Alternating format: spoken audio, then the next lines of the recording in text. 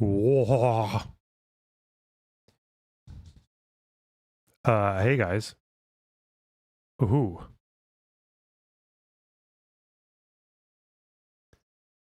Whoa, what a crowd, what a crowd.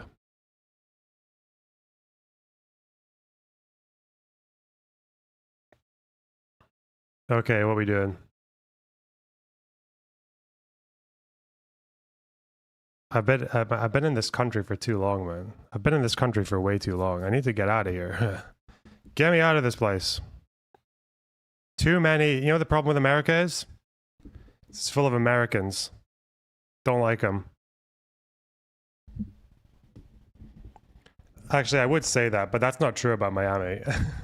That's not true about Miami at all. Miami's not full of Americans. It's full of it's full of Cubans. So actually, Miami's okay in that regard. It's funny because there's this little shop that I go into for my breakfast, and the ladies in there can't speak English, or some of them can. So I've basically learned how to do my order in Spanish every morning. And there's this thing that they do when you're in a shop where I thought America was tipping culture, right? Everyone, you tip the fuck out of everything. So when I'm at the shop, I get this little thing. That says, would you like to tip 10, 12, 15% at the end of paying for my I don't know if that's normal to do in a shop, but I don't want to not tip. I don't want to leave someone to die. So I do my tip. And it's only a while after being here that I've realized that in America, not only do some people just not need tips, but they put tips on the thing anyway, like in shops, but also in places where they do need tips and they get tips, the tips are in the bill. And anything that they offer you after that is optional. So I'm like, I'm pretty sure I've just given this one Hispanic lady, I'm pretty sure I've just given her like $100 in the last month, just for giving me my my breakfast and my coffee every morning. But she's cool. It's okay. Yeah, she can't even speak English. So she's the ultimate. She's the ultimate migrant, taking people's jobs, taking people's money, taking people's tips. And I'm just and I've just had to learn her language. Good for her. No, I'm okay. I'm happy with it. What's your breakfast order? I get this kind of like overnight oats thing and just a coffee, usually. Although I stopped with the overnight oats because I make my own now. I decided to go proper shopping because it's quite expensive here. But I do like to get... I've been paying for Spanish lessons. Yeah. Solamente? Hey, yeah, solamente, yeah. Café con leche? Por favor. That's a good month's progress.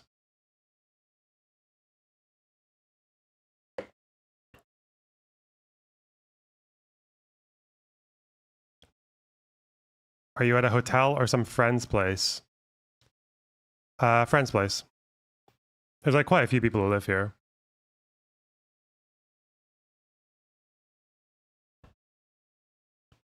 But god damn it, man. Literally. Oh, Mina, thanks for the 6-month sub. Tier 4. That's so generous of you. Do I want to read that out loud? It's in German. It could be anything. It could be TOS. It could be an incitement to terror. Oh no. Not the terror. We must stop the terror. Do you feel more free here? Not really. What? Mein Gott. It's just more. That's how Slavoj Žižek says "my God." Mein Gott. I've missed him. Where's he been?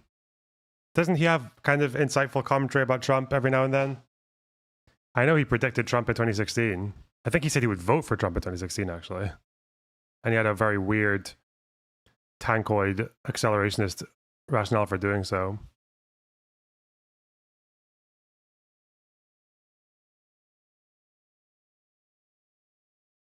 He's done a few interviews. What, since Trump won this time? He had the keys. Yeah, he did have the keys.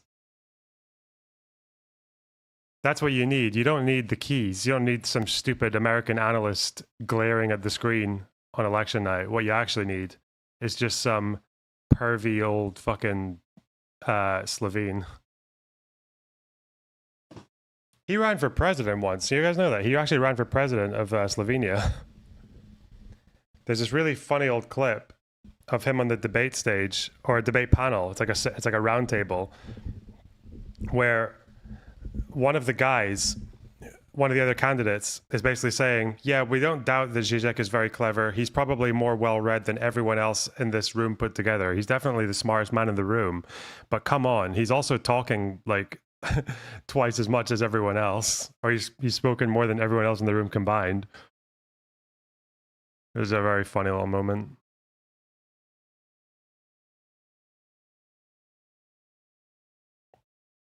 What? Because he's a Sigma. Guys, I know there's a lot of drama, okay? I know there's a big load of drama here and a lot of bullshit to respond to, a lot of lies, a lot of shameless lies, but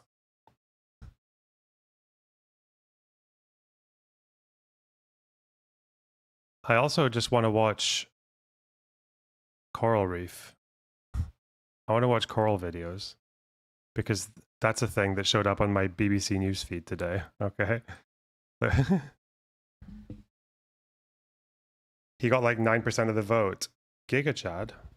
Based. Oh, fuck this fucking cable, bro. Okay. I need to... Whoa, I don't like the way this cable's going. It's being annoying. Let's try that. Okay. Forethought mischaracterized everything last night. Bro, I've only got room in my brain for one bit of fucking nonsense at a time, okay? Maybe he did.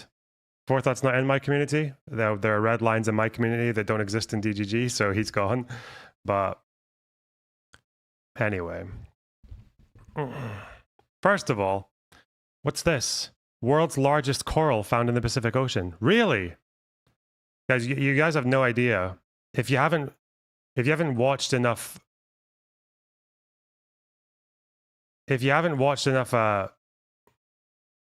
nature documentaries, okay? Some of you don't know. Some of you have no idea how much we depend on coral. But you're about to, okay? The largest single known piece of coral has been discovered by scientists on a research trip in the Southwest Pacific Ocean. The National Geographic expedition went to explore the remotest parts of the oceans and to find out how many coral reefs are being damaged by climate change. The discovery comes as nations meet at the UN climate talks in Azerbaijan. Our climate reporter Georgina Ranard has the details. This isn't a reef, it's one single piece of coral. Seen for the first time, it's lived down here in the Pacific Ocean for perhaps 500 years, growing uninterrupted from the time Henry VIII ruled England. And it's mega, measuring... You're kidding me. There's no way this is real, chat. What the hell? What the hell? 34 meters long. It is bigger than a blue whale. It was found by accident. On the map, its location used to be marked as a shipwreck. Manu Sanfelix was diving with his son Inigo in the Solomon Islands when he discovered it. Well, I have behind me... Speaking from his research ship, he told me he is in awe of the coral. To be there looking, and I was blown away, fascinated, looking to this amazing coral, and with a big smile and excited, and thinking, wow, this is really special. This discovery has happened at the same time as the UN climate talks in Baku in Azerbaijan. This virtual background and these people here are all part of small island nations and their governments coming here to say that coral reefs and their communities are at real risk from the ocean warming caused by climate change. Coral reefs is very important. Our economy depends very much on marine and fisheries for its survival. We take heart from it. We take pride from it. And it's important, the world to know that it's a special place and it needs to be protected. Doesn't the world's temperature need to go up by like less than 2 degrees? I think it's even 1 degree. before like coral reefs just get absolutely fucked. And then you just see a bunch of jellyfish running around because the pH of a level of water and shit.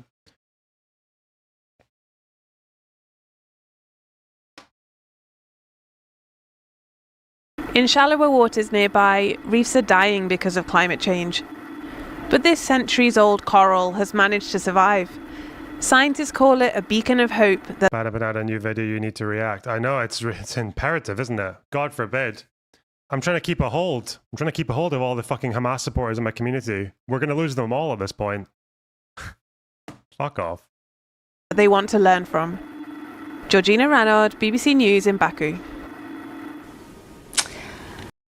Wow. That's so cute. I hope they keep it safe. Baku, it's in Azerbaijan, right?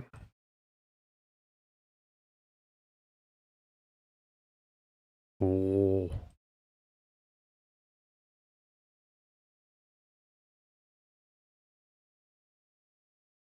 God, the Hasan fans are piling in.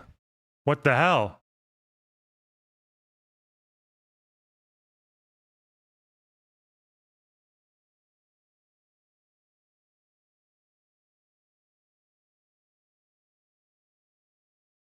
Born to watch videos about coral, forced to watch Hasan and Ban and Panada. Yeah, I know, eh? It's my calling. Listen, I'm on holiday, man. I'm on fucking holiday.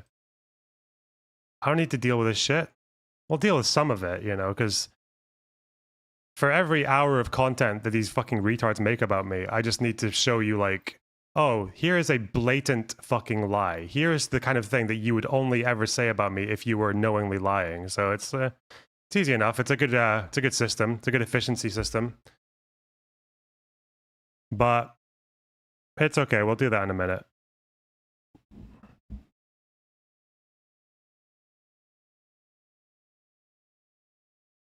Hezbollah considers US-Israeli ceasefire proposal, sources say.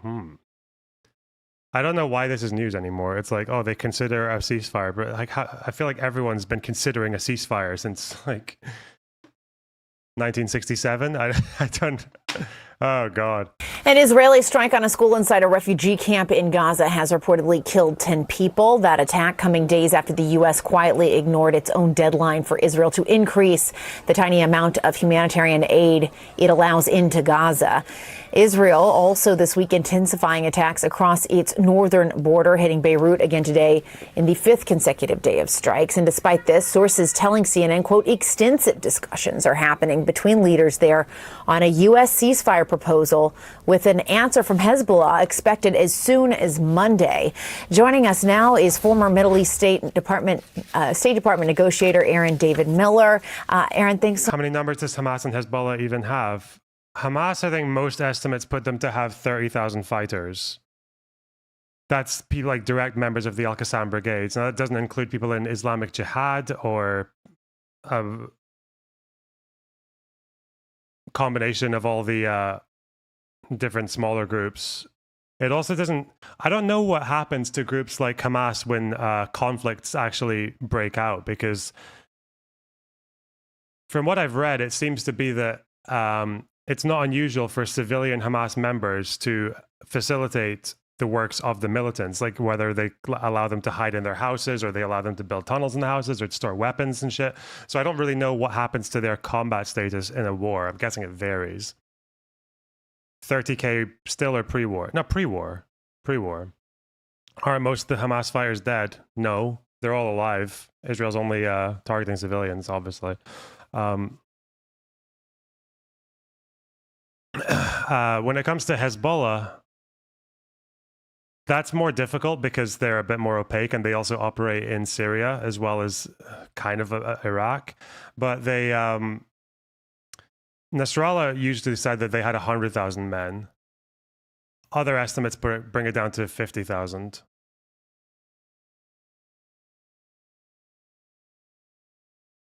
There were some hostages kept in Gaza in family homes. Yeah, but Al-Qassam Brigade's fighters have families, and they use their family homes. So that doesn't tell you that much. I'm talking about like regular civilian members who wouldn't be doing anything armed outside of outside of an actual direct confrontation. But I don't know what that involves.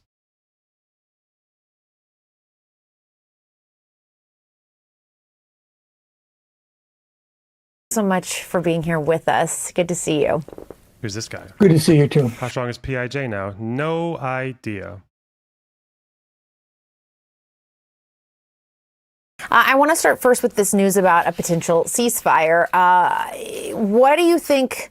What do you think about this? Does it sound like both sides are ready to come to the table? And is timing here and kind of the political environment, how much is that playing a role as well?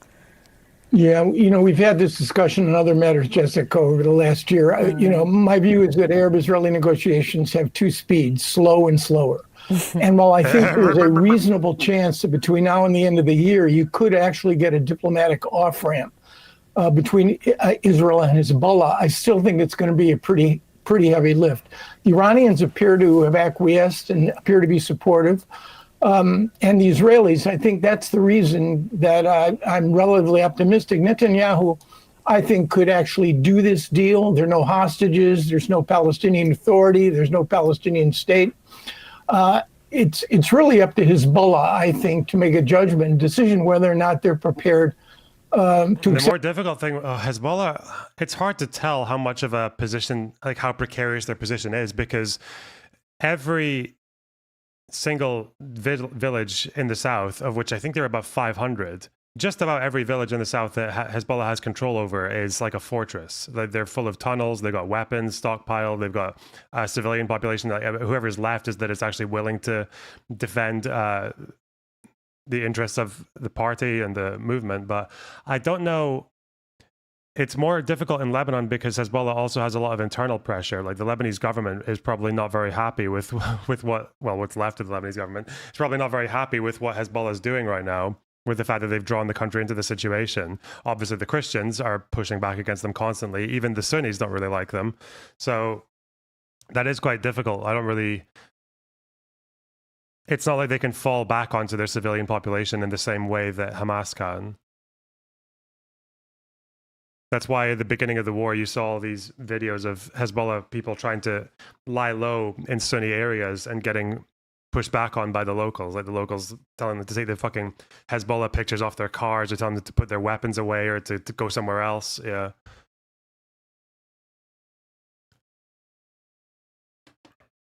The Druze. Yeah, it's Druze, it's Sunni, it's Christian. Yeah, like every group in Lebanon basically that's not Shia is not that interested in helping Hezbollah. Palestinians might be. I don't know what their relation is exactly right now. Except the terms, which would have them push back beyond Litani armed Christian militias reforming.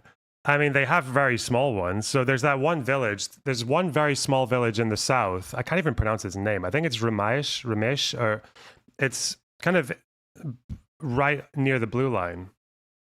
And it's one of the areas that's been relatively intact since the war started, because the local fucking Maronite patriarch who lives there and the local population have pushed quite hard against allowing Hezbollah to build near their town. There have been a few exceptions, like they built a few outposts earlier in the war that eventually got dismantled just before October 7th. But I think a couple of houses were also hit because they were commandeered by Hezbollah fighters. But generally, that town has been left alone. But I'm not too sure how a group of Christian villagers right deep in the south of Lebanon were able to do that if they didn't have arms. They must have had arms. I don't know. Or Hezbollah just thought it wasn't worth it. I don't know. In your opinion, how many Hamas members have died in Gaza? No idea. Couldn't tell you. I think the IDF are currently standing at 17,000, although that probably would include people who have just taken part in hostilities who are not Hamas members. So I don't know. It's probably not far off of that. My guess would be more than 10,000, but I can't say much more than that. I have no idea. And that's just a guess. It's not based on all that much.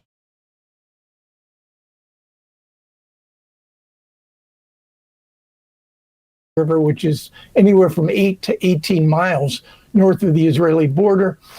And you're going to end up with a side letter between the U.S. and Israel, not a part of the agreement that the Israelis. I think they've killed 20,000. Good luck with that. Maybe the IDF undercounted. That's a good world to live in, isn't it? Maybe not this year. Israelis would have the right to prevent or preempt if Hezbollah returns to the south. Yeah. And I also, just kind of keeping that over here, of course, Hezbollah, a proxy of Iran, and there are reports out there from the New York Times and the Associated Press that Elon Musk met earlier this week with the Iranian ambassador to the United Nations. Iran's foreign ministry denying that happened. But seeing that Elon Musk has already injected himself into another major international conflict, he was on the phone with Zelensky and President-elect Trump. What do you make of this report that Iran is denying, but nonetheless, this report that meeting occurred? I can only guess, but I'm guessing that in fact it did occur, and I'm sure that Elon Musk did so with the understanding of the authority of Donald Trump. You know, we're only supposed to have one president at a time. Now we seem to have three. We have Joe Biden, who is the president. We have Donald Trump, the president-elect, and we have Elon Musk playing a role I cannot think in the 20 plus years I spent in government of another private citizen playing such an extraordinary role in diplomacy. And here's a guy. Times like this, I wish Bernie and Corbyn had secret meetings. They had open meetings, didn't they? I'm pretty sure they were friends. Or maybe that's just something politicians say. I'm pretty sure they spoke, Bernie and Corbyn. They endorsed each other. They would say they're a great friend, great person, good man, the best man, like none you've ever seen. No, that was probably someone else's language. Apparently the Ayatollah might be in a coma. Yeah, there's some talks about the Ayatollah getting replaced. He might even get replaced before he dies. I have no idea what that means. I made a fairly low conviction prediction a while ago that any regime change in Iran is more likely to go more extreme than less. But, you know. Guy who's under some federal... Because the IRGC youth are pretty fucking out there. Regulatory scrutiny by the SEC, the FAA, the FCC, and the Justice Department. And he's got billions of dollars of government contracts, and he is now conflict of interest. I mean, it's unprecedented, and it frankly, Donald Trump isn't even president yet, and I think we're crashing through another norm. It's unprecedented.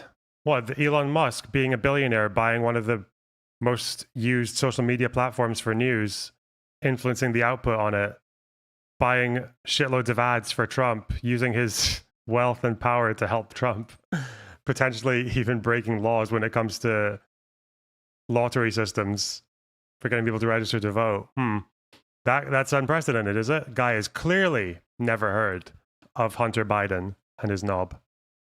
This guy's out of the loop. CNN, standard liberal. And guardrail. I don't think it's a good sign, frankly. And just before I let you go, just a second thought on that. Just if you're Iran or another foreign nation, who are you talking to? Who are you trusting? Like, who do you think speaks for the United States? Overlapping lines of authority is going to be a problem, but I think the Iranians are actually quite nervous about the reality that Donald Trump is going to probably, when it comes to Iran, make the major decisions. And I think it's caught them off balance, which is one of the reasons I think they haven't responded yet to the Israeli strikes of October 26. I think they're scared, frankly. Now, whether or not Donald Trump can take advantage of that in order to, open a negotiating track is unclear. I worry greatly that we may be in for an Israeli-Iranian escalation sometime early next year. All right. Bear in mind that Secretary of Defense that Trump picked, Pete Hegseth, is a full-on hawk hardline bomb Iran advocate. So if anyone's smelling weakness in Iran and Trump is the president, there's going to be some words had, especially, remember, Trump's ego and the fact that Iran might very well have tried to have him killed before the election. He mad. Are you guys still going over the cease and desist tonight? We might do, yeah. I'm not the only person that's happened to, so there might even be, but I'm trying to get answers about the other one, about the other incident. I don't think someone would have, like, the idea of posing as a legal firm to send someone a cease and, like, that is insanely illegal. I don't think that's what happened, though. My instinct is telling me no, but I don't know.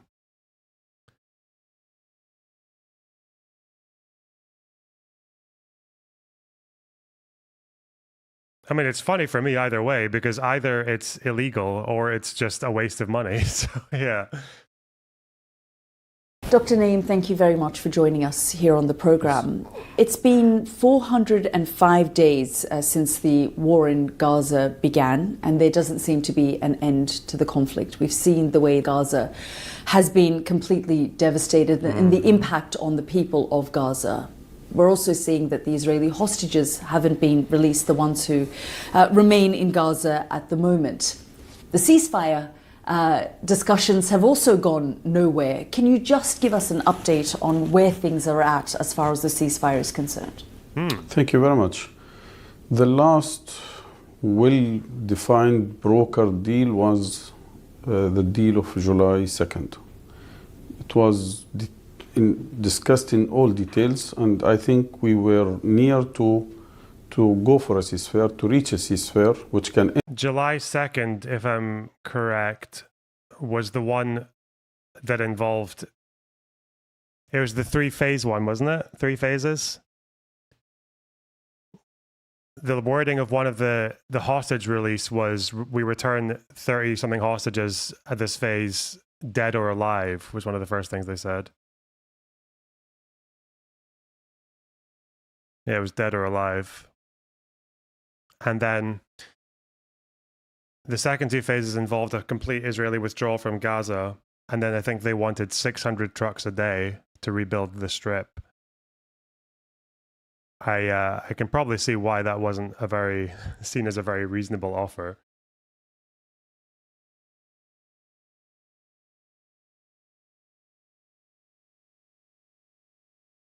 Again, it's like, all this ceasefire talk and all these like long interviews about ceasefires and articles that people write about it, it's like, you're never going to get a resolution to the fact that Israel doesn't want Hamas ever to be in power again in Gaza, and Hamas doesn't want to accept anything that means they lose power. That's it. Like, you're never resolving that tension. So, unfortunately, a lot of this is just posturing. Just people trying, like, and obviously it's in the interest of Israel and Hamas to make it look like they're in good faith pursuing a resolution. But like, the fact is that neither of them are willing to allow their single red line like that to be crossed. In this war, go for a permanent ceasefire and total withdrawal and prisoner exchange. Unfortunately, Netanyahu preferred to go... Who does Israel want in power? That's Netanyahu's problem. He doesn't know, I don't think. Unfortunately, Yoav Gallant was trying to insist on doing something, because there are ways that Israel can do almost like a form of unilateral ceasefire, which is where they take control over areas that are relatively Hamas free and try to invite third parties that are more reliable to start rebuilding and governing, so that they can at least pose an alternative to Hamas. Because that's where the big thing is missing right now. And I think people have spoken about this in the past, and there have been like really half-assed attempts to do it, and it's just been a complete failure. But I think that's something that still needs to be considered, because it's like, it's still very big on the international stage. This is a very big issue. People are very invested in it, which also means that you would, if you propose that, would get international investment into the solution as well. But people just aren't doing it. You're missing the fact that nobody wants to govern Gaza. I guess that's why you need like an international effort. The PA have mentioned it. I think haven't recently Hamas said that they would offer Fatah to take control. I don't know if it was ever like a formal offer, but they have mentioned that. The problem is that Mr. Netanyahu, I think he calls it Fatastan. That's what he calls West Bank, doesn't he? So the problem with Netanyahu is he's such a unbelievable cunt that he can't see the difference right now in terms of security between the West Bank and Gaza, which is insane.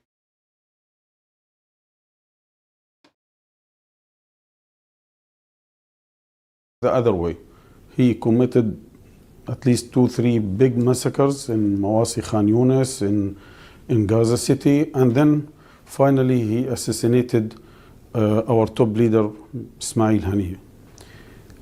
After that, we didn't receive any serious proposals. But Dr. Naim, you say the Americans are not serious, the Israelis are not serious, but Qatar, the body, the country that is mediating between both sides, the Israelis and Hamas, also say that Hamas is not being serious. I think the last press statement of the spokesperson of the Minister of Foreign Affairs here, Qatar, was clear that they are not ready to allow anyone to use the negotiations to continue the war and the aggressions. But they're frustrated with your side as well. No. I can mention now a lot of... He's saying this just after Qatar basically got them to close their office. Because Hamas had an office in Qatar. That's where Haniyeh was spending most of his time. More PSR polls, whatever. I don't know. Occasions where the Qataris, the Egyptians, and including, by the way, the Americans, Antony Blinken himself, where he said that Hamas was positive, Hamas was constructive. We're 13 months into this conflict and more than 43,000 Palestinians have been killed, 100,000 injured or missing. We've seen Gaza completely flattened. Ismail Haniyeh, the leader of the political office here, killed. Yahya Sinwar killed. Would you say that what happened a year ago on October the 7th was a massive disaster for Hamas, for the Palestinian people, given that this is the outcome? I think you can say this only in one case. If the Palestinians were living in their own state, independent state, free, but it wasn't like in a dignified life. But you have to remember that the Palestinians are suffering an occupation for 76 years, that between 2000 and 2023, 20,000 Palestinians killed, that Gazans were suffering of a suffocating siege for more than 17 years. I mean, the Israelis were declaring publicly their plans to annex the West Bank, to Judaize Jerusalem, to expel the Palestinians. I mean, October 7th was simply an act of defense, because what we have seen on a daily basis, what the Israelis planning is to expel the Palestinians and to deny their right to exist. But in the history of this conflict, we have never seen the death toll reach this level, the level that we have seen in the course of the last year. Do you think that your actions further triggered the escalation of the things that we're seeing? It is exactly as if you are accusing the victims for the crimes of the aggressor. Bro's crashing out. Oh, you said you're crashing out. Your movement launched an attack on Israel that left 1,200 dead and several hundred people who weren't in the military, innocent civilians, women and children, taken into Gaza. So you launched an attack which triggered then the events of the last year. No, I'm sure this is again the same Israeli propaganda and narrative, that as if the history started on October 7th. You have to remember that 1 week before October 7th, hundreds of Palestinians were killed near the borders in the Gaza Strip, suffocating borders. People were starving in the Gaza Strip. People were dying because of absence of medicine. So no regrets about October 7 whatsoever? Do you believe that... Bro's man, it needs to touch grass. It's just such a ridiculous response. Like, people think it sounds smart because it's like, I don't know, because it's like a good catchphrase to say, oh, history didn't start before October 7th. But the fact is that history didn't start really before any particular single event in Israel-Palestine. History didn't start before 1948. It didn't even start before 1917. It didn't start, history didn't start before, anti-Jewish pogroms in the Pale of Settlement in fucking, the 1800s and shit. The fact is that at every single point in history, there are groups and there are leaders and there are parties that can make decisions. Just because Palestinians were in a shit situation before October 7th doesn't mean that the solution to that issue was October 7th. It doesn't necessarily lead you from one to the other.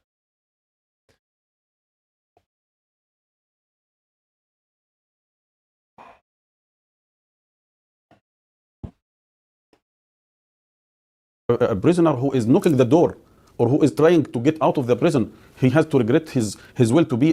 This is part of our dignity. part of our dignity to defend ourselves, to defend our children. Let me just bring to your attention a new Human Rights Watch report that was published earlier, which accuses Israel. By the way, if everything he's saying is total bullshit, like if they genuinely thought that what they were doing was defensive, why did they prepare the entire strip to absorb a ground invasion militarily? They built tunnels all over the place because they were expecting Israel to do a ground invasion. How is that like an act of defense if they knew the response was basically going to be Gaza getting completely fucking annihilated? Like, I don't know. I don't understand that. That they just put military targets all over the strip near, like, and underneath civilian areas or inside civilian houses or inside civilian buildings. If you're going to do that, then you're kind of like, you're anticipating that you're going to get a response. I know martyrdom, but that's great. Martyrdom is the opposite of defense, though, right? That's the complete opposite of defense. That's what he actually is saying. Like in his actual head, decades in a prison twists the mind. I don't think that's a good enough explanation, because October 7th wasn't like a spontaneous outburst of frustrated prisoners, okay? It was planned. Some of the people who planned it were outside of Gaza. They were living in 5-star hotels in Qatar, okay? So no, I don't think it was... I don't think it was just like an outburst of frustration and desperation. It's not really how that works. It was planned. It was planned by people who were actually in fairly privileged positions compared to the average Gazan. Yeah, it was planned by fucking billionaires. What the fuck? People who have more wealth than Netanyahu.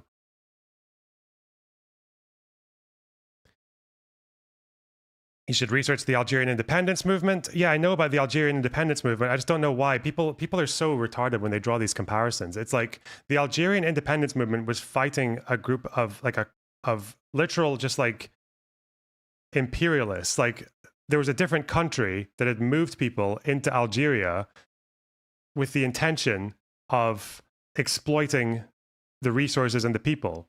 So at the end of the day, when Algerians fought back, those people from France had somewhere to go. They could leave and go back to France.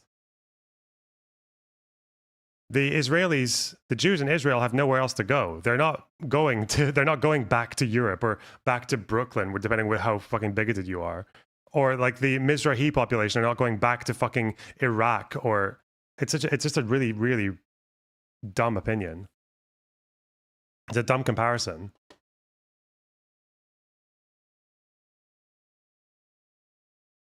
Of committing crimes against humanity and forced displacement of people. I presume that you are agreeing with them when it comes to this assessment. But that same organization has accused you, Hamas, of carrying out war crimes, as well as crimes against humanity, killing civilians, and then keeping the hostages as well. Why won't you release the hostages? First of all, we have from day one, day two, we have stated clearly and publicly that we are ready to release our prisoners. But these hostages, the so-called Israeli hostages, I mean, they're women, children as well, and the elderly. We are considering them as captured Israeli prisoners, anyway, regardless of the definition. But at the same time, you have never asked me, including most of the Western media, about thousands and thousands of Palestinians. I've asked Israeli officials about this. Okay, therefore I say, we are ready to release all these captured Israelis if they are ready to release our children, women, innocent. Thousands of minors are still in Israeli jails. Some of our brothers and sisters are now for 44 years in Israeli jails. The Western media were not talking about this, about them like... No, he's the comparison again. He's comparing prisoners to hostages, even though one of them is actually allowed to do by the Geneva Convention and the other one isn't. Oh, okay. Are talking now about the Israeli hostages. We are ready to go immediately for a ceasefire, to end this war, to go for a serious prisoner exchange, to get our brothers and sisters free. Well, I guess what the Israelis would say is that these civilians were sleeping in their beds, and some of the Palestinians in their prisons are people who have committed crimes. I hope you can read. Oh, she said at the same. She said the thing. Wow. Time you are mentioning human rights organizations like Amnesty International or Human Rights Watch, that you can also go through a lot of Israeli human rights organizations like Beit Salem and others who are talking how the Israelis are arresting minors from their bed at 2 a.m. Hold up, there are thousands of children in Israeli jails without due process. So the breakdown is, I think there are 9,000 or 9,500 Palestinians in Israeli jails. Less than, just under half of them, I think it's like 4,500 are in administrative detention.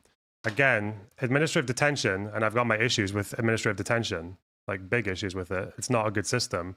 It's allowed by the Geneva Convention. Let me see. How many Palestinians in administrative detention? But do you notice how he's not saying administrative detention? He's talking about all of them. The ones who have been charged and convicted of crimes and the ones who haven't. What's the administrative detention numbers? Yeah, it's like 3,500, according to B'Tselem. So when you say thousands of children without due process, I'm not sure if the majority of these ones are children, or or if you're just inflating the numbers a little bit. Administrative detention, 2024.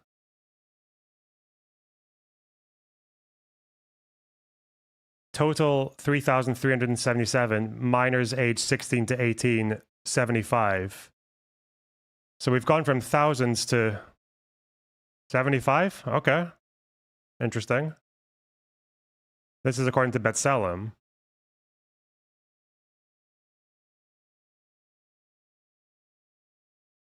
Thousands, okay. Thousands. Do you see how people just, the double standard is so fucking ridiculous? Okay.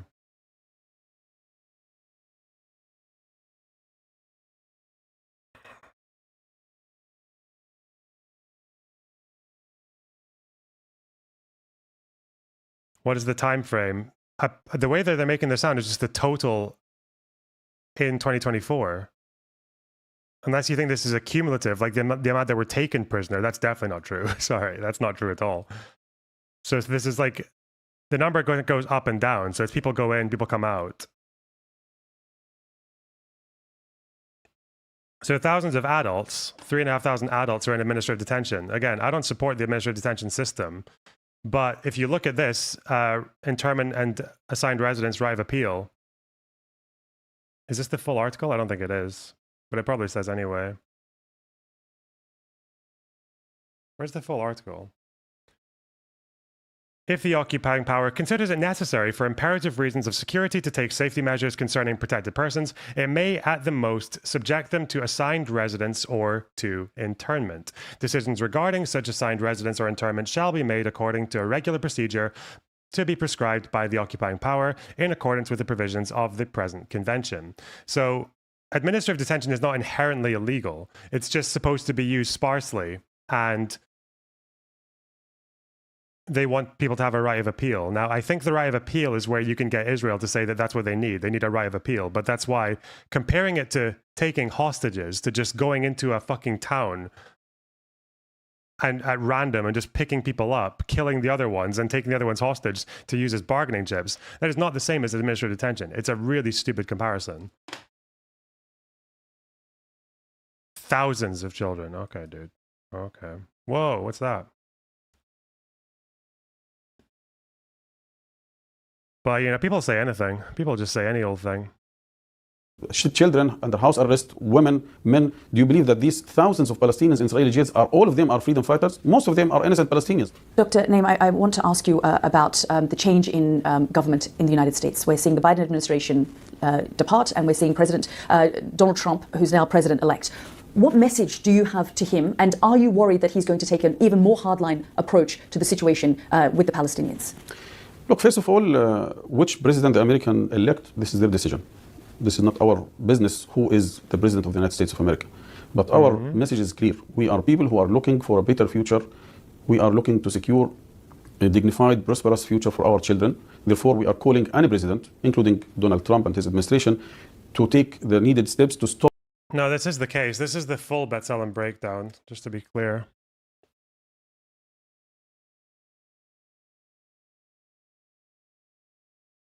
So total 9,440. Serving sentence 2,087. It's a pretty low proportion. Detainees 353. Detained under illegal combatants law 1,400. Detained until the conclusion of legal proceedings. So these are currently in proceeding, being processed. Admin 3,000. Yeah, it's 3,000. Yeah, 3,300 administrative detainees. Less than 100 of whom are children.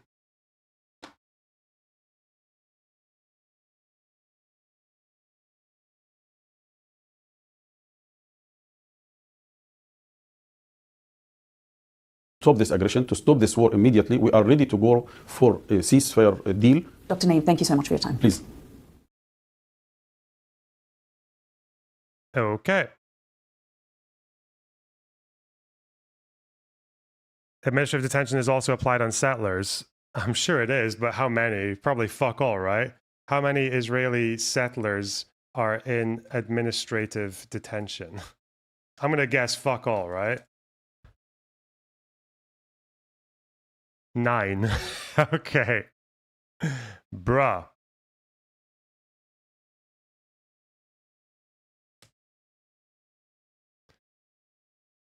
Over the years, only 9. Are there only 9 Israeli settlers who have committed crimes? Settler Vaush isn't going in there. That guy's a criminal. He's a bad guy. The guy who was harassing me and Stephen in West Bank.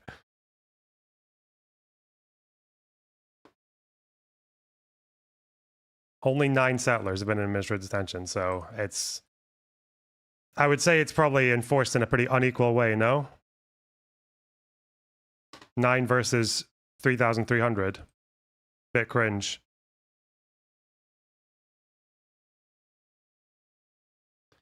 Wasn't that guy burning fields? Was he burning fields or was he... No, he was attacking people, wasn't he? He was just attacking people. He was also burning fields because they always do that, but he was... no, he was attacking people.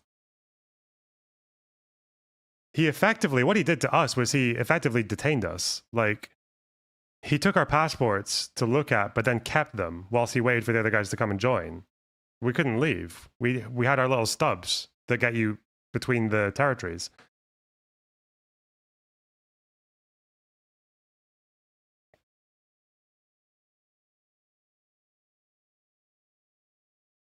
Why do people do this? What is this Synthesia Pictures? Why do they do this? They do this with countries as well.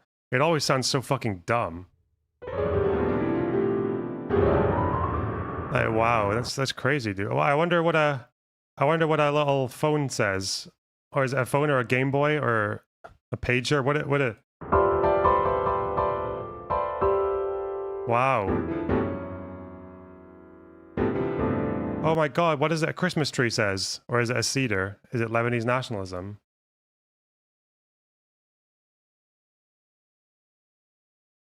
Close enough. This is the sound you hear when you land in the Beirut airport. Wow. Also, Cedar's hummus is fucking shit. I don't know why. There's no way. There's no way that was made by Lebanese people. I can't believe that. It's definitely diaspora. It's diaspora shit. That's what that is. God, Cedar's was not good. It was very disappointing. Did Settler Vaush kill anyone? Not that I know of. I think if you kill someone, I don't even know. If a settler kills someone, they're probably going to do some jail time. It won't be much, but they will do it. But yeah. And I don't think he'd be allowed to be the settlement security. Hello, Severalizer. Hello. I heard you were talking about settlers and getting jail time. As far as we're aware, there's only like one settler who was like, there's just too much evidence to let him go, and what he did was horrible. I think it's the settler that murdered the kid of the parents you met. Remember the parents you met? Yeah, there were 3 of them, right? Yeah. Yeah. Those actually served some time because there's just too much evidence and the crime was just too horrific. But they still didn't do. I don't think they did enough time for what that crime was. They still did a good amount of time. Pretty sure they're still in jail, aren't they? They got like 20-something years. Yeah. Yeah, but I think like they didn't count like a lot of the charges. Like they had a lot more charges which they didn't count. They basically just got. I think they got sentenced in for murder. They didn't get sentenced for torture, kidnapping, all that like shit. Do you have? Can you give me a link for that? I want to see that. Once I find it, because I think it's gonna be mostly in Hebrew. That's fine. I would probably, Google Translate. Yeah, I'll find it for you, but in a bit because I'm doing something for routers and shit. But I just wanted to come here. As far as I'm aware, murder, yes, it does get punished, but not all the time is it punished like the same. I guess like a lot of, for example, the guy that there's a lot more leeway for IDF, less leeway for settlers. Yeah, if you're IDF, I wouldn't be surprised if you sometimes get, if you just get let off the hook. I think there's one story here about a 22-year-old settler who was accused in the involvement of killing a Palestinian. He got moved over to house arrest, but I don't know what his final fate was. This is 2023. So there was this one story about I'm not sure if you're speaking about the same settler. There was a settler who did murder someone, and he was like a Kahanis. It wasn't just a settler. Mhm. He did murder someone, and then later, like probably 15 years later, a terrorist attack happens on a synagogue, and turns out the terrorist that committed that attack, his grandfather was actually the one murdered by that settler. And some of the motivations became because that guy was like taken out of jail and put in house arrest. Wow. That's like shit like that happens, which I would have never known about the settler unless this terrorist attack happened. And then that terrorist attack happened, and then they cited the motivations being that this guy, what's it called? His grandfather was murdered by this settler, and the settler was put on house arrest recently. Or not even house arrest. I think he was released. It might be a different one. And that motivated him to commit a terror attack on a synagogue, which ended up murdering like 11 people. Yeah, I don't doubt these people are going to feel quite emboldened as now that Trump is in as well, right? All right. Anyway, we'll chat you. Bye. He sounded like he had somewhere to go. Okay.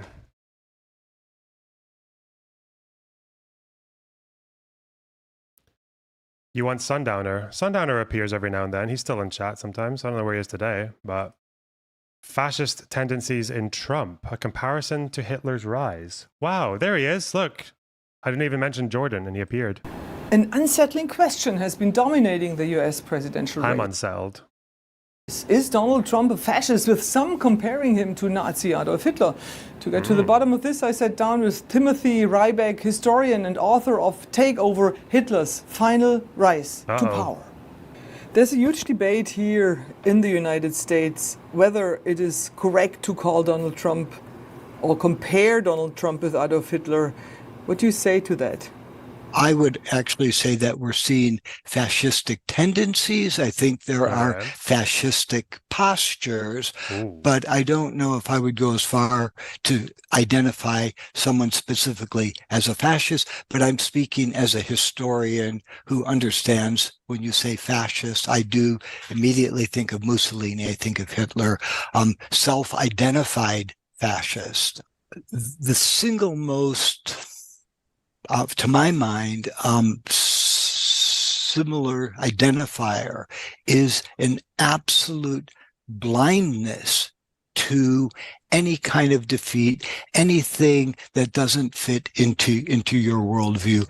Adolf Hitler was astonishing when you look at the granular level, the course of his political career. He went from one catastrophe to another, from one defeat to another, and he called the worst defeats.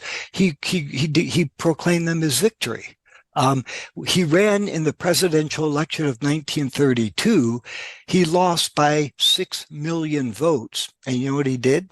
He claimed election fraud, and he went to court to have the election. Wait, I didn't know. What the fuck? Why didn't I know that? Hang on. I had more than one book about this. Wait, do I have this in my notes? I guess Hitler's presidential election, this isn't something that comes up very often, because like whenever you learn about elections when it comes to the Nazis, you get like Hindenburg in 25, and then after that it's you just look at the the Reichstag elections, because they're the ones the Nazis did well in eventually. Where are my notes? Read the wrong books. Rip. True. Just got cucked by a historian. I know, eh? Damn. I was expecting to know more than the historian who's getting asked on DW to give his opinions. Okay, let's see.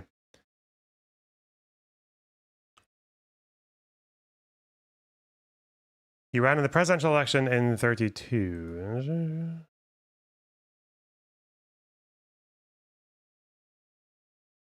$1932. Oh yeah. So my notes of it were, this is when he did the flight over Germany. When he rented an airplane and just started doing speeches all across the country. at great expense to the party's coffers. He got 37% of the vote. Tindenberg got 53%. But no, I did not see that he claimed election fraud. That's quite funny.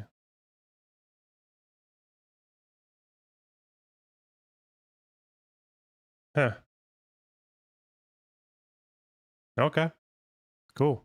Results overturned. The judge threw him out on his ear. He says, there may have been some irregularities and inconsistencies, but not in the dimension of that, of 6 million votes. One of the big differences, I would say, is that Donald Trump is polling numbers that Adolf Hitler could never have dreamed of, or could only have dreamed of. In an open and free election, the best result that Hitler got was 37%, right? For the fucking Reichstag. Is that what he's going to say? Best Hitler ever did was in July of 1932 with 37%. That was his high watermark. We're looking at Trump polling around 50% now, and we'll know better next Tuesday. What else do you see in him? Are we still watching Operation Paperclip Unravel? I don't think any of this is to do with fucking Operation Paperclip. What the?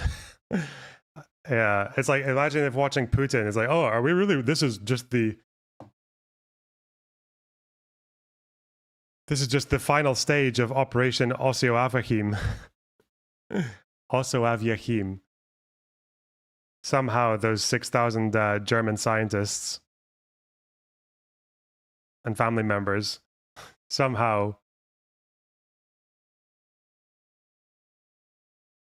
it was like the rolling of small stones that starts an avalanche. Yeah, true. Well, the fascist tendency. Trump did say he would be... When they did lots of voter suppression. The voter suppression was in the 33 election. That was when they did the massive voter suppression. I don't think there was that much voter suppression in summer of 32, because they did the summer 32 election where they got 37% of the vote. Then they did the November 32 election where they lost 2 million votes and almost went bankrupt. And then by 33, you've got the Enabling Act and before that you got the Reichstag fire, and then the election where there are just brown shirts fucking everywhere, and social democrat and communist candidates are getting arrested and murdered. So, yeah. Dictator for one day on day one. And he identifies that as... He's going to compare that to the Enabling Act, the temporary powers, yeah? Yeah. Who actually burned the Reichstag. So the book that I read was from the mid-2000s, and it seemed to be that their best theory was that it was a Dutch anarcho-syndicalist acting alone. Yeah. He had nothing to do with the German Communist Party or the SPD or anything. Yeah. But Hitler blamed both of those guys. Yeah, I think it was a Dutch guy. A modality for it was Vosh. Governance and rule, which we've known for millennia. They're, the authoritarian rulers.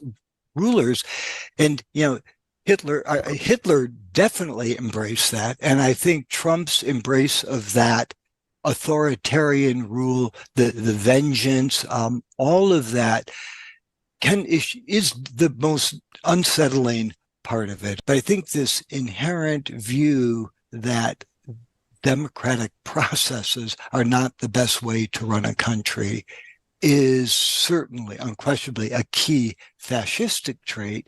Hitler himself declared that he vowed to destroy democracy through democratic process. He had to appear in court as a witness at a trial in September 1930, and Hitler basically said this to the judge, that he was out to destroy democracy through democratic process.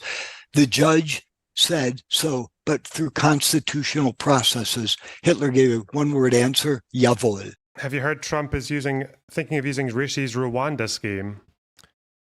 What would the willing third country be? So the reason that the Rwanda scheme failed in the UK was because the British courts, partly appealing to the European Court of Human Rights, but not all of it, they said that it violated Britain's own laws on asylum seeking because Rwanda could not be considered a safe country for processing. Rwanda wasn't considered safe enough. So people tried to blame the European Court of Human Rights, even though it was British law ultimately that went against it. So it's like, fuck. It violated Britain's laws. So I don't know what would happen in the United States. Like, would you have a judicial review over it? Or I don't know if America's asylum processing laws are the same as the UK's. I'm guessing they're probably not. So what does Rwanda gain from this? Well, the UK was going to pay them, wasn't it? They were going to pay them to carry out the procedure, and also it would help them on the international stage because it looked like they're assisting the United Kingdom with this whole thing. Like, Rwanda is no longer the same country that they were in '94. They're becoming a more modern, like, prosperous nation, which is like partly true. Like, Rwanda is doing reasonably well, but they're not considered a safe country for asylum seekers. Actually, another country that did try to send asylum seekers over to Rwanda was Israel. They did that. Israel sent asylum seekers to Rwanda, and those asylum seekers, within a couple of years, ended up leaving, and most of them ended up in Libya. So they got really fucked over.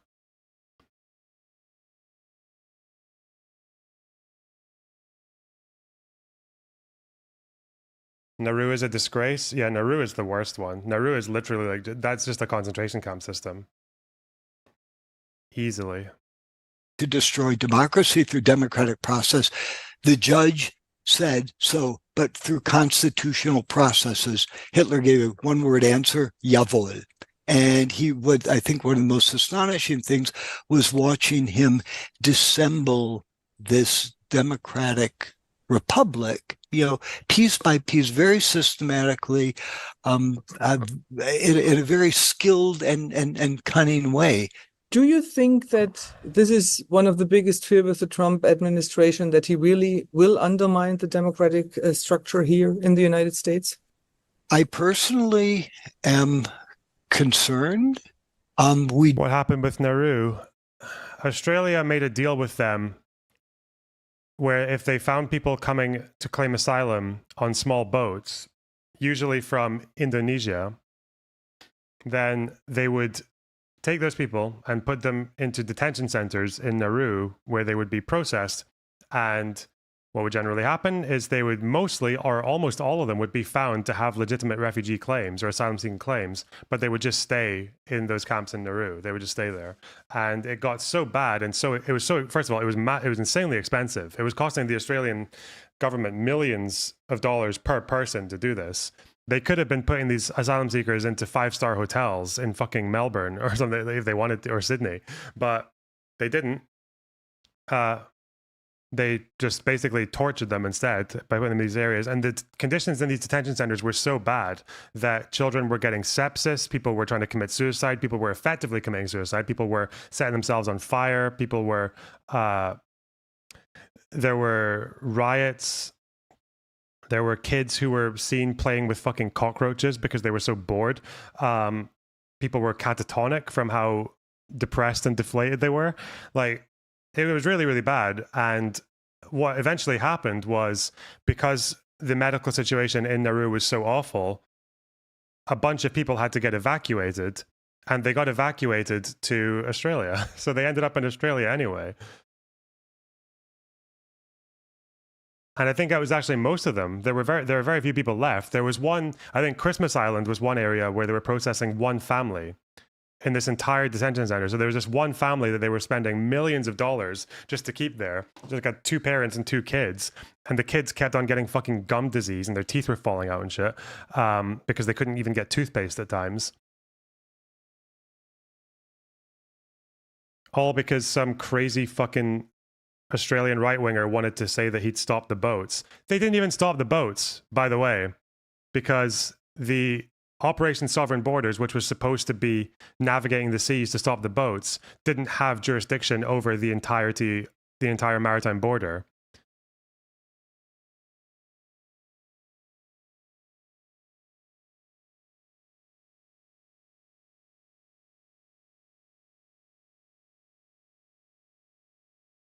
How to spend millions on one family? Because it was for the detention facility. They were spending it on the facility, but once the facility had been mostly evacuated and there was only one family left, they were just spending that much money on the one facility for one family. Yeah. And all the fucking guards and the administrators Yeah, that Australian thing was an absolute human rights disaster. It was so gross. And for nothing. It was for nothing. They gained nothing from it. They spent more money than they would have if they processed every single one of those asylum seekers in 5-star hotels. And most of them ended up getting evacuated to Australia anyway.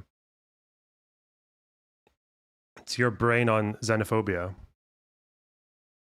So all the men who died in Gaza are Hamas, according to the IDF. Well, I appreciate the very sound, all caps, reasonable question there. I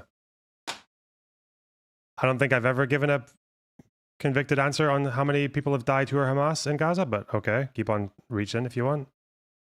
Hello, Sev. Hello. Okay, some correction because I messed up.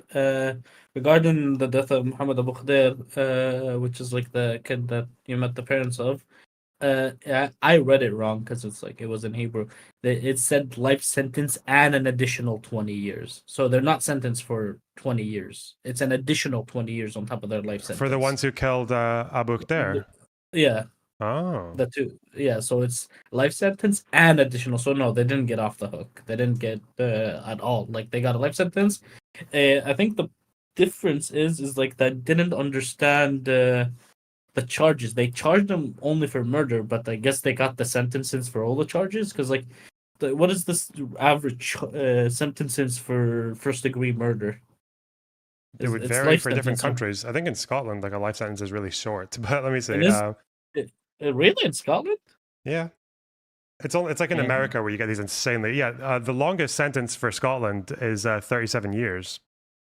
Because in Israel, I think a life sentence is 25 years, and then yeah, so 25 plus 20.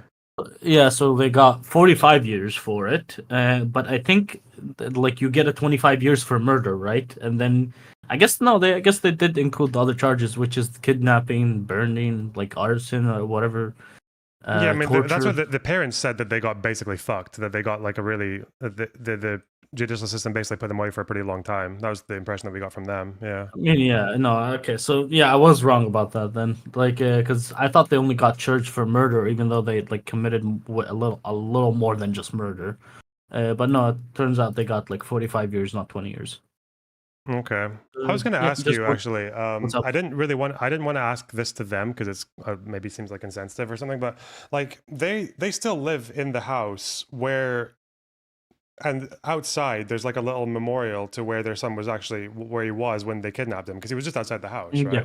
He was just giving directions, and they still live in the house, and there's like pictures of the kid like all over the wall and. That kind of. I was just wondering, like, how attached, like in Palestinian culture, like how much is it to be like that attached to your one home? Because I feel like if that happened to a Western person, like they would probably want to leave the house because where something like traumatic happened. Or is it different for? Well, it's a little different. Like for us, I think you guys had this phenomena where Steven was super fucking surprised by, where he asked this one dude if he could go back to Lud and live among Jews with no one in his life from the West Bank. He would still go back to it, right? Yeah. Because it's like an ancestral thing. Other than just that, for them, it's not like they don't attach the death of their child to that area he's in. They attach it to the person that did it. And what was it called? For them, their child, like how old was he? Like 15, 14? I think he was 15 or 14. Well, I think he was 15. Yeah, he looked. Well, regardless, he looked like regardless, 12, regardless, he got murdered, so he's considered a martyr. So to them, he's in heaven if they're Muslim. They're Muslim, right? I'm pretty sure they're Muslim. Yeah, they are. Yeah, so to them, he's in heaven. He's in a better place. They might still mourn for what happened to him, for the torture he went through, but to them he is in a better place now, and he will be in a better place in the future, which is like heaven when the judgment day and whatever comes by. But the home, it's still like you have to keep in mind the attachment they have to it for their from the parents that come before them or the grandparents that come before. That thing is integral. It's not talked about, but it's like instilled with you, like. As like a byproduct of living here. You just have this innate thing where you're like attached to this land. For example, for me, I don't necessarily feel attached to Israel or Palestine. I feel very attached to my town.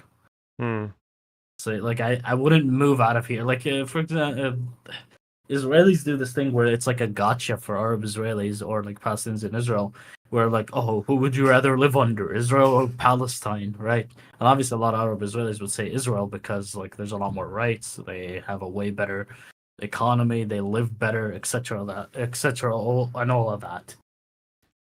But for me, when I get asked this question, I don't necessarily care who I'm living under. I care where I'm living, which is as long as if my town goes under like Palestinian jurisdiction, well, I guess I'm a Palestinian citizen now. Or if I go under Israeli jurisdiction, as long as it's in my town, like the purpose is me not moving out of my town. So yeah, there is that attachment. It's people. I do know. I did find it weird when I heard or I seen in movies where someone has their child murdered or kidnapped or something horrible happens, and they just decide to move away. Yeah, I mean, people do it for less. People move house because of a fucking breakup with someone that they lived with in like in Western culture. So yeah, just wondering like how it was for them. Interesting. But yeah, the kid was actually, he was 16. But if you look at the pictures of him, he looks like he's 12. He looks really young. Oh yeah, no, Palestinians are quite interesting when it comes to puberty. Like it's like a switch. It's not like a gradual thing. Like for me, I was in the 5th grade. I looked like a fucking child, and then in the 6th grade, I started growing a fucking beard. For a lot of these kids, since I teach in schools, I see these kids like in 1 year at like 7th grade. This kid looks like he's fucking 9. And then the next year, he looks like he's 18 because he's just full like fucking like facial hair already. It's interesting. It's super interesting. Yeah, man, I remember I used to get fucking sold alcohol when I was like 16 because I would grow facial hair quickly. Yeah, that was a whole thing.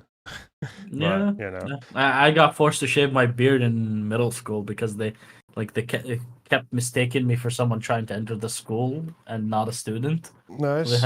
They forced me to shave my beard. Okay. Yeah. Anyway, go back to your Hitler video. Yeah, I will do. Thank you. Take care. Bye-bye. We do have guardrails. I've studied, as have many scholars, the guardrails that existed for the Weimar Republic, but it's how these constitutional protections can be protected, how resilient they can be against a determined autocrat.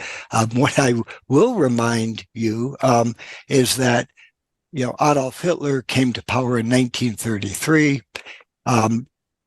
Joseph Goebbels said, once we're in office, he said, they're going to have to drag us out as corpses. And in April of 1945, that's exactly what happened. It was the only way they ended that government.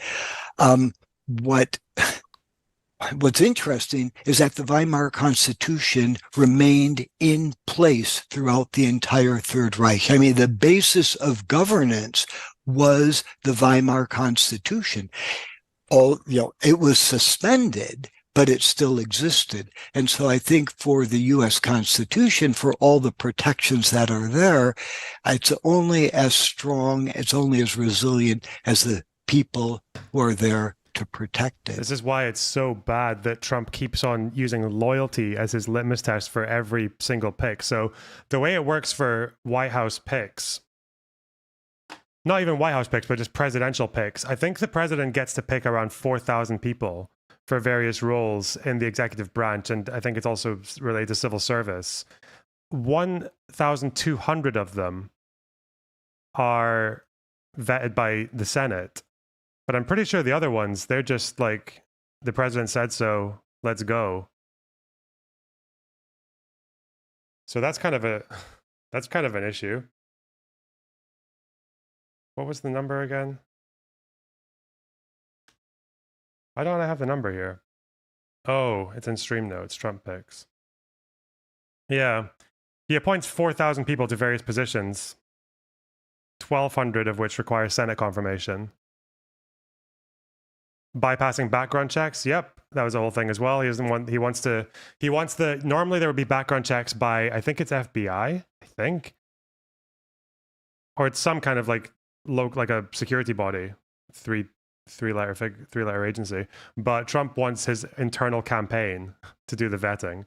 So that's pretty fucked up. One of the most worrying for me is, Hitler said that once he was in office, heads would roll. It's the A FBI. verbatim quote of Adolf Hitler. Trump didn't say that, but he did say, bring out the guillotine. And I do think this notion of vengeance against political opponents is unsettling, because there are various instruments of government for applying that kind of vengeance. The other thing that, but the thing I might add to this was Hitler was ridiculed throughout his entire political. He was considered a buffoon. They called him out on all kinds of things. But the point was, in the fall of 32, when Hitler was at his high water mark, and he said, for 12 years, people have been laughing at me. No one's laughing now. Which read in retrospect is chilling. I'm covering this election intensely, traveling a lot, and my feeling is it's also really a gender election. So maybe you can talk a little bit about the concept of masculinity in the fascist world, and maybe also compare it to the Trump It world. wasn't even left-wingers who didn't take Hitler all that seriously. It was also actually a lot of his conservative allies. The reason that they were willing to appease Hitler in terms of cabinet appointments and things like that was because they thought that they could have ultimately put a leash on him, that the Nazis were just too primitive or too fucking inexperienced to do anything with all that much power. Now, Flim Flam is saying that libs cucked out, but again, that's not entirely true to blame it on. If you mean by libs, you mean social democrats, that's completely false, because the ones who actually, in a very indirect way, cucked out to the Nazis was the communists, the KPD, because they were so busy trying to fight with social democrats that they allowed the fucking fascists to become like a lower priority. That they were actually, that part of their commiserations when the Nazis took power and when the Enabling Act passed was that at least liberal democracy has been shattered. Like, that was what their party line was, that this was going to pave the way for a communist revolution, which would be the next stage. So if you've ever wondered why communist creators on YouTube obsess with going after social democrats more so than going after conservatives or fascists, like that's why they do it. Because that's always been their biggest enemies. But didn't the SPD create Freikorps in order to fight communists? No, they didn't create the Freikorps. The Freikorps were already there. They used the Freikorps to fight communists when the communists were trying to violently coup the government by use of a general strike. They were willing to exploit the general strike to try and violently coup the government. And the SPD, their interior minister, Gustav Noska, who was on the right wing of the party, did utilize the Freikorps, which was a horrible decision. He shouldn't have done that, because the Freikorps obviously took liberties and murdered the communist leaders, didn't give them a trial or anything. But that was in 1919. The SPD also used similar powers to fight against the Freikorps as well. They fought the Freikorps very shortly after fighting with the communists, and actually they disbanded the Freikorps units, a lot of them. That was the Social Democrats who did that as well.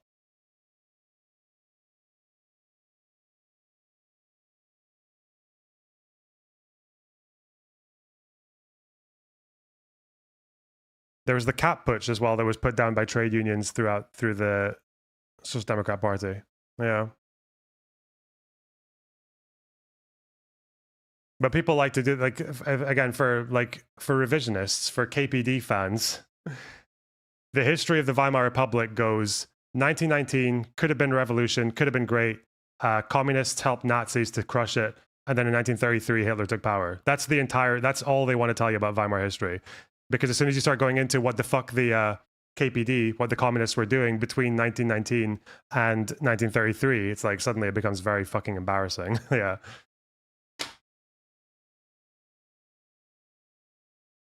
World a little bit. Well, clearly there was this hyper masculinity among the National Socialists. Mussolini studying we did, even Hitler with his presence and the people he surrounded himself with. There is a clear element to that, but clearly that's playing a role in this current. Could you briefly describe what they were doing between those times?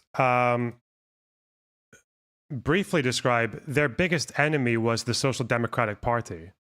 So they were involved in a level of union action to some degree. They ran in elections. They definitely had their own militant wing that would fight with fascists. But ultimately, their biggest enemy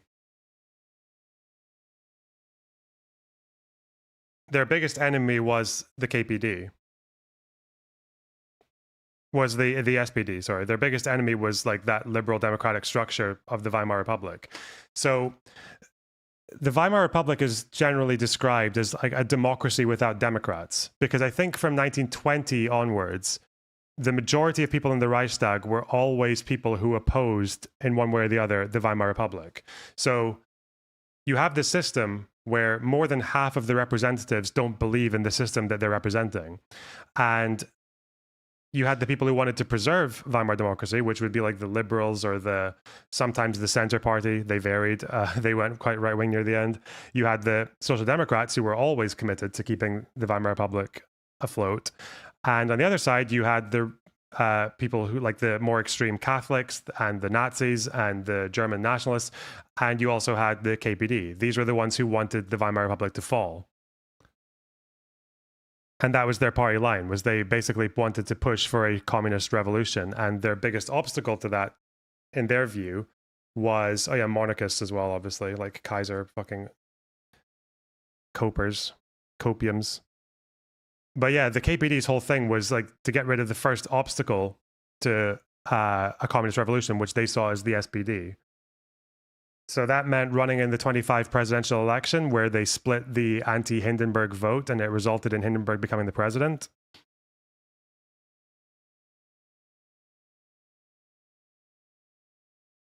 They joined the Nazis in trying to take down the Prussian Landtag, which was the Social Democrat stronghold. Like Prussia was the Social Democrat stronghold in Weimar Germany, where I think it actually had the majority of Germans living there at that time. And was also one of the biggest land masses, and they tried to destroy the local government there, which eventually, when it was destroyed in the Papen coup, that was ultimately what kind of started the beginning of the end for the Weimar Republic, because that was the Social Democrat stronghold. And they also joined the Nazis in a fucking railroad strike. So yeah, they were pretty naughty, the KPD. They were pretty naughty. But again, they just didn't take the Nazis that seriously. They thought the Nazis would just be a blip in history because, historical materialism, it's supposed to be liberal democracy leads you inevitably to class consciousness, to communist revolution. So if liberal democracy goes, even if it's through this weird fucking fascist organization like the Nazis, then at least it's a space for the communists to take hold. But obviously they were wrong. So that's the gist. Election, you look at the Republican candidate, you look at the vice presidential candidate, you listen to the remarks that are being made. But oddly enough, Adolf Hitler polled very well among women in Germany at the time. And I don't know if it's change of attitude, second and third wave feminism have changed it, but Hitler did very well with it among women, with the electorates, and sometimes was polling better among women than among men. Maybe you can talk a little bit about the importance of free press, of media. When I wrote this book, I was having to read the press. I basically put on blinders. I forget about historical hindsight and just read what everyone read for the day. One of the big problems was trying to figure out what was real and what was not, because you had, clearly you had the Nazi press on the far right. You had things like Vorwärts or Die Rote Fahne on the far left or the extreme left. You had Vossische Zeitung trying to hold the center, but actually trying to figure out what was real was a real issue for gay news. And frankly, in the press today, and I'm clearly a New York Times reader, a CNN reader, but or viewer, but I've started watching Fox News to try to make sense out of what is going on. And when you look at the same event being reported by these two entities, this guy's name is Timothy Ryback. I've never heard of him before. I don't know him. Get something. I do not know his work. Completely different. Here, I might mention a German, sort of the German equivalent of Elon Musk, which was a man named Alfred Hugenberg, who owned a media empire. He controlled 1,600 newspapers, and he and Hitler did not get along. A bit like, it's interesting because when you look at Elon Musk's comments about Trump earlier and where they are now, you get a different view. Well, Hugenberg and Hitler had a very difficult relationship, but they both despised democracy. They were both out to destroy democracy. What's amazing to me about fascists or these I think Hugenberg sympathized with Hitler during the beer hall putsch as well. He was part of just like quite a lot of. So it's actually worse now with Elon, like Elon's connection, because I don't think Hugenberg was ever. He was one of those, like, I think he was a monarchist, wasn't he? Is that right? Was he a monarchist? Yeah. He was one of the more traditional conservative, like, monarchists who thought that the Nazis could just be kind of like be used as a tool. Who? A big media guy in Weimar, Germany.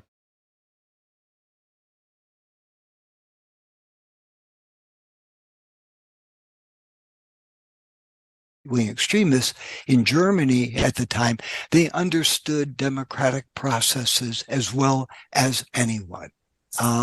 And it was Joseph Goebbels when they entered the parliament, the Reichstag, the legislative body, essentially Congress. He said, well, we do not come as friends, we do not come as neutrals, we come as enemies. They knew how to gridlock the legislative process. And Goebbels at one point said, the big joke on democracy is that they give their mortal enemies the means to their own destruction. Well, Hugenberg very similarly identified the great necessity of democracy is consensus and a center for people to be able to find a common ground somewhere.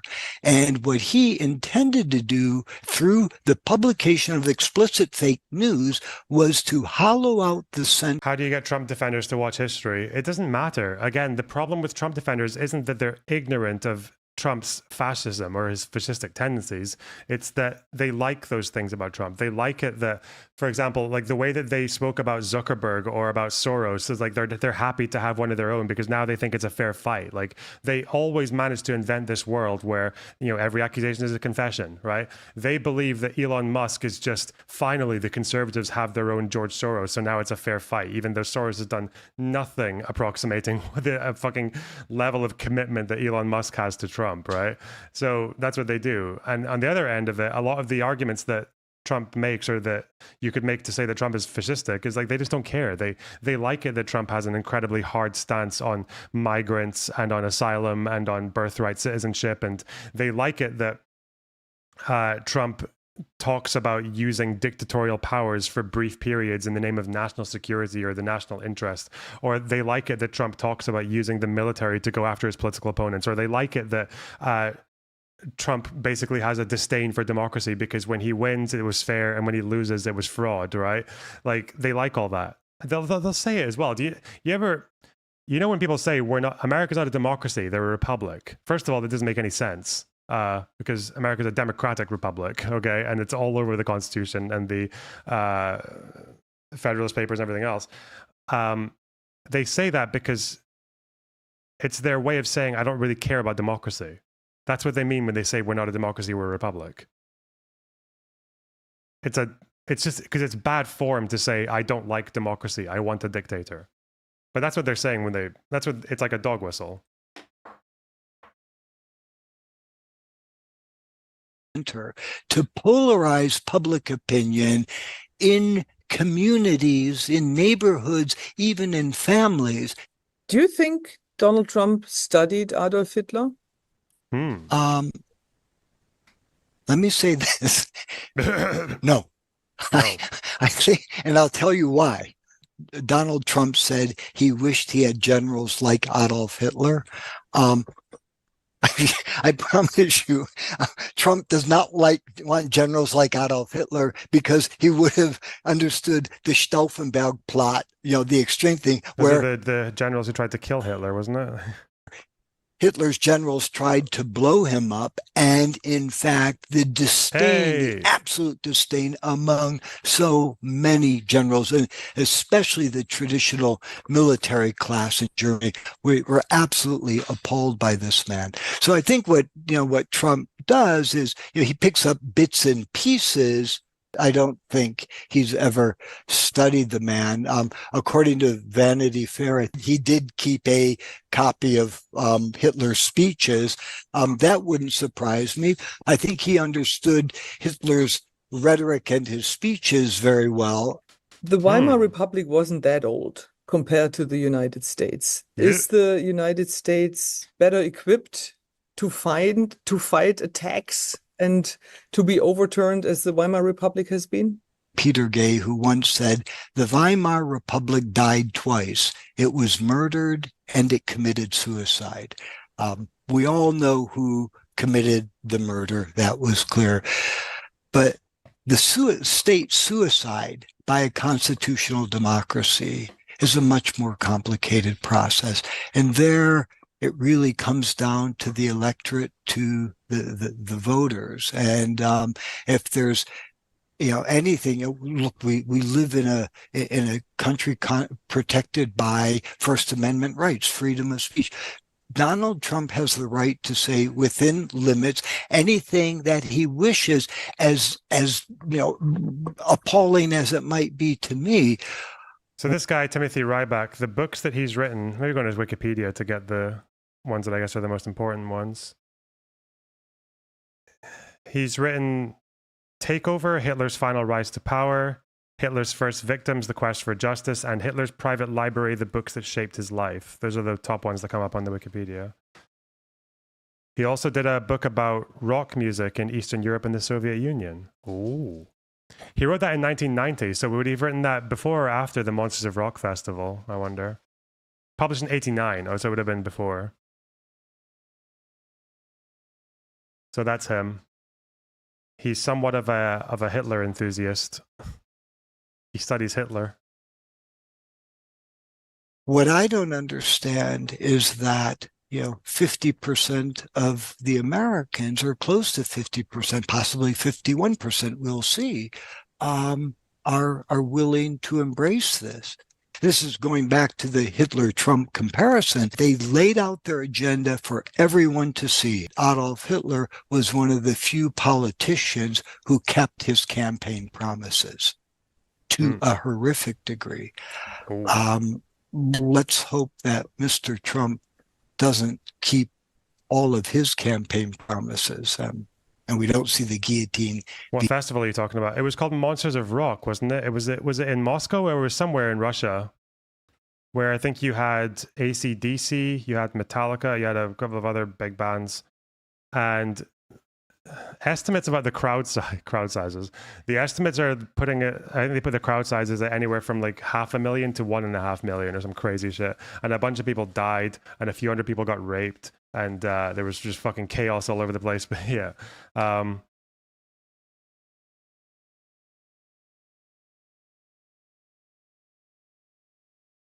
Just a big flim flam is what it was. Being rolled out. If he wins. Thank you so much. Okay, thank you so much. Have a good time. Good talking. Was the security just gangs? I don't know what the fuck happened. I've never actually seen the documentary about the whole thing, but I've only heard it. It was in 1991, wasn't it? Yeah. I know the Metallica set is like the crazy, like Pantera were all there. So it was all just like very heavy, sort of like 80s and 90s metal bands. but it was like a total fucking state. Like you can't even see where the crowd ends.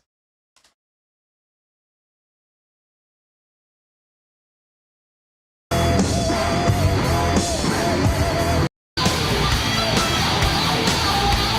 they're anyway, copyright. There were soldiers. Yeah, I wonder if they show you that much footage of the crowd. Yeah, there were soldiers. Hey, look at that guy. Fucking what a stupid song. Enter Sandman. Ugh. Not a big fan. Not a big fan. What the fuck? Oh, guys, see this new platform? It's called Blue Sky. This crazy ass new platform. It's so cool. I've got an account. It's not Loner Box though, because there's always another Loner Box. I don't know why. I know why. What? Damn. I don't know why. I always just get fucked up by imposters. I was too late. My name was available, and then 3 days later I went to make an account and it was gone. Ugh. So I'm trying to find out if Lonerbox Beast Guy is actually a good person who will give me the name, or they're just gonna keep it and not say anything. But this is my one. My one is, damn, 232. I haven't done anything. I haven't said anything. People are just finding it. Wow. So in the meanwhile, you guys can go there and say what's what.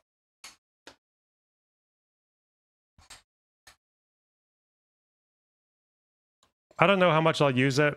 Maybe I'll use it. Use your domain handle on Blue Sky. I don't have, oh yeah, I do have my domain. Huh. I guess can you change it? Or I don't even, hang on, I'll do that on my own time. It's not interesting. Because X is getting quite X. I'm just going to call it that now. I don't know how comfortable I feel. Like, Twitter doesn't bother me. I'm still on Twitter. I'm not one of those people who has to come off Twitter for mental health reasons or whatever. I don't understand those people. I have a fairly stable relationship with Twitter. Like, I'll go on when I find it fun, and when I stop finding it fun, I'll stop using it. Like, I'll just log off and do something else. But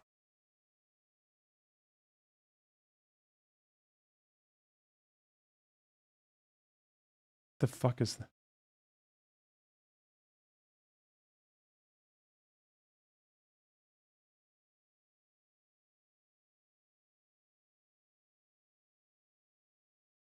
But it would be all right to go. But I know other people, okay? Not everyone else can be so strong. And you guys might need an alternative platform to engage with. So I'll go on Blue Sky just to see what it's like. And if it takes off as an alternative to Twitter, that'd be cool. I'd be for that. I'd be in favor of that. What the fuck is Settler Vosh? Oh, you guys don't know the lore. You guys don't know the lore. Because contrary...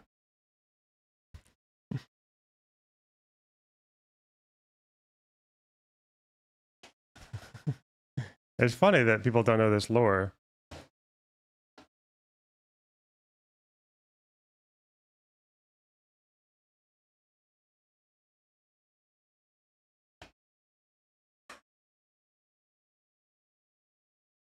Where is it? Where's the video?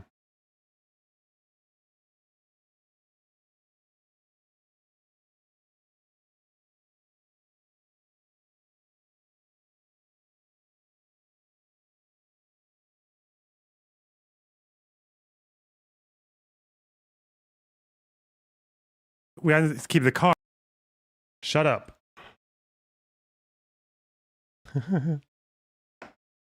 Okay. I don't even know where to start by presenting it. Okay.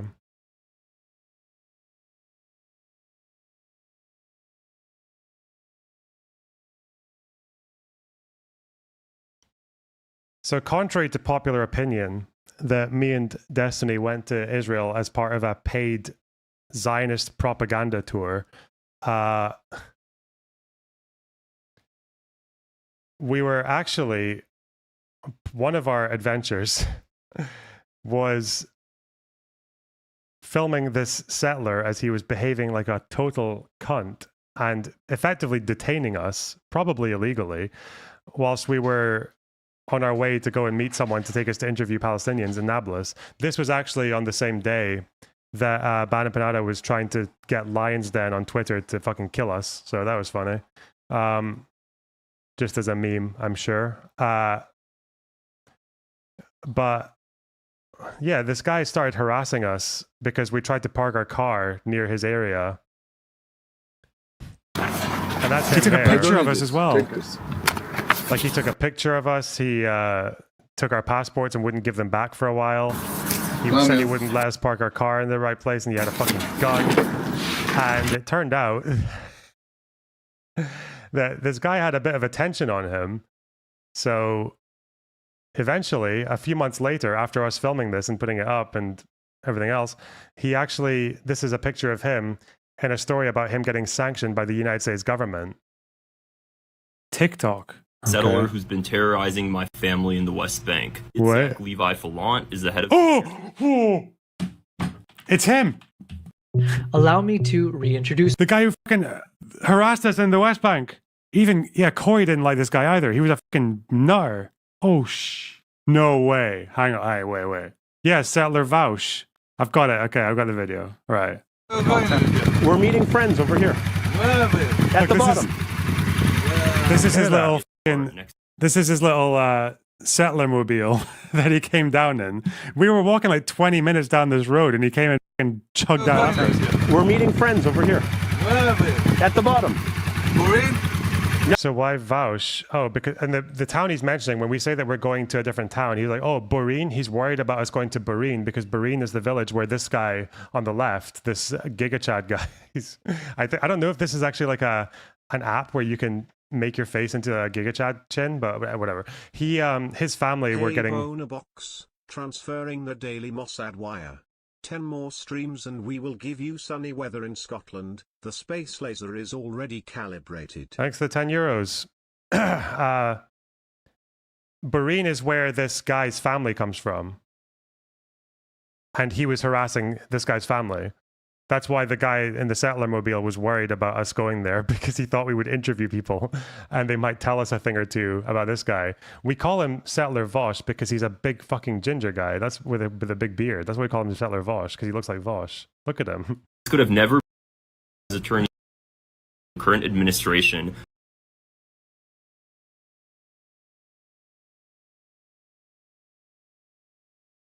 Oh, there he is.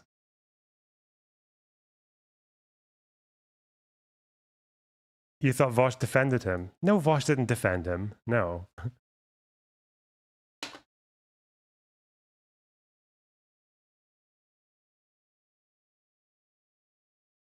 Hands up if you've been sanctioned by the State Department, fucking loser. For terrorizing Palestinians, you dick. Oh my god. Yeah, but it's Shabbat, so... God, this guy was so obtuse. I can't film. No. I can't film any time. This guy's so obtuse. No. Tomorrow, yes. If I have an Israeli friend that wants to chat, is that okay or no? No. No? Okay. No, he wants you to speak to his Israeli friend. Ooh, bugs. So we want to, the idea is on YouTube to show what Palestinians say and what Israelis say. That's the idea. Oh yeah, don't lose this. It's important. Whose is this? Oh, it's yours. Yeah, don't lose it. So wait, what are we waiting for? I want my passport. Shwaya. What are we waiting for? Soldier. What held the show? More Like a soldier. YouTube channel or? Do you want to see the YouTube channel? No. Is that a no or a? That's a no. What a fucking dick.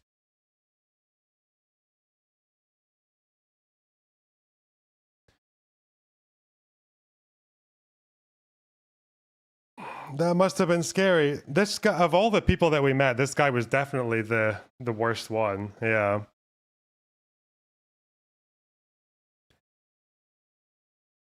At least the Palestinians who sympathize with Hamas are friendly. Like, this guy was just a fucking psycho. Jesus Christ, what the fuck?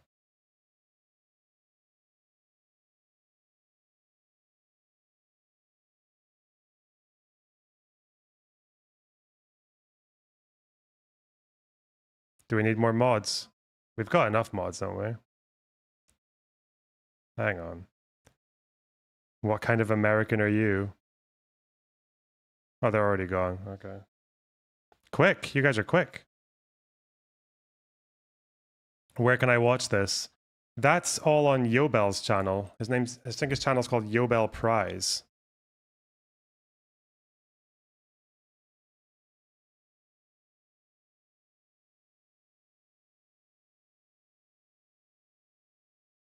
Allow me. So these are all they're not really B-roll. They're just kind of like the separate stories that got filmed outside of the interviews. That's what these ones are. Of like key moments and just interesting ongoings. But there you go. You watch it all there. The interviews, they're still in progress, okay? They're still getting worked with. Okay.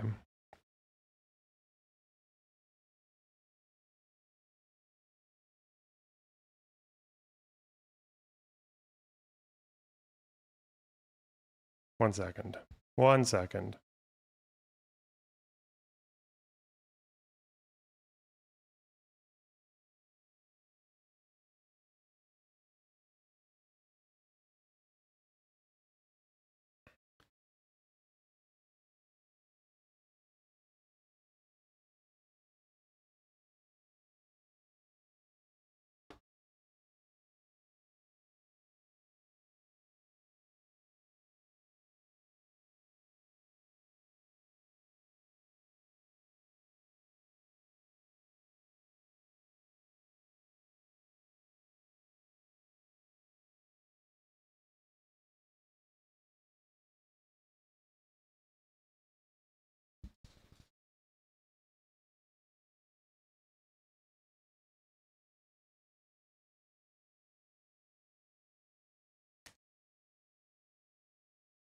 Okay.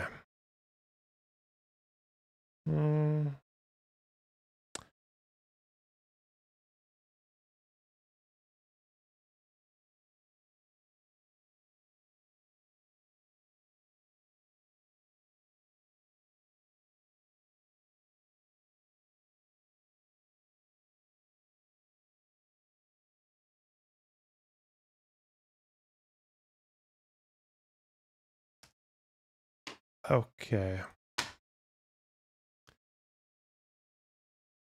What do you think was your most important interview? The ones with Yossi Balin and Shlomo Ben-Ami were both very, very interesting, I think.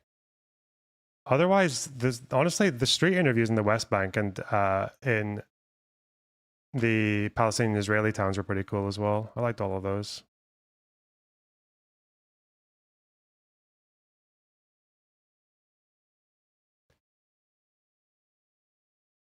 Okay. You know what? I really need to get a hold of the timeline for this Twitchpocalypse nonsense. Because I guess there's already been a little bit of attempts to rewrite what happened. When did I would get this all from Dan probably. When did everything start? People are saying it started with the Asmongold incident, but I know that's not true because Dan's been pushing this shit for ages with the Dan Clancy sucks, whatever.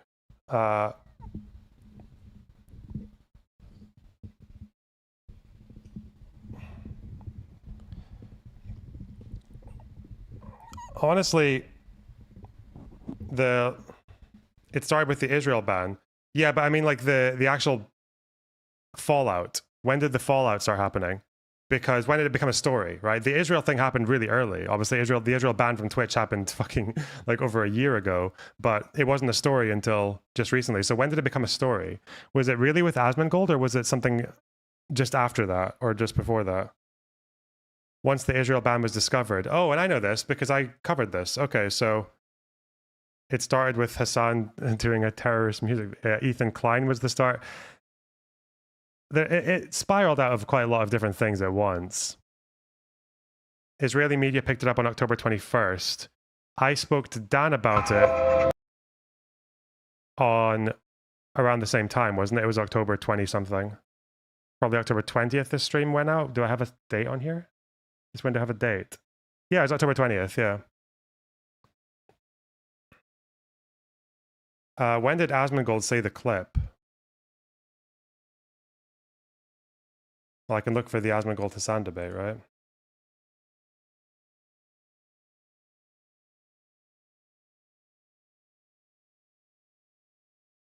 Twitch is done. The apocalypse has begun. Asmongold's got his new video out about that. I am an insane expat with a bulbous nose and pockmarked face and tall thin teeth and retreating gum and hairlines, except him even uglier inside.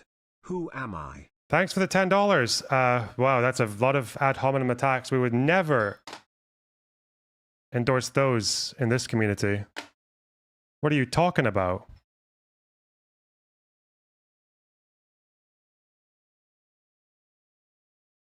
Ludwig did a good video about yeah, we'll look at that because I think watching that will probably help me piece things together, because by filling in the blanks there, I will actually have a reasonable interpretation of what's happening. A reasonable scope.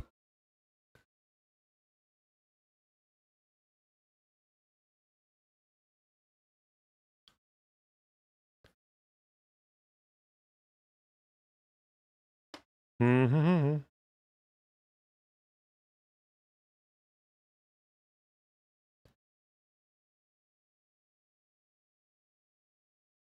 Okay.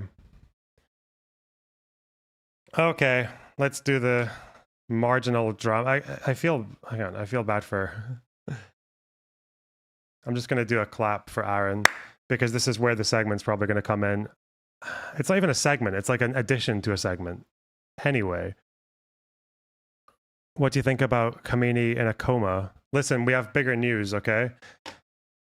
And I know there are some people in this community who scoff at the drama and they're not that interested and they'd rather do the research streams and all the other stuff and cover serious topics, which we still do. But at the end of the day, sometimes the drama comes to you, okay? Because Hasan has been covering me on his stream for 3 days now, all by the way of reactions to Bad and Panada videos. An open Hamas supporter who has openly lied about me and my family and everything else for years now, who has threatened to sue me with fake defamation cases, which is a bit of a waste of money. But anyway, over tweets. It's interesting though, because again, I don't mind Hasan talking about me. It's just that the double standard it's atrocious. What was Hasan's position again on going after smaller creators? Do you remember? Crazy. I just hate how Ethan is brigading smaller content creators like the D program because he couldn't get to you. It's fucking gross how he keeps picking smaller content creators that are just getting by, and he is sitting on his golden throne. Is just straight up harassment. I know he's just. I can't get over the fact that they. Who did he talk about there as small creators? He said the D program. So whenever Ethan responds to people like Frogan or anyone else, Hasan will always say, you're going after smaller creators. Like, how dare you go after small creators? Bro, first of all, if a small creator attacks you, you're allowed to respond. I think that's completely acceptable. But to have this double standard where apparently it's unacceptable for Ethan to do it, meanwhile, Hasan will just uncritically guzzle these ridiculous smear pieces against me and poison the well to his entire audience. When, just so you know, Hasan has open DMs with me. If he thinks I've ever mischaracterized anything he said or taken anything out of context, he is free to respond, to reply to me, to send me a message and to say, I think you got this wrong, here's why. And I've tried doing that with him, by the way. I've sent him messages about the recent things saying like, this is why this is wrong, this is why I think you're being stupid for reacting to this, and etc. He's not responded, obviously, because he doesn't care.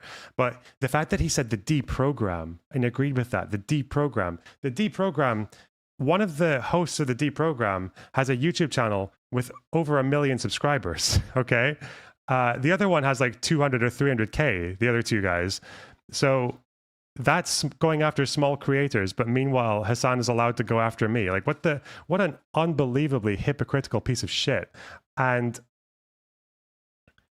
if you want another example, I'm on holiday, okay? I haven't had time to respond to all of this and comb through all of it because most of it's a waste of time. I realize that I'm responding to people and engaging with people who don't really care all that much about the specifics of each of these things they're arguing. It's more just that to them, I failed to pass the purity test that they've set up, and I will happily fail it because their purity testing is ridiculous. And they will use that as a way to just say that I'm like an extremist or like a Israeli lawyer or whatever the fuck else. Like, it's ridiculous. It's a waste of time. They lie habitually. They lie every fucking day. Trying to keep up with it is pointless. So I think as long as you can show one or two responses, it's probably okay, just to give your audience a reason for why you don't engage with it. And it's happened again because on day one of Hasan responding to hit pieces about me, I made a reply stream. I covered why there was an issue, and I privated that stream because I wanted to leave it with my editor so he could polish it up and put the sources in the right places and all that. So I did that private. And now the nasty Nacho has decided that I privated it because I was scared that I would get responded to. Okay, this is the narrative he set up. Okay. And because I privated that stream, he has decided to do a response anyway, because I'm guessing he saw it, but he didn't save it. I think that's what happened. But now that he saw my response and decided to respond to it without clips, he decided to lie about it. Okay? I'll give you one example. Of the x-rays of the children with bullets in their... This is about the x-rays of the children with the bullets, all right, in their heads, okay? We covered this on my stream. Heads. Those x-rays, by the way, which the New York Times said they had corroborated with actual pictures of the injuries, which they did not publish because they considered them too graphic to show. I personally think they should have published them, because then idiots like this wouldn't be able to try to deny them in this way, but they didn't. Idiots like this wouldn't be able to try and deny them. Interesting. I'm not sure who he's talking about there. So he goes on to do his own little amateur forensic analysis of those x-rays, and he started claiming that they were either fake or that they were misleadingly presented. Basically the same conspiracy theory that... Now remember, I'd misleadingly presented. The misleading representation, I said, came from people like Hasan and Mehdi Hasan because they said that they were all sniper bullets. The New York Times article doesn't say that. The New York Times article doesn't claim to say what weapons these bullets were fired out of. They don't say that. That's just been inserted by these other people. I don't even know how you'd know, because the bullets that snipers use, that's a 7.62 by 51 millimeters, they're also used by marksman rifles and by like semi-automatic or automatic weapons by regular infantry. So anyway, he said that, what did he say there before that?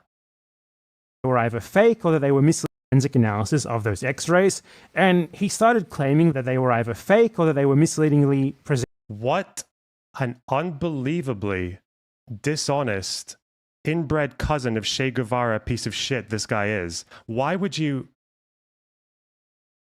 I tried to say they were fake. Is that what I said? In a video that he watched and took notes on? This is what I actually said, by the way. Times article.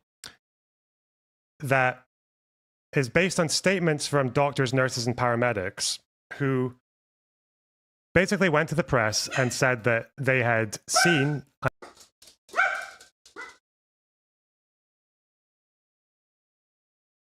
an unspecified number, I think one doctor said 13 in total, of children who were found with single bullets either in the head or chest. Okay, and they show x-rays. People in chat are saying the x-rays are hella sus. You're wrong. Sorry. These x-rays have been verified. They've gone through, like, people who absolutely know much more than you do. Okay, the images are real. Stop saying that. Okay, the images. There's only one person in chat, by the way, and I corrected it. I said that the images were real. And you, Mr. Fascist Fajita, you've seen this video, right? You've seen this, and you said, I said what? In this way, but they didn't. So he goes on to do his own little amateur forensic analysis of those x-rays, and he started claiming that they were either fake or that they were... Why? What's... And so again, I know that there are a couple of his fans who always like to watch this because he like assigns people to grab clips and shit. I'm sorry, what's the point in me engaging with this? If you find this person convincing, you're an idiot, okay? I don't want you in my community. You're a waste of space. Like, you're a fucking moron. Okay? It's so clear. I said the complete opposite. Like, what is happening inside this brain? I'm guessing it's just like, it's the only part of his body that's more fucking mangled than his face, I guess, and he just thinks that that's an acceptable thing to do. Okay. great. Do your thing, and you know, you've got the uncritical audience who will just throat every fucking piece of nonsense that you push on them. Go for it. Not my problem, okay?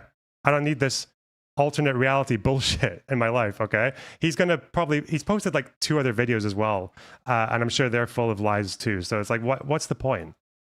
You realize that when people do this, when hateful people do this, like, you're just playing into their game by responding to every single claim, right? Because at the end of the day, they don't need an audience that is critical of any of these statements and context or anything else. They need cultists, okay? They need cultists who will believe everything that they say and not bother to investigate for any discrepancies. So they get that. So I don't know now if I need to put this section in the front, if I need to edit this at the front of the response I did to the first video. I'll probably do that. Aaron, if you can put that in. But just one more example of why this is such a clear bullshit smear campaign. But okay. Are you going to unprivate the VOD? Yeah, I'll unprivate it after I've got the edited segment out. Yeah. I just didn't want people going in to grab clips from something that's not edited, that's not got the sources on screen or anything, because then they can just lie about it. They can just say, oh, where's the source? Even though the source is going to go up on the edit. That's why I did that. Anyway.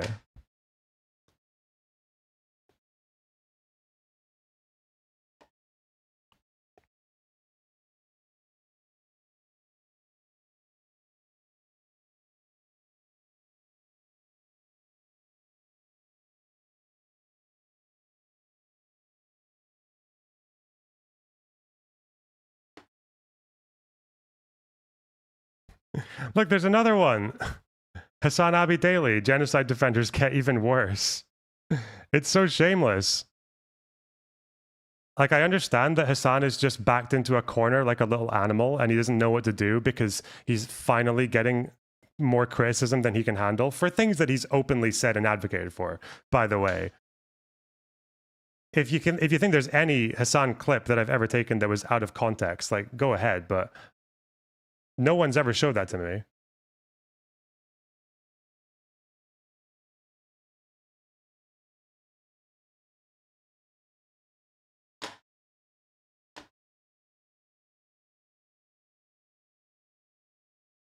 So, here's what it is. Let's look at this Twitchpocalypse drama, though, because I think it's pretty bad now. I think it's getting pretty bad. I always thought people were exaggerating a little bit. I thought people might have been exaggerating about what had happened with the ad money, but honestly, it seems like it's not great.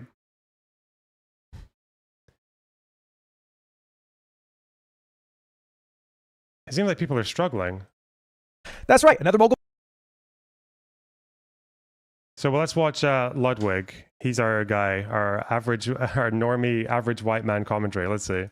That's right, another mogul male. I'm going back to back. And I gotta say, guys, what the heck? I looked at my analytics on this channel after taking a 10-week hiatus and thousands of you guys unsubscribed. Okay, joke's over. We can resubscribe now. I might take a little bit longer in between videos, but when I really want to talk about something, I'm gonna make a damn video. Like today, where we're talking about the Twitch adpocalypse. Why? Because I was talking to my friend Shake about it last night and I wanted to look up a video to learn more about it, and there was none. So I decided, okay, I will make one. And today, I should preface, we are going to basically be talking about 3 points around the Twitch adpocalypse. What is it? How did it happen? And what should happen next to fix it? That's really what I want to address today. And so we should start with first, ads on Twitch. Because I'm old enough on Twitch that back in my day, Unk status, I get it. It was cringe to run ads. People didn't do it. Yeah. It made sense. You know, people would already be paying your subscribers for your content. So why would you also be taxing people by... You should go and ask him why he uncritically accepted the lies a racist, who said your dad was a terrorist just cause he's an Arab, made up about you. Thanks to £10, Swanstar. It doesn't matter. All these people are racist against Arabs. Okay, that's why they support that's why they support Hezbollah and fucking the Houthis, despite the number of Arabs that they kill in the name of, what, the Axis, keeping dictators in power. Bruh. Making them watch ads, it was something you just didn't really do. Okay. Until Twitch made a bit of a change. They started to tell you how much money you would make if you were to run ads. And they also ran a program that subsidized that amount of money. Uh-oh. So they basically say like, okay, well, this is how many viewers you have. If you were to run like 3, 6, 9 minutes of ads an hour, we could pay you like a couple $1,000s. And, you know, not only could we will guarantee pay you that amount of money, and you just do the deliverables and, you know, it all sort itself out. They're basically subsidizing people running ads. Now, they only ran this program. See what I mean about cultists, by the way? Like this Solomon person in chat, like they've clearly seen like crystal clear evidence that I've been lied about. And they still come in and say, you're such a disgusting propagandist and apologist for the final solution style genocide. Like, fuck off. Fuck off. For like a few months. months. I mean, like, there's no point. They don't care. They don't care about the fact that it's like liars. It doesn't matter. Anyway. Have you ever tried contacting Ethan or Hasan attacking you as a small creator? The H3 podcast repeatedly platforms small creators, especially if they are receiving unwarranted abuse. I sent an email to Ethan like a month ago, but I guess it was quite long, so maybe he didn't go through it. But that wasn't about being attacked. That was just about, I just gave him an opinion on something. Hasan, I have messaged him. I kept it short as well because I know he's lazy. I kept a short message for him, but correcting the record. But he doesn't care. He's not going to respond. Out. They're basically subsidizing people running ads. Okay. Now, they only ran this program for like a few months, but it worked. It created a culture where streamers now knew how much they would make if they ran ads, and it became a part of their lifestyle and overall income. And so now people run ads. And you should know this if you've ever tried to watch a subathon in the past couple of years, because those are basically ad farms, man. Live 732 hours in a month. That's 732 hours to run ads, baby. And thankful to the boys at FaZe for leaking their income. We know how much money you can make from ads alone. Now, I'm not sure. It's possible that Ron might have photoshopped this image a bit, little inspect element. But if we take it at face value, he says he earned $1.2 million during his subathon, and he only had 63,000 subscribers. Now, I say only because if you do the math, that 63,000 subscribers is $220,000, which means he made an extra $1 million. That's not from bits. That would mostly be from ads. And what makes this even more realistic and more impressive in my mind, Jason was the biggest in the FaZe group for their subathon. In terms of subs, he had the most subscribers. You can see 100,000 right here. And he made $500,000 total. It's a lot of money. Now, the light pink is the amount of money he made from ads. You can see his ad density went down, all right? He didn't make as much from ads. As opposed to somebody like Lacey, that's a lot of light pink. Yeah. Now, ignore this number. I know is a fact. He inspect elemented this. This is a fake number. This number. Thank the gods for YouTube aggressive ad setting. Oh, I love it. I love you guys are getting aggressively advertised to, by the way, just so you know. Full disclosure. And the more of you, the more dickheads watching this stream, the more the aggressive advertising pays off. Yeah. Although apparently aggressive advertising is not even that bad. Like if you got premium, you won't see them at all. But yeah, I've asked chat before about aggressive ads, and they're generally just like, yeah, it doesn't really happen that much. They don't see that many of them. Is real. So he made $70,000 less than Jason while having less than half as many subs, less average viewers. How? Because his ad density was so high. He's running an... If you have premium, do you stop getting ad ref? No. If you have premium, if someone with premium watches your content, you will get a fraction of the premium. So if I look at my revenue breakdown on YouTube, there will be a percentage of it that comes from premium viewers. Yeah. Ad density equivalent to TV shows. Okay? And he is able to make just from that hundreds of thousands of dollars in ads. I would not be surprised if Kai made as much, if not more money from his subathon in advertising than he did from all of the hundreds of thousands of subs he has. Really? This is all kind of gone now. The advertisers are pulling out. It is true. And streamers are making a lot less money this month. Okay, how do we know this? Well, Twitch streamers are talking about it. Here is Quinn. What the hell? So you're getting... Wait. Oh, bro, you're just getting no ad money at all. He's a fucking Australian. Oh, no. All right, here's Moon also talking about it. I saw, like... Trying to get a wide array of streamers. Ads, adpocalypse, blah, blah, blah, blah. Out of curiosity, I went and checked my revenue. Uh-oh. In the last 2 days I've streamed, I received $0 on ads. Oh.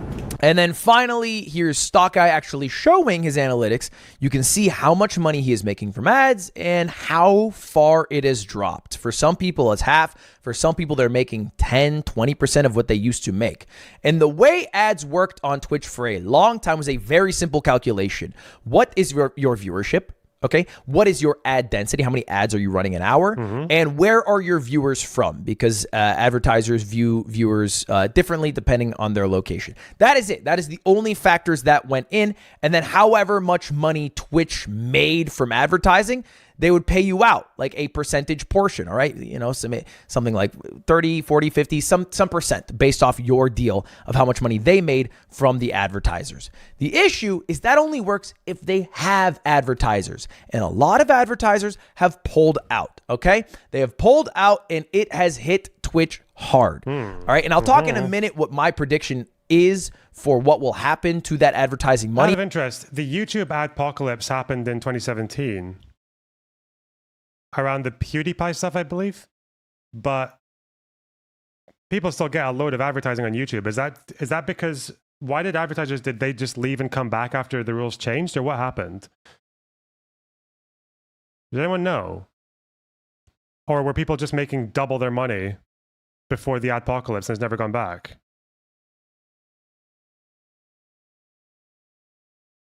The first one was related to Daesh. Oh, really? Oh, is it because of those ISIS songs or ISIS videos? Was it the songs or was it like actual propaganda videos?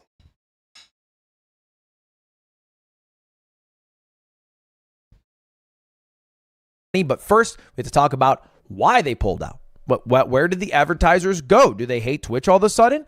Well, the genesis of this, as far as I can tell, is when Asman got banned off of Twitch. Because you see, so my guess is YouTube's solution to that was that loads of things get really, like the demonetizing on YouTube is very aggressive. Like YouTube would rather incorrectly demonetize someone and have it appealed and fixed than demonetize people, than have people monetize and have content monetized that ends up being bad. I think that's like the YouTube way. And also because people can target, right? As far as I can tell, is when Asman got banned off of Twitch. Okay. Because see, Asman got banned after making some comments about Now, I think the Asman Gold ban on Twitch is what started the discourse. But I don't think it's where the issue started, is it? The issue started because people were spending months complaining about the fact that Twitch wasn't enforcing their own TOS fairly. That if you, for example, post terror propaganda videos, even to criticize them, you can get in trouble. But doing it in order to support them and actually to even embellish and lie to do propaganda for them, which is what Hasan did with the Houthi videos, then surely you would get in trouble. But they didn't. I think that's where a lot of this came from. But, okay. It started with the Dan Clancy Sucks website. Even that would be inaccurate, though, right? Because before the Dan Clancy Sucks website, people were complaining before. And I think it was it May? I think it was May when people started realizing that Israel had been banned from Twitch.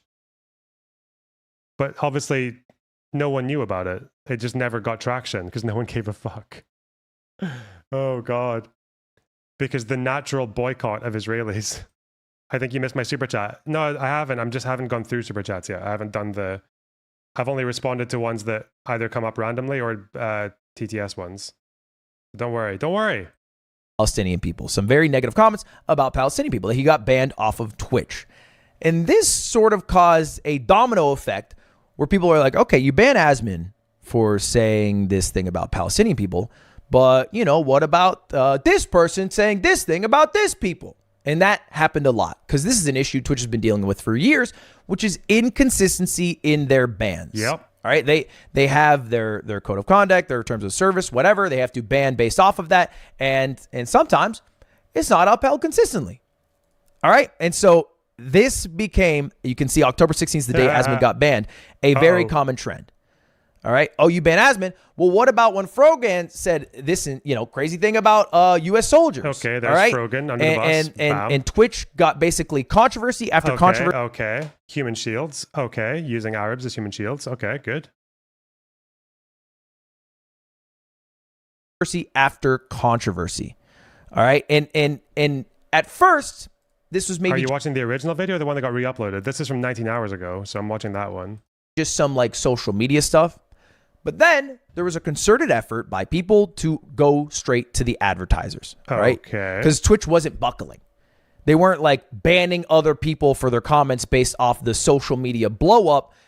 They were just kind of holding fast. They banned Asman. They're like, okay, we're good now. Please leave us alone. That did not work. They were not left alone. Not only were they not left alone, their advertisers were not left alone. Hey, and this is one of the other genesis I can see of advertisers now getting involved after the Asman ban. And here's a tweet that said, made a video of what you can do. It's a long video, so I'll just distill it. But basically, it was email the advertisers that Twitch worked with who were displayed prominently in sections that people viewed as like anti-Semitic and get them involved. The organizer. Okay? He says, fuck Twitch for making me do this cancel culture, cuck fucks and blueser shit. But that is exactly what happened. It was a attempt at creating an adpocalypse. Very successful. Now, Twitch tried to curb this. They tried to appease advertisers and also the Anti-Defamation League, who's getting involved, and they banned several. What did the ADL talk about? Arab streamers following a Habibi rating panel that was at TwitchCon, and you can see the sponsors are in the background of this. This was going viral. I promise you, all of these sponsors got thousands of emails in their inbox after this. And it worked. Now, you might think to yourself, okay, well, Ludwig, this was like a month ago, right? We're November 16th now. Asman got banned October 16th. The banning of the people at the TwitchCon panel was October 21st. Well, how do you think ad deals work? It rolls over the next month. So the reason ad rates plummeted in November is because all those advertisers. I think it's disgusting that you defend the shooting of children. I know former U.S. Marine snipers who said they never had a blue target hit. You're truly unhinged. Listen, I'm not even gonna engage. I'm not gonna. At first, I was like, okay, so here's why you're wrong. Here's why that's a mischaracterization. Here's what I actually said. Here's what I actually believe. Here's why you're wrong. Nah, just close your eyes and pretend the kids are Israeli, okay? And then you'll actually think I'm based. That's what you do. All right. Was pulled out for the month of November. And there's no way in that 2-week period for Twitch to resell a bunch of ad slots to brand new advertisers, especially when brand new advertisers are going to see this blowing up on social media and not want to touch it with a 60-foot pole. You get me? All right. So there's currently in Twitch world a piss match, right? Hasan is blaming Asman Gold for the adpocalypse for teaming up with people who he says, and Asman is looking at me and blaming me. I want to say, oh wait, is that this is the cut, isn't it? He did a cut here.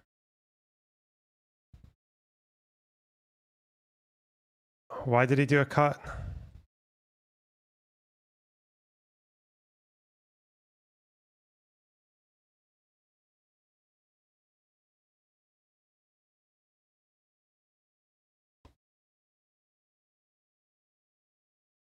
These people blaming Asmongold, okay? And we flip from that to Mizkif blaming Hasan. All right, let's watch that. Mizkif is blaming Hasan, saying that everyone who does politics it's a JStock stream. Okay. should be outright banned. And Asman is looking at me and which is like already sweeping because Mizkif's saying, yeah, just ban Hasan, ban politics, because Mizkif actually knows what's going on. Ludwig does not. Ludwig thinks Asmongold is at all responsible. He is not.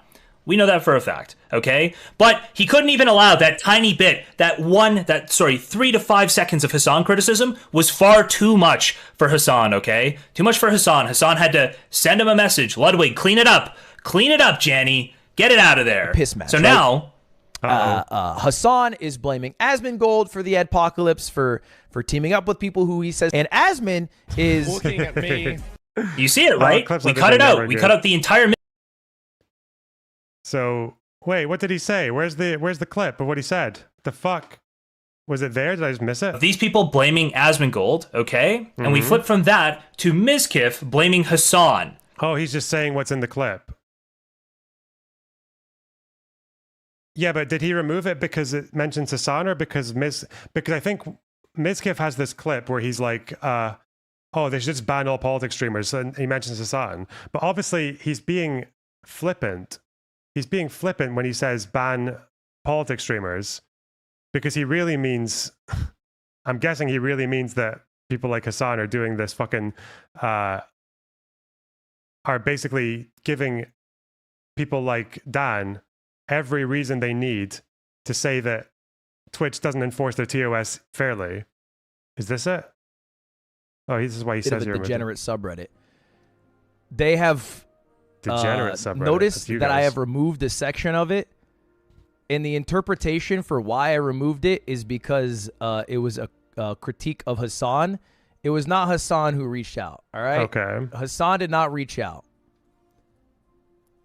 Miz reached out and said what I said was false about him, so I removed it. It was pretty much that simple. This is like the biggest fucking news on Reddit, but that was about it. It's a little bit of tea. It's a convenient way to avoid mentioning Hasan in any of this, even though he is basically the fucking nucleus of this issue on Twitch.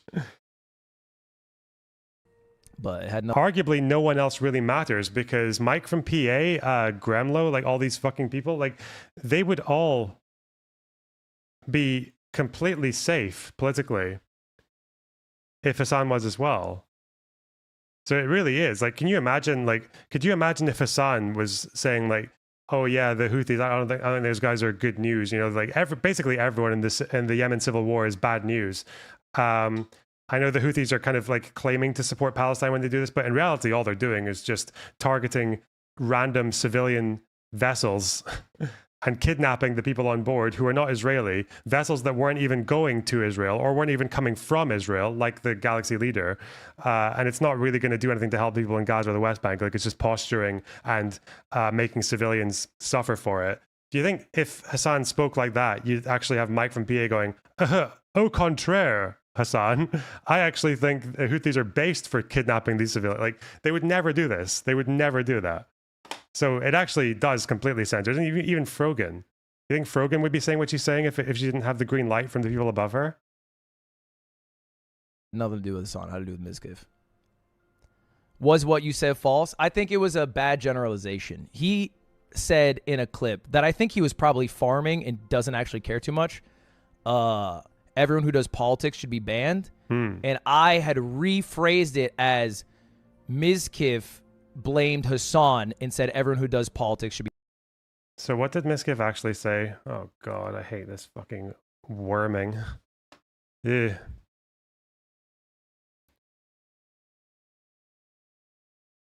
Where's the edit then?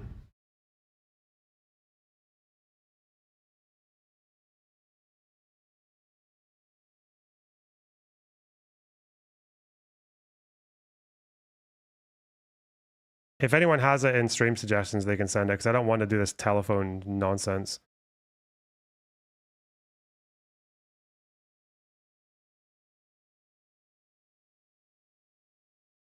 It's on the LSF subreddit.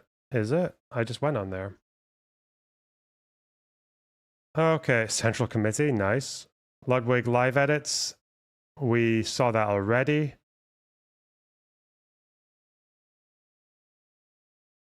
Kai.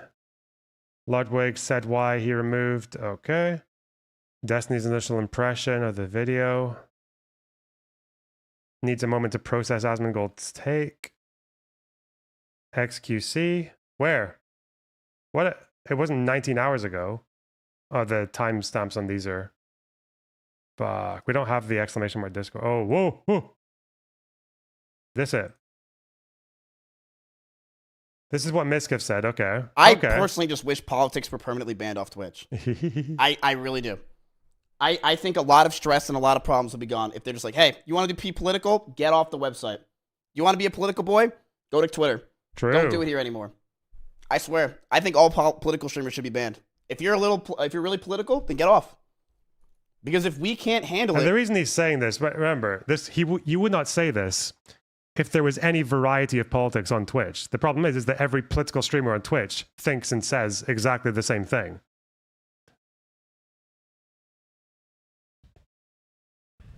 If we can't handle it with the ad, if it's going to affect ad revenue for everybody, it's going to ruin the website. You might as well do it anyway. You have to. You have to. Hasan gets banned. If it affects every content creator losing ad revenue, which also might affect the entirety of Twitch, Hasan should get banned. Whoa. Absolutely. Because now these poor, I don't know anything about Miskiff, so I'll just assume low conviction. Assuming Miskiff doesn't know that much about politics, it must be funny being a normie Twitch streamer, knowing that politics streamers are hitting your bank pretty hard, or are the reason that your bank is getting hit. And then you're just like, well, damn, it looks like that if you talk about politics on Twitch, like you're always going to break the rules. Like it's not possible to be a political streamer on Twitch without breaking TOS around terror organizations. Damn, politics is a pretty fucked up game, you know? The venue of politics is pretty wild out there, you know? Seems like every political streamer on this platform just breaks TOS for some reason. And it's causing this whole ad issue. Must be a problem with politics in general. Like, obviously not. It's just that this very fucking niche form of politics has been the only kind that gets to fester in Twitch for some reason. Very bizarre. Yeah. Okay, I still haven't seen the original that Ludwig edited out. So he said that because it affects everyone else on Twitch, Hasan should get banned. But I don't know if Miskiff knows that it's possible to do politics and stay within Twitch's TOS. Given the impression that's been made now.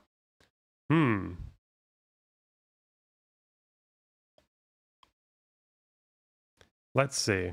You said it was on Destiny's VOD. Okay. Saying. Where's the clip? Does anyone know?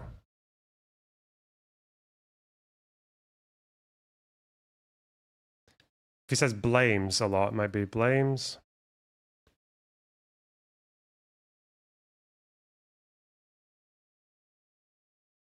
Oh. Is this it? Like he brought up Hasan. He said Miskiff blames Hasan. But that's like insane to me. Like he makes it sound like it's like he brought up Hasan. He said Miskiff blames Where Hasan. is it? I don't know where it is. It's not here. Or breaking it. But they're going to fuck up. Gone into the transcript.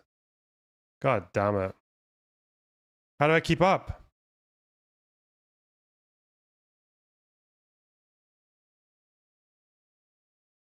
He reacted to the original.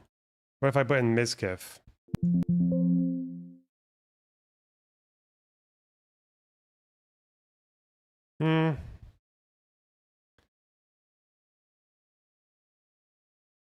I can't send the link. You have to send it in Discord.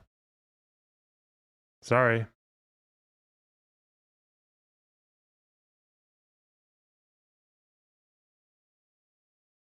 Oh, I'm not going to find it. Oh, on the Reddit, there's this comparison. Okay.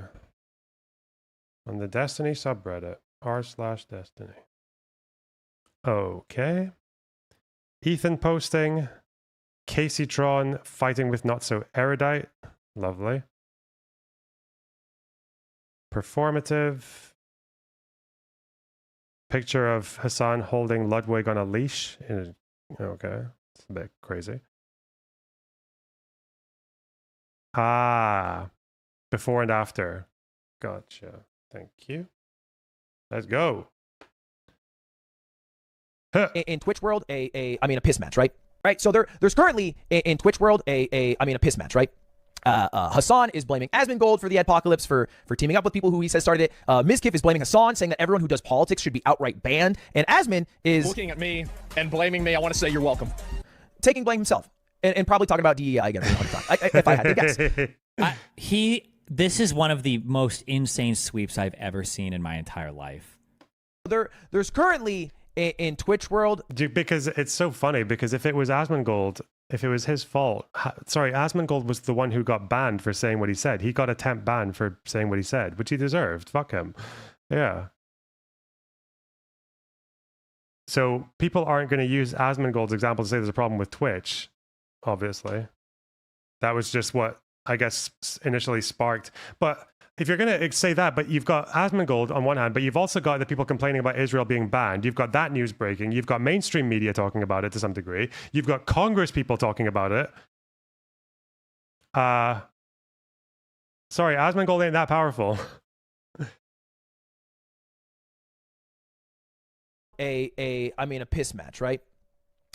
History did not start on October 18th or whenever Asmongold said that thing. Just so you know. Hasan is blaming Asmongold for the adpocalypse, for teaming up with people who he says, and Asmon is looking at me and blaming me. I want to say you're welcome. Taking blame himself. God damn. And probably talking about DEI again. This is like Pelosi said she takes responsibility for January 6th, and Trump basically saying, yeah, it's all her fault, even though what she was saying was that she regretted not getting more police and security in the area, or not doing more to get police and security in the area. She takes full responsibility. It's her fault that people chose to break into the Capitol to stop the election certification. Good one. You're welcome. Taking blame himself. And probably talking about... You accidentally left your front door unlocked one night? Damn, it's your fault that 10 people came in, robbed the house, and then beat the shit out of you and then left. DEI again for the 100th time, if I had to guess. Now, what is Twitch doing about it? Twitch has done two main things. The first one is they're trying to have the most perfectly crafted, curated conduct policy to be able to catch all things that could offend anyone and make advertisers as happy as possible. And this is a very hard thing to do in an ever-changing world. Their latest change has been making the term Zionist along with a mean term now prohibited. Now that gets you banned off the website. The other thing they have done is they are now using tags as a way to demonetize creators. So, there's this thing on Twitch that people usually use as jokes called tags. So like Kai's tags are short and loud. Asmon's tags are bald. Okay. But some of the tags are very legit. Hello, Mr. Downer.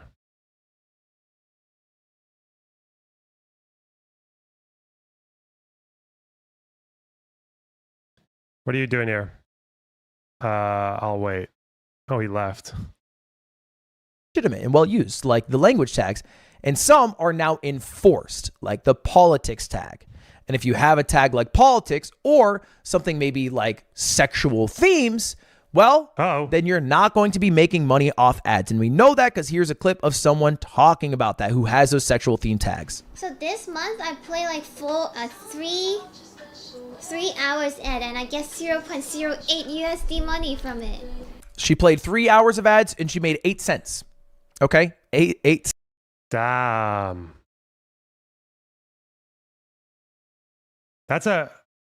So the impact that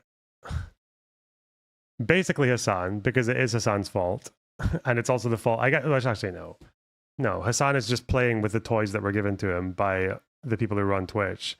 But it's ironic that Hasan's behavior is costing the working class of Twitch potentially like their livelihoods. Because if I didn't get any ad money on YouTube, bro, I'd be fucked. The super chats are nice. They can get you to a certain degree, and the Patreon's nice, but the ad money, like, that takes you a long way. Especially for a, defenseless, smaller creator like me. Yeah, the smaller streamers are the human shields, though. God, he mentioned the Frogan clip, though. Damn, Ludwig. Putting that poor small creator on a huge blast like that. Cents total. Now, what's going to happen next? The ad money is going to come back. Maybe not to where it was before, at least not for a while. But we know this because this has happened before. If you remember, YouTube had an adpocalypse in 2017. Now, a lot of people blame PewDiePie for it. I would argue that's a bit reductive. In the same way, it might be reductive to blame a single person for the adpocalypse on Twitch today. At that same time that PewDiePie had a video with a bunch of edgy jokes, there were also terrorist training videos found on YouTube that had advertisers on them. Wow. All right. But the thing is, it's not like if you go to YouTube, there isn't fucked up shit on there still. You know, there's definitely still stuff that advertisers would not want to advertise on. I can look this shit up if I want.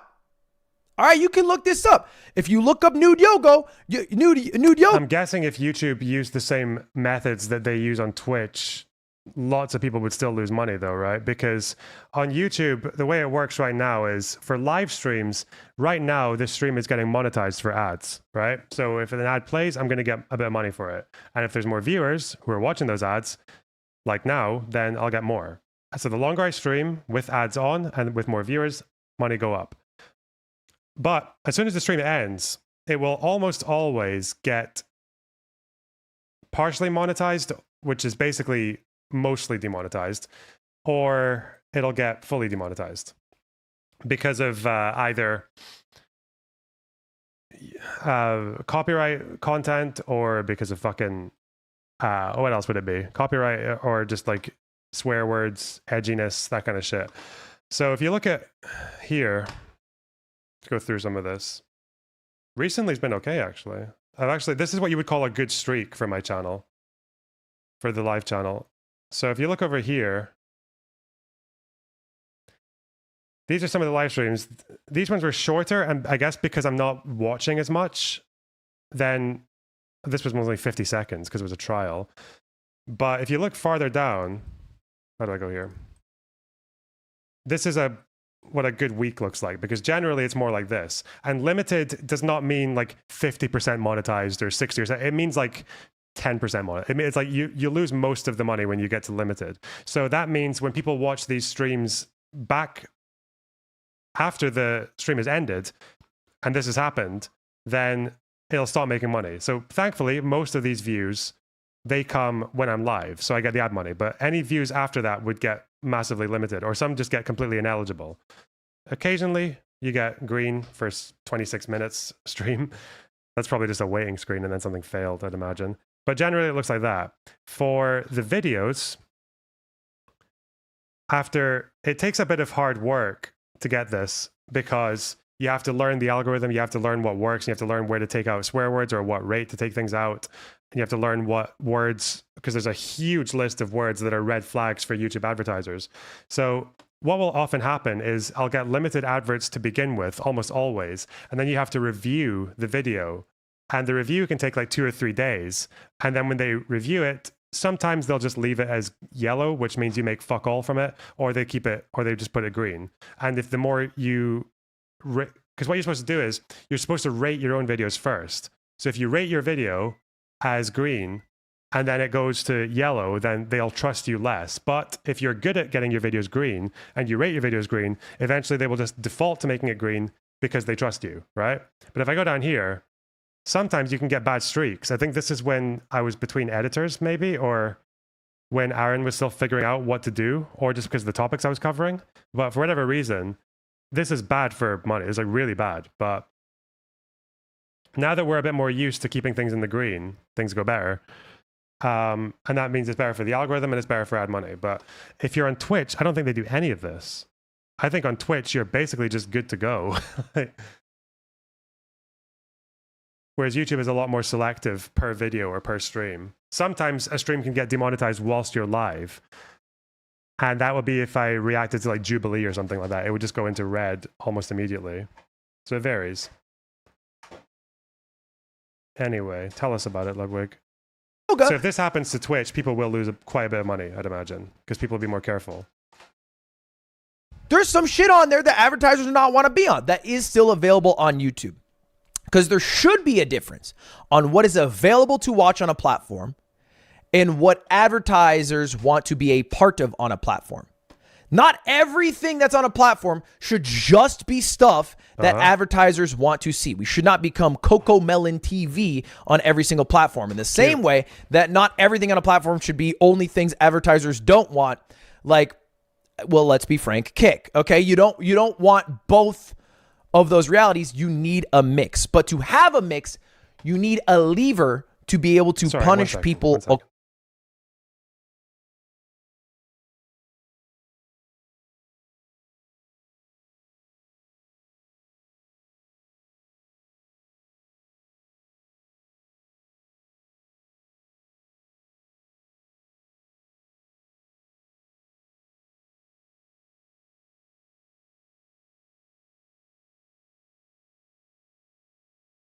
Hey, sorry about that, guys. Remember the BRB screen? Oh yeah, where the fuck is that? Hang on. No, I just I realized that I asked permission to stream in the living room from one person, but there's another person here as well, so I just double checked. But I'm good. I'm good. Because it's a weekend, you know? And I can't stream from on my bed because the laptop will just catch fire. Yeah, where is the weighing screen? Hang on. If someone can post it again, I'll save it this time because I'm on my laptop, so I'll remember. Are you streaming with Destiny today? Yeah, much later though, be in the evening. Accordingly. And I have something to do. God, I didn't realize, because you guys know how I still have some behind the scenes friendships with some bread tubers, okay? And obviously the ones who've stayed friends with me have been a little bit more sympathetic to me throughout all the sort of content shifts and the attacks and everything else from the more extreme types. But there are a couple of people that the shit is working on, and I'm just like,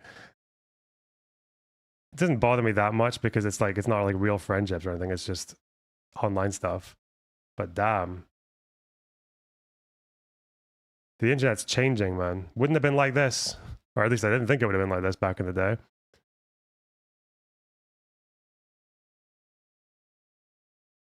And what I mean by that is right now on Twitch, the biggest problem that I see is the only way they have to punish people, or the main way they've had to punish people, is a ban. And a ban is very strict. It is 100 to 0. Turn the water off. Okay? You cannot make any content at all anymore, at all, ever. All right? That's a little bit strict. What exactly is working on them? I think it was when Hasan started giving credence to it.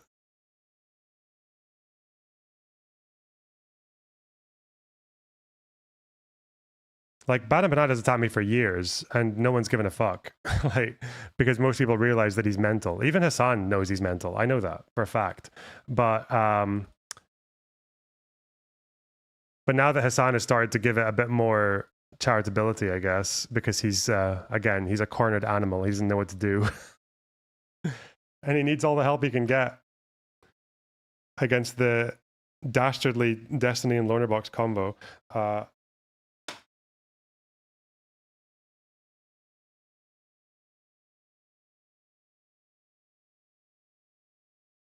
But, you know. On YouTube, they have a pretty good system. You've probably heard of it, right? Most videos, if everything's good to go, they're monetized. Okay? Maybe that's what the green money sign is. Maybe you have the gray money sign. That means you didn't monetize it. Okay? Yeah. You just didn't monetize that this is shit. informative. Red means you can't monetize it.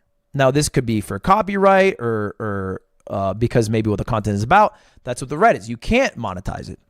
And then there's yellow. Hey. Which is this video in YouTube, if you ever ask them, will always say this, is not being suppressed by the algorithm, but will not be shown to advertisers. Now, YouTubers will always tell you that if it has the yellow money sign, it is being suppressed. The views are worse. YouTube says the opposite, but fact remains, this does not make money. The advertisers will not go on this video. Now, there's another section, which is yellow with the 18 plus. So not only can they not be monetized, the channel must be 18 plus to watch. Those do get suppressed, obviously, because it's just being shown to less people total. But this is the system that YouTube uses now. And this spawned, in part, from the adpocalypse. As opposed to all content being equal and being able to be monetized just based off those three factors, views, ad density, where the viewers are from, it is now also based off what the content of the what the contents of the content is. Yeah. You get me? And Twitch hasn't had so he really has just spent the bulk of this video explaining basics about how ads work, and his coverage of the Twitch situation is Asmongold said something abhorrent, got banned, but then that sparked a bunch of unnamed bad faith actors to say, what about this person, what about this person, what about this person, and now Twitch is freaking out. That's it. Not gonna name maybe Frogan was using an example. Jesus Christ. Why did he bother? Why did he bother talking about it at all? A good way to do that. I think this also, tag... what is this appeal? Is it just because of size? What is this appeal that Hasan has to all of these Twitch normies, because these guys aren't political streamers, are they? They're not trying to grow political channels. Like, why do they all suck up to Hasan? Is it just because Hasan does the normie content and then they get to carry themselves off of that? Or because bad press from Hasan probably means that they'll get harassed so hard that they'll want to kill themselves because these guys are all quite sensitive? Like, I don't know.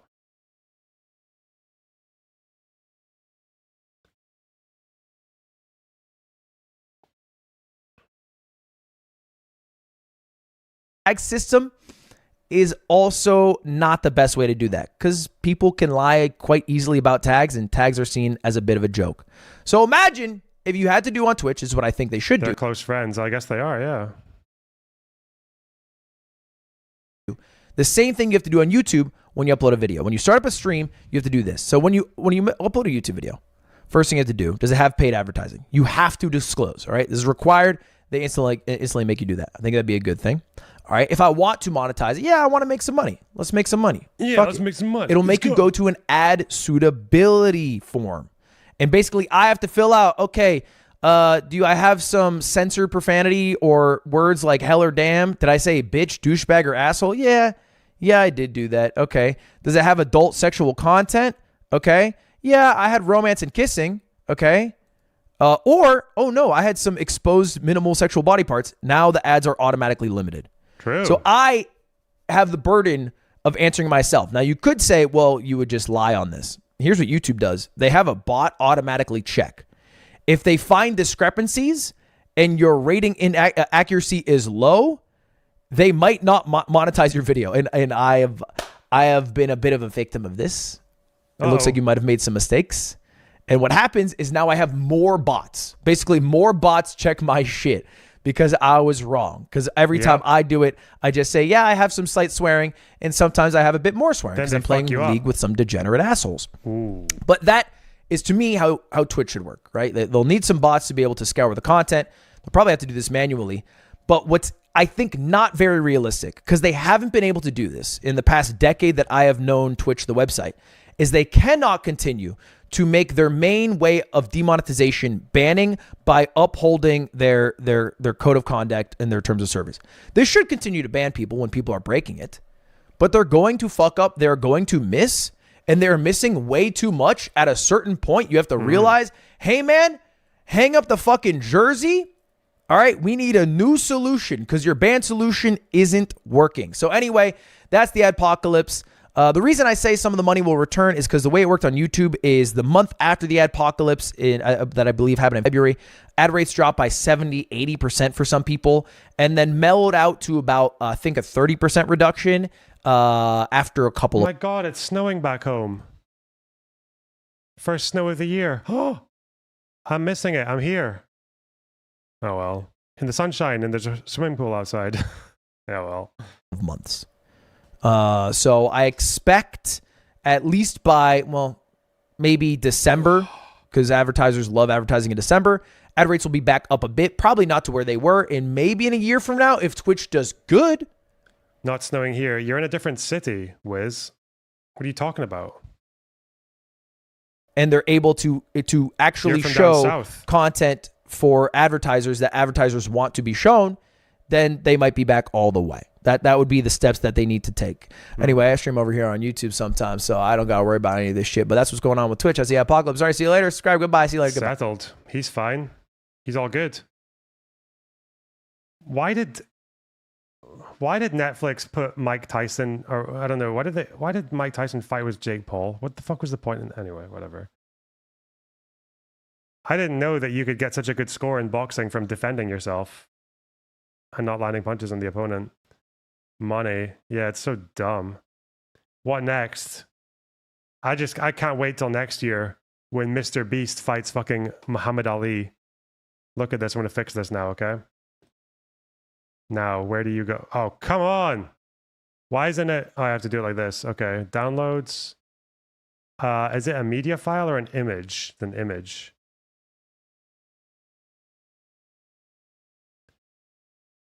New source. Burb. Let's see. See what this does. Is it going to work? Downloads.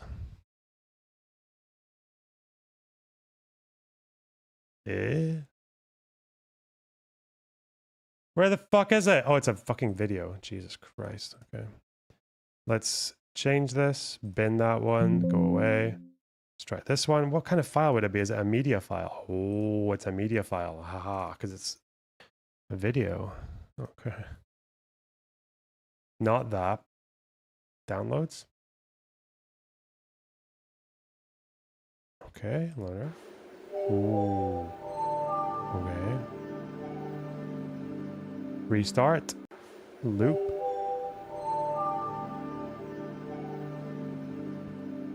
Okay. Local file. Speed. Okay. Also, yes. Okay.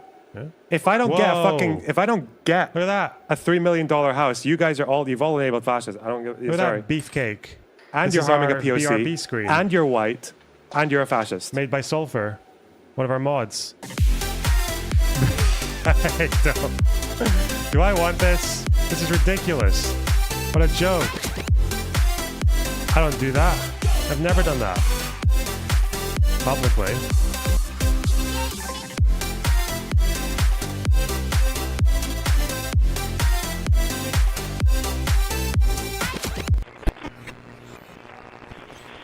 It's gonna be like this. He's gonna be like, gun? Okay. Today, TOS. Okay, I'm sure TOS will be no problem. We're gonna be fire, you guys. We're gonna be lit. I'll keep it. Why not? Okay. Apparently, there's some conjecture, some ongoing speculation that Mizkif did message Ludwig about the clip, but apparently he might have done it because of When dance. pressure from Hasan. Thanks for the $10, Dwayne. Mizkif might have gotten some angry DMs from Hasan after his ban all politics take. So he's in his Twitch chat. This looks like a Twitch chat, right? Wait, I'm confused. Is what I said about the politics thing mean to Hasan? Question mark. Isn't it just the most obvious take? That if we're losing all ads and Twitch fails equals banned politics? Yeah, I agree. I don't know. Didn't feel like I said shit. Oh no. Oh no.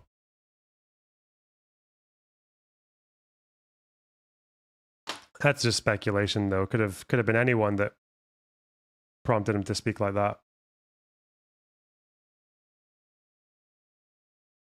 Why is retard in the middle? I don't know. I'm guessing someone said something, or they're calling Mizkif that, or they're saying someone said something. I don't know. Whatever.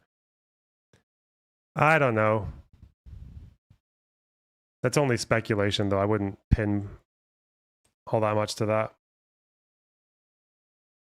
What's this? Discord drama. Nothing big. Central Committee. What are you saying, Mr. PA?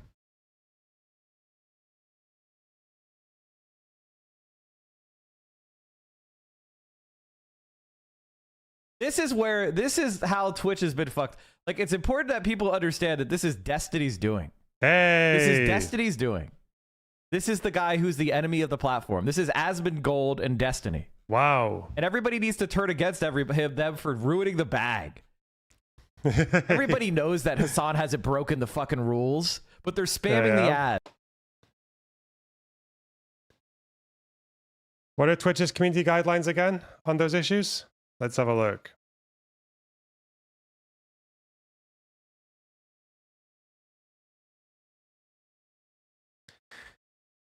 Terrorism and violent extremism promote unlawful violence and spread messages of intolerance. Twitch does not allow content that depicts, glorifies, encourages, or supports terrorism or violent extremist actors or acts. This includes threatening to or encouraging others to commit acts that would result in serious physical harm, property, significant destruction. For example, you may not display or link terrorist or extremist propaganda, including graphic pictures or footage of terrorist or extreme violence, even for the purposes of denouncing such content. Okay. Again, other people got banned for sharing like PFLP videos or even for criticizing terrorist videos, let alone, or reading out bin Laden's letter to America. Heh. Well, that's a pretty open and shut case from Mike from PA there. Okay. Straight to the point. No issues. Anyway. Biden authorizes President Joe Ukraine to use long-range U.S. weapons in Russia. Did he now? Well, just before leaving. President This has been something that Ukraine's been begging for fucking months now. I don't know why America did this thing where they're like, yeah, well, you can use these things and these things, but not in this way or that way. And it's like, it's just, the problem is that with a military, things need to be cohesive. You need to be able to use your weapons like in a way that your one unit can complement the other and everything else. So if you start to leave little gaps there in what you're allowed to do, you're kind of fucked.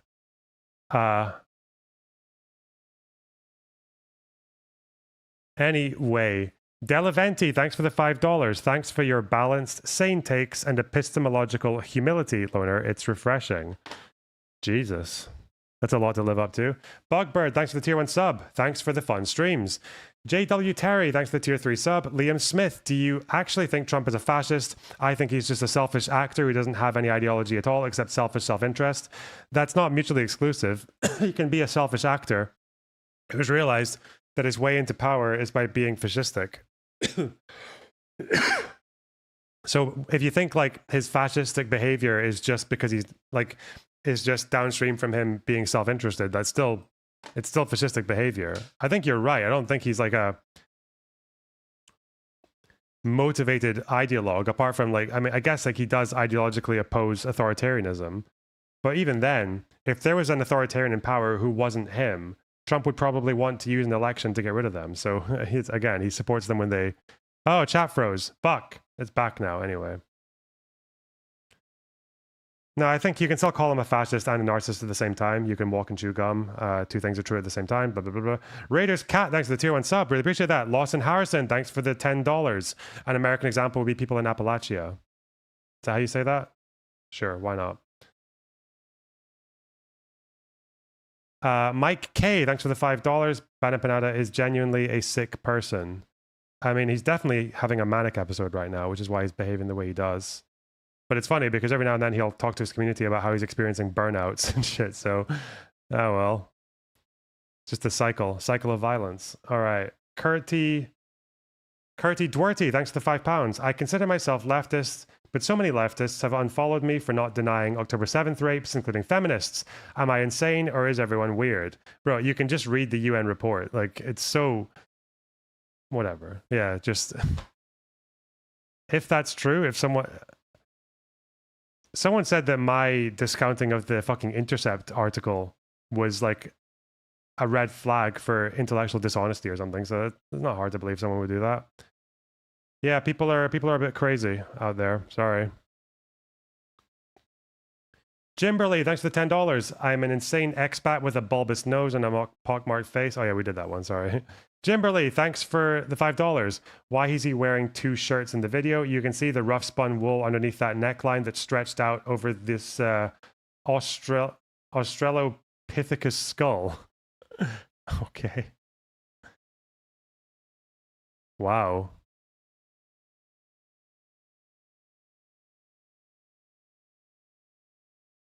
And the other ones were TTS. What does that mean? It was a follow-up comment, I guess, but...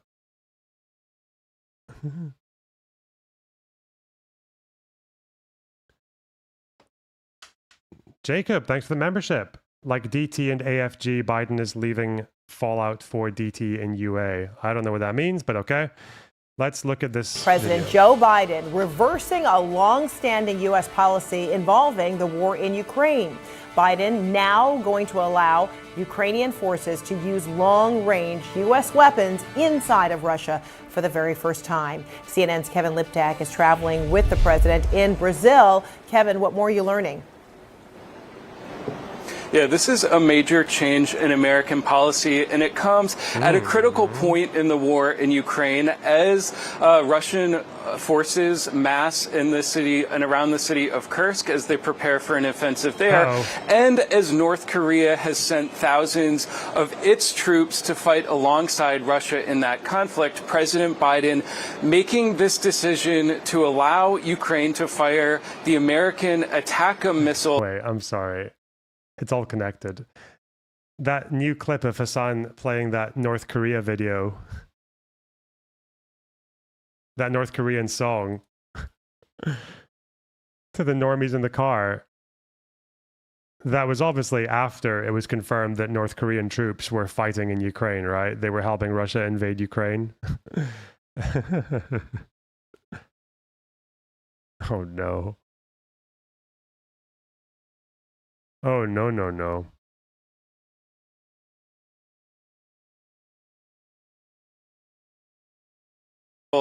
inside Russia for the first time. And this had been the subject of a long-running debate inside the American government about the wisdom of allowing Ukraine this new capability. There were officials who were concerned about the risk of escalation in this war. That's something that President Biden has been concerned about throughout the conflict. You also heard officials worry about the stockpiles of ATACMS. These are not resources in endless supply. At the end of the day, the addition of the North Korean troops to this conflict certainly has created... I told them it was K-pop. Yeah, I know. Good one. Good memes. Good in-jokes there, eh? Normie-friendly... Normie humor. That's what that is. Okay, let's watch it. Fuck it. What? No! Why? Hey. Okay, should I play it? Yeah. I'm ready to hear it.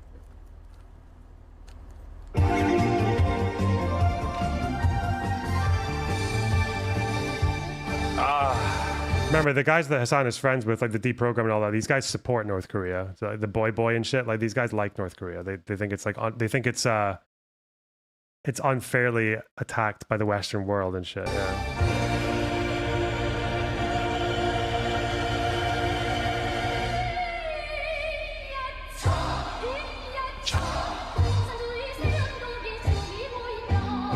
It's such a Hasan pick. I've never heard this before. It's K-pop. Really? Yeah. Okay, then I like it. Oh my god. Emily. I love how you can influence people. If you say it's K-pop, it's cool to like K-pop, so people say they like it now. Okay.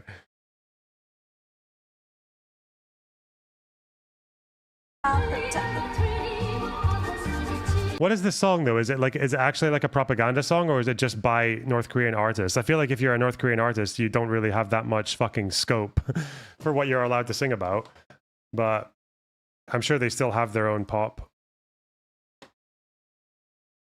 Does anyone know what kind of song this is?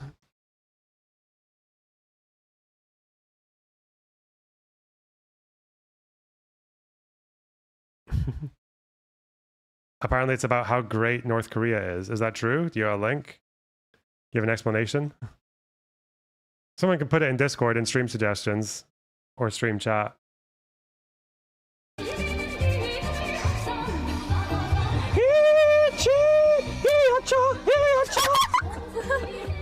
What? Why are you laughing? Do you think playing any North Korea song is ground for propaganda? No. That's why I'm asking what kind of song is this?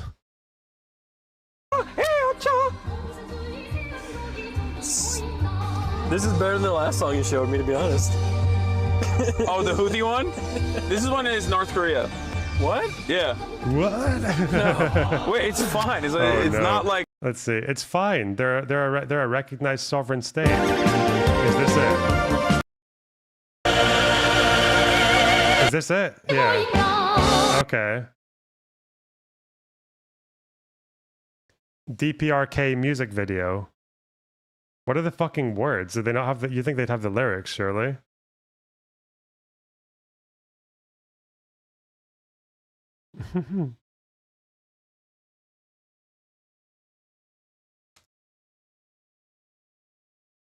Oh. Oh yeah, the lyrics are like ever victorious workers' party. Okay.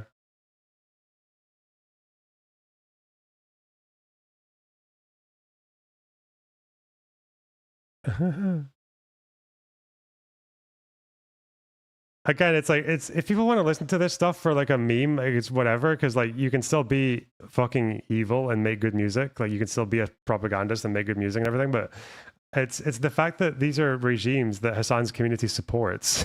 It's propaganda that they support. That's why it's not even, it's just funny. I don't even know. It's not even a problem anymore. I'm just like, whatever. Bro, you do it to yourself. Why not? Keep going. Like, are you worried? I don't think he supports North Korea. No, I don't know if he does, but he's got a fair few fucking associates and friends whose content that he watches who do. Pretty sure Hakeem, Second Thought, and Boy Boy have all made videos sympathetic to North Korea. You got me twice. What? It's K-pop. You got me twice. Oh, no. I can't believe Ukraine is fighting these very musically gifted people. You know, they're trying to tour the country. You know. What are they singing about? They're singing about Cholima, which is like a mystical being. It's like a unicorn or like a Pegasus. Okay. Have I got the wrong lyrics? Cholima. On the wing. Ever victorious Workers' Party opened a new...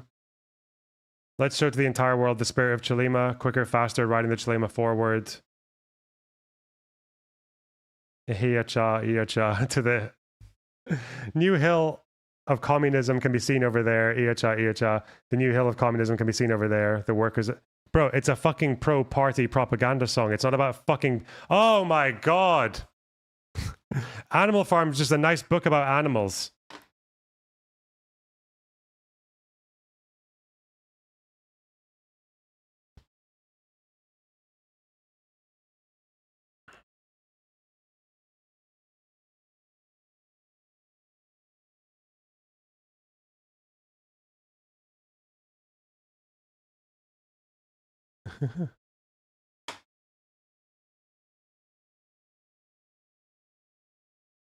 Okay. Damn. Oh, these poor normies. I feel like he understands that there's a red flag going on here.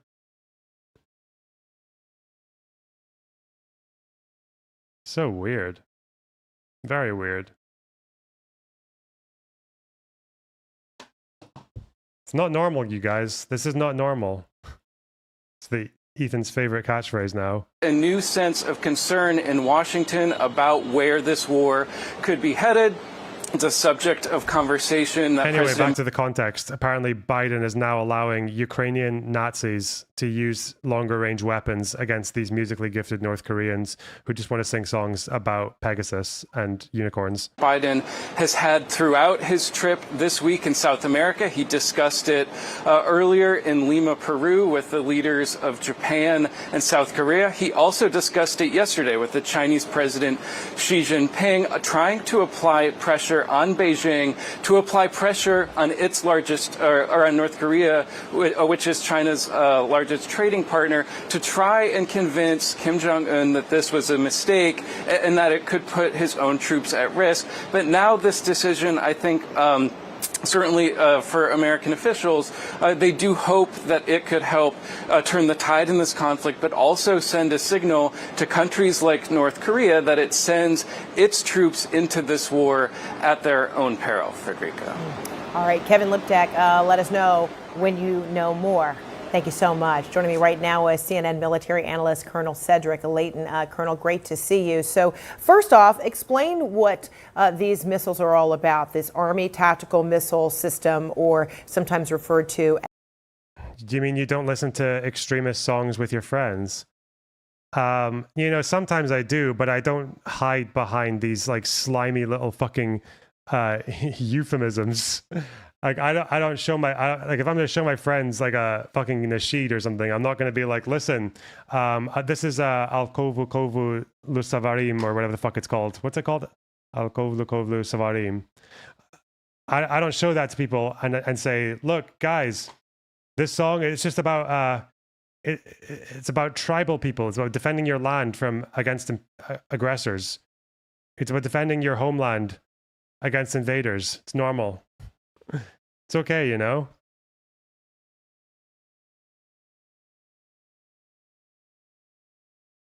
As attackums. Talk to me. This is just a nice song about lions. Guys, this is just a nice song about lions, okay? And it's a shame. It's a shame that these guys are again. It's a shame that these guys have to deal with all the Zionism and pro-Western influence in their country, you know, in their homeland. It's just about lions, about defending your homeland against bad people, against Western imperialists. Me about what they are, their capability, and why this is a potential turning point. Extremely important. Yeah. Loner box, you need to solve this now to show you're superior to destiny. A lily pad is growing in a pond and it doubles in size every day. After 48 days it covers the entire pond. On what day does it cover half pond? What? Thanks for the $50 Canadian, Jesse Irwin. Is that a trick question? A lily pad is growing in a pond and it doubles in size every day. Oh, so it doubles. So after 48 days, it covers the entire pond. That means, so if it means on day 47, it would be half because it would have to double by day 47 to get the whole pond, right? So it's after 47 days, it covers half the pond, right? Yeah, okay. Frederica, the MGM 24. 140 ATACMS, as you mentioned, the Army Tactical Missile System, has a range of around 180 to 190 miles. And what it can do is it can attack things like ammunition depots, troop concentrations, logistical centers, all of those kinds of things that could resupply a front line. So what the purpose of this is, from the Biden administration standpoint, is to actually make it possible for the Ukrainians to prevent the Russians and the North Koreans from attacking the Ukrainian concentrations in Kursk, which is the territory of Russia that Ukraine has occupied since August. So these missiles are designed to go in and to take out those kinds of things like those logistics installations that I described. And they're designed to do this in a very efficient, very lethal manner. And it's one of the most lethal weapons that the U.S. has in its arsenal. And if the Ukrainians can use it the same way that the U.S. would use it in a similar situation, then it could very much change the way in which the war is being fought right now.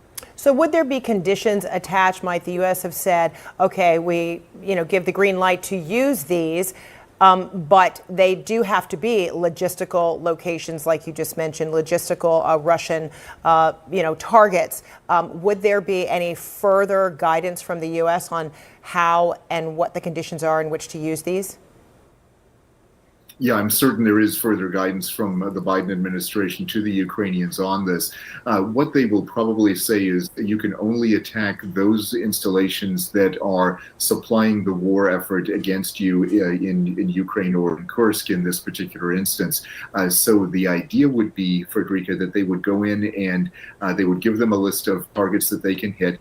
The Ukrainians would perhaps provide a list of targets that they would like to hit, and then they would say, yes, you can use these weapons to hit those targets, or no, you can't hit those targets. One thing that would definitely be off the list would be nuclear installations or anything that would affect the strategic warfighting capability of Russia. That would most likely be off the list at this point in time. And then how much of this is also in response to North Korean troops being in Russia and potentially assisting in this war in Ukraine? A lot of it has to do with the fact that the North Koreans are in Russia doing this and providing support to the Russians and probably joining them in a military sense. So what the Biden administration is signaling is that that kind of addition to the Russian war machine is unacceptable to us. We don't want foreign troops coming into Russia, supporting the Russian war effort. And the North Koreans are the first ones to do this overtly, at least. And the signal to the North Koreans as well as the Chinese is not to support the Russian war effort, at least not that overtly. What are the potential repercussions if North Korean troops are also taken out along with Russian troops, even though the targets, as you said, would be logistical targets? Consequently, there might be also personnel might be involved or taken out. What would be the potential consequences here? The potential consequences could be somewhat far-reaching. It's possible that the North Koreans could react against South Korea, for example, or against U.S. troops in South Korea. So this is definitely a possibility that I'm sure the Biden administration has considered, and I would suspect that they have also increased their defensive capabilities in South Korea as a result of this decision. So that's the kind of thing that could happen. It's also true that the Russians will probably try to respond one way or another. They may not do so in a direct way, one that we would notice right away. It could be a cyber attack, it could be sabotage. Those are the kinds of things that we could expect Russia to do. But we would hope that they would not escalate to a point of no return. This is the kind of thing that the Biden administration has sought to avoid until now, when it's become pretty clear that the Ukrainians are having difficulty not only in Kursk but also on the Eastern Front in the Donbass region. President Biden is on his way to the G20 summit. Can you enable clipping? I thought I had. I don't know what I need to do. I could even show you. Sorry, guys, I can show you what I've done for clipping being enabled. I don't know why it's not enabled. Maybe my only potential solution might be to do with latency or something. Like maybe that doesn't allow clipping. I don't know. But if I go to edit stream, is it even in edit? No, it's somewhere else. It's in like a default settings.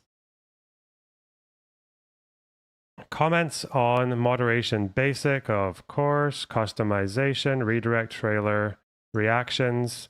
Where's the bit where you enable clipping? I don't think it's actually in the individual stream setting. It's somewhere broader in the channel to allow clipping for all streams. Let's see. I'll find the way because it sometimes changes. YouTube Studio. How to enable clipping of streams. YouTube Studio. Settings, advanced settings, allow viewers to clip. Let's see. So YouTube Studio. Settings. Advanced settings. Where the fuck? This is the problem. So there's not an advanced fucking settings. Why? Wait.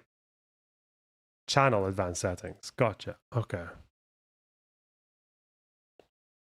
See, it's checked. It says allow viewers to clip my content. I don't know why it doesn't allow viewers to clip my content when I'm saying allow viewers to clip my content. How does that work? Doesn't make any sense. It's counterintuitive. Fuck. I tried. What might be the reaction coming from world leaders on this move? Well, I think it would depend on which world leader you're talking to. Certainly, China would not be enthusiastic about this. The Russians are not enthusiastic about it for obvious. Just get OBS and screen record it, okay? Do it the hard way. Reasons. But the Western European nations, the Koreans, the Japanese, they are probably quite... Did you try turning it off and on again? Yeah, I did, yeah. I just did it right now. Okay with this, and certainly the Ukrainians are very happy that this has finally happened for them. They've been waiting for this kind of approval for a very long time, really since the start of the latest invasion back in February of 2022, and that is something that they have sought for a long time because they believe, and I think rightly, that the ability to hit targets deep inside Russia is essential for them to be successful in their ability to not only keep Ukraine independent, but also to prosecute, obviously, their war. Windows key Shift S allows you to record. Well, use that. Windows key Shift S and then do all the processing to make it eligible for Twitter. Oh no. Or Discord. You know, that works too. War effort.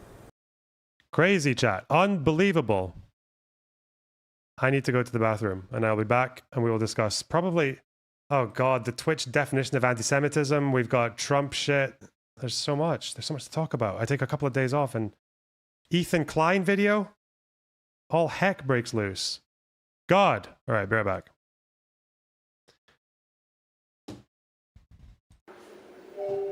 Whoa, look at that. Look at that amazing waiting screen. Fuck, that's so beautiful. If I don't get a $3 million house, you guys are you've all enabled fascists. I don't give, sorry. and you're harming a POC, and you're white, and you're a fascist.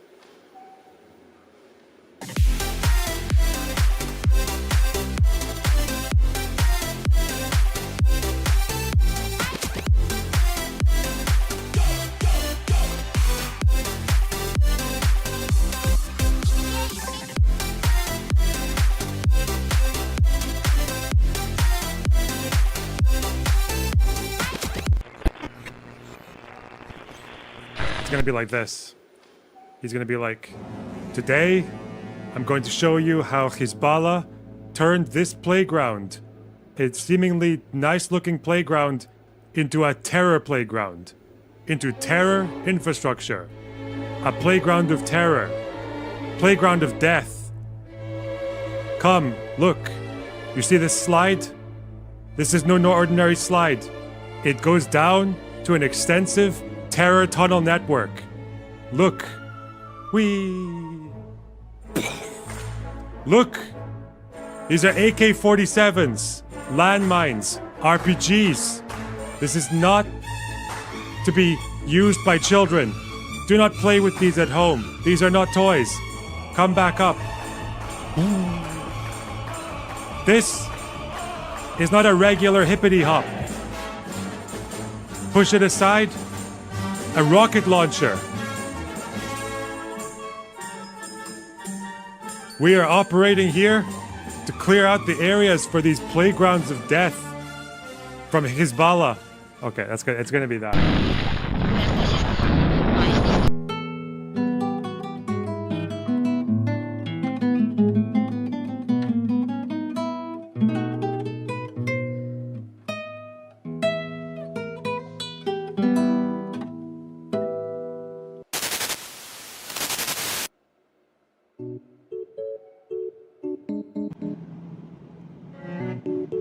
Day 2.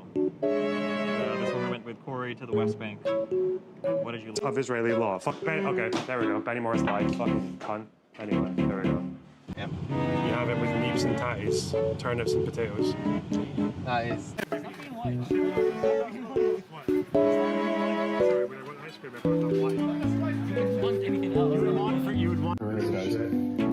Scumbag. That bag of scum. God, this footage is so cute. There's so much of it. Look at me. Travel update. What to do? Travel blog. Okay, whatever.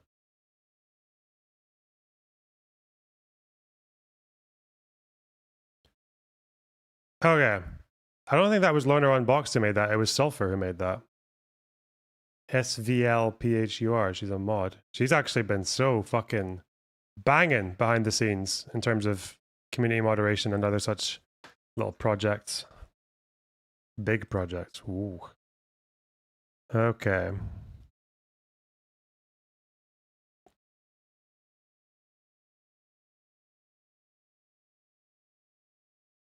Okay. Asmongold responds to Ludwig. I see. That's the wrong screen capture, my friend. Whoop. What the fuck is that? It's the random Twitter feed. Okay.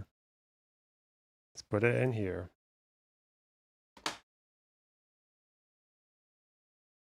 Hasan clearly is like one of the biggest proponents of this. I would say he is the biggest proponent to a lot of the contention around the, quote, adpocalypse.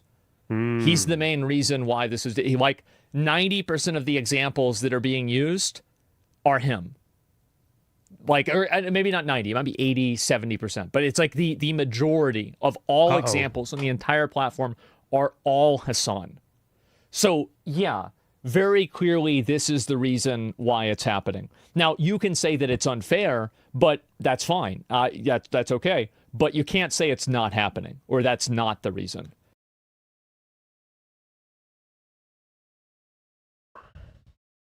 Are we gonna? We've already watched the before and after of the Ludwig clip. We've seen that.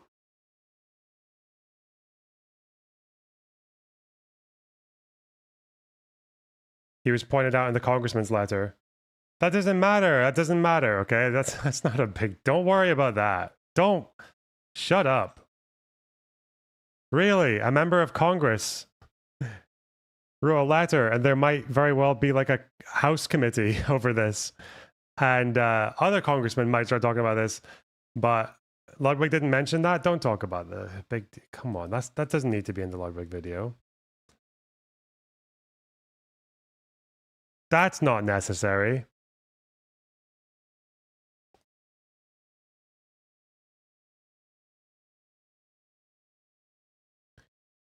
What is Ethan saying? Oh, I saw the new TOS. I told Steven this as well. The new TOS for Zionists just seems like it's the biggest doublespeak ever. You'd think that it would have been imposed on their TOS like that anyway, because they're basically saying if you use it as a slur, it's bad. But if you use it to describe the nationalist movement of Zionism or whatever, the political movement, then you're okay or something. Like, it's so weird. Basically, that kind of just means that, like, how do you delineate that? Because can't someone just say all the time, oh, I was using it in the political sense? Like, what? Today's topic is Twitch's new update on hateful conduct policy. It's official. Twitch has said Zionism as a slur is no longer allowed, people. You can't just call anyone a Zionist anymore. I have some pretty conflicted thoughts on this change. Let me read it to you and then I'll give you my thoughts. Let's see here. Our hateful conduct policy is designed to protect our community from attacks based on a person's protected characteristics such as race, nationality, religion, or sexuality. Is he not going to put harmful behavior. Is he not going to put the text on the screen? That would be helpful. Oh well. Slop. Total slop. Like suggesting that a victim of harm deserved it. Or sharing a hate. People have been saying wild stuff about Ethan's wife. Yeah, it's because they don't know fucking anything about the IDF or about Israel and Palestine or about what happens in the West Bank or whatever. They don't know anything. They don't know anything about anything. Okay. Here's what it is. Hateful image or symbol. An image of hate. I'm really curious. Hateful image or symbol. Does that include the Houthi flag that says a curse upon the Jews? Because that is still up on Hasan's channel, just for the record. But maybe then it says Jews. It doesn't say Zionism. Maybe that's the new walk around. Like, yeah, no, fuck it. I said Jews, not Zionist. The language used to cause harm and spread hate changes over time. So true. To ensure... Yeah, I don't know if you would apply it retroactively. I don't know how that works. To be honest, if you made a TOS and applied it retroactively, that would be unfair to creators who thought they could get away with things because the platform told them they could. But the problem isn't a lack of TOS for Twitch. The problem is that the current TOS is not being enforced fairly. That's the problem. It's not that they need new TOS. And them saying that and doing that is just such a cop-out. It's like, it's them acting like the current TOS was actually like, we were enforcing that fine. We just need to add a blind spot of Zionism. It's like, it's so dumb. Our policies adapt to those changes. We review them and how they're applied to prevent those harms. So admirable. As part of our hateful conduct policy, we prohibit the use of terms that may not be harmful or abusive in isolation, but can be used as a slur or to I'm having trouble with this word. What the denigrate? Oh, denigrate. I thought it was almost going to say the N-word. I'm telling you, this denigrate word is dangerous. I almost said that, you guys. I would have been in violation of this very thing I'm reading. Unintentionally, of course. But can be used as a slur or to denigrate others in certain contexts. In line with that approach, starting today, using the term Zionist to attack or demean another individual or group of people on the basis of their background or religious beliefs is against our rules. We recognize that Zionist and Zionism also refer to a political movement. Using the term to refer to the political movement, whether in a supportive or critical way, does not violate our hateful conduct policy. Our goal isn't to stifle conversation or criticism of an institution or ideology, but to prevent coded hate directed at individuals and groups of people. We include examples of the language we prohibit in our enforcement here. We want to make sure that our hateful conduct policy continues to be flexible and yada, yada, yada, yada, yada. Here's my take. I'm pretty sure that there must be at least 20 VODs of Hasan's. Whoa, what the of him fuck? using that word as a... Yeah, okay, here's my issue. Already, Twitch is not enforcing their own policies. The Houthi videos, of the propaganda videos of interviewing the terrorist kid, of the Houthis like storming this shipping boat, it's still up on Hasan's channel, and he has not been punished. Yep, and that's Not the even TOS that already warned, exists. as far as I know. It's kind of funny. They threw like his little waiting room friends under the bus, but he's totally fine somehow, even though this is really all about him. So they already don't enforce their policy, right? So Man, the level of... There was one comment earlier, Hasan was saying that he was so annoyed by what was happening with the ads and everything. He was like, I don't care if I get banned off Twitch. Fuck this. This is so stupid. Bro, he's literally just getting coddled and accommodated so hard by the entire platform, even to the detriment of everyone else, even to the detriment of political people who support him. Like the other people who got banned, so Twitch can make it look like they were doing something.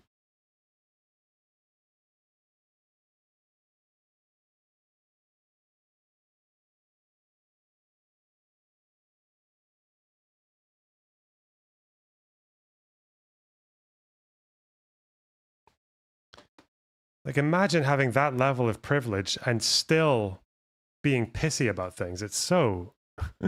it's atrocious. Crafted, curated conduct policy to be able to catch all things that could offend anyone and make advertisers as happy as possible. And it's a very hard thing to do in an ever-changing world. Their latest change has been making the term Zionist, along with a mean term, now prohibited. Now that gets you banned off the website. The other thing they have done is they are now using tags as a way to demonetize creators. So, you know, there's this thing. Is that even really accurate, though? Zionist in a mean term gets you banned off the website? Is that even what the policy was? Or was the policy saying if you use Zionist in a way to demean or attack a group of people? You said Zionist plus mean word gets you banned from the website.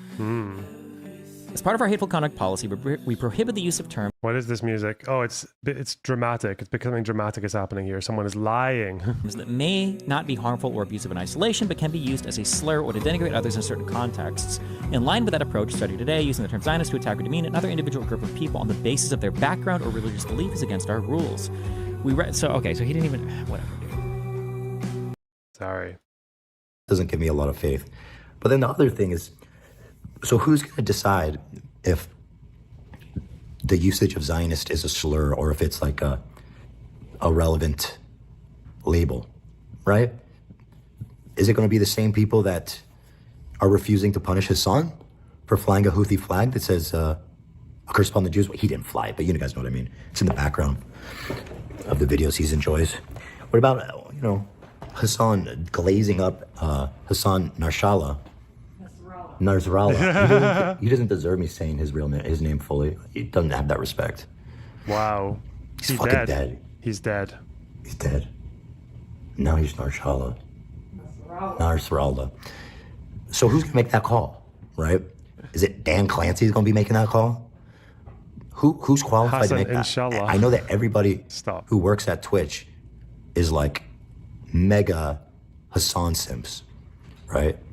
We've seen the videos of Dan Clancy singing him happy birthday and forcing everyone to participate, but they all love him and they all think and feel the same way. It's a song from the year 2000. I'm good at this. Yeah, it did sound very 2000s, but you got the year bang on, didn't you? Is it brand new? Or I was getting brand new vibes from that song, but I don't know. Could be anyone. They all sounded like that in the... So who's doing it? Who has the wisdom, the cultural background to say this one is racist and this one is okay? I'd like to know, because I think that's important, because as it stands, the people who are in policy, frankly, are clearly not capable of making that call.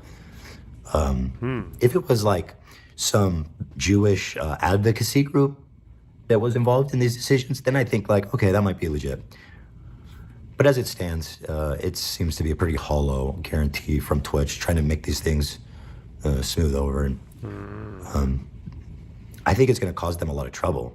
I think it's insane. It's an insanely new policy because it's like the word Zionist. Kill switch. What? Kill switch engage? Is that what they were called? No way. Waste kill switch. Huh. Okay. This is thrown around on Twitch. Like, oh, just kill switch. Not because kill switch engage was like a heavy band from the 2000s. You know, every other word with these political streamers, right? So how the fuck are they going to actually sort through that and decide? And then they're going to get like massive tons of reports. I don't know how they're going to do it. I doubt that I don't even doubt that they'll ever even enforce that rule one time. Not even one single time. So yeah, empty, hollow. I mean, Hasan has been glazing up. This dude, Bad Empanada. Uh-oh. I don't know if you guys know who that is. He's like actually psychotic, and he's been making a lot of hate videos about me and calling Ela terrorist and baby killer and all this. And Hasan's been enjoying his videos. Here's a tweet from him. You guys will enjoy this. It says, oh, Hamas raped a bunch of babies and kids now? Where's the video evidence of it? I was looking to jerk off anyway. You think I'm kidding? That's a real tweet. That's Hasan's guy right there. You know what's funny is that that tweet, although it does more or less sum up his sentiments, like he denies every single rape that happened on October 7th.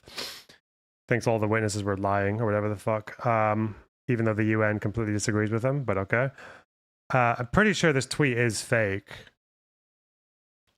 But the problem with him,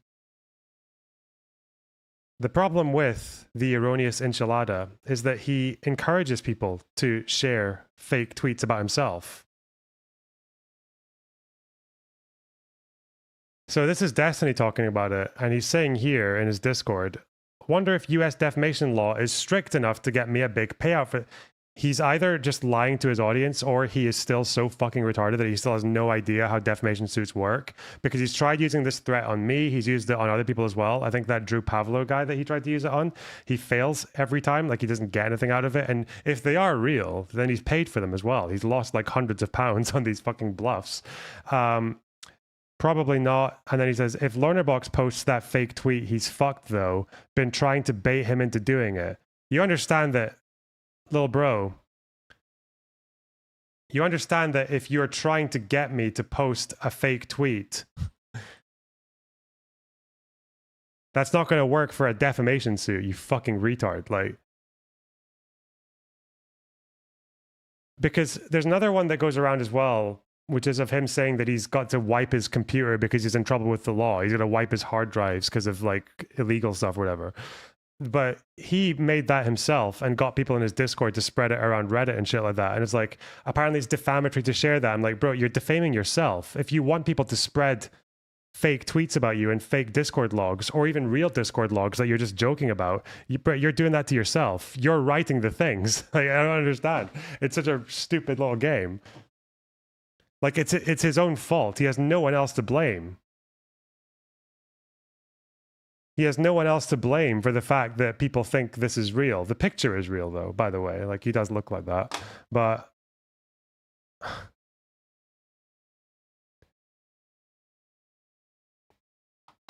oh, no. Uh-oh, guys. Defamation suit coming my way. Oh, no. We're going down, guys. Please don't spend money on a fucking legal firm again to send me fake legal threats. Please don't do that. Make it real. I want to see this guy. I want him to come to fucking Scotland and explain himself in front of a Scottish judge and jury. Let's go. Hey, boy. We love me some Bad Empanada. This is the guy he's been promoting. There's an active genocide going on, which is receiving crucial backing from the US government, like President Joe Biden. If you are an American, these people are within your reach. Coincidentally, the US is one of the easiest countries in the world to buy a gun. I'm starting to see why Hasan likes this guy. I mean, Hasan did tweet out the blueprint for the gun used to assassinate the former Japanese prime minister in response to a senator's tweet.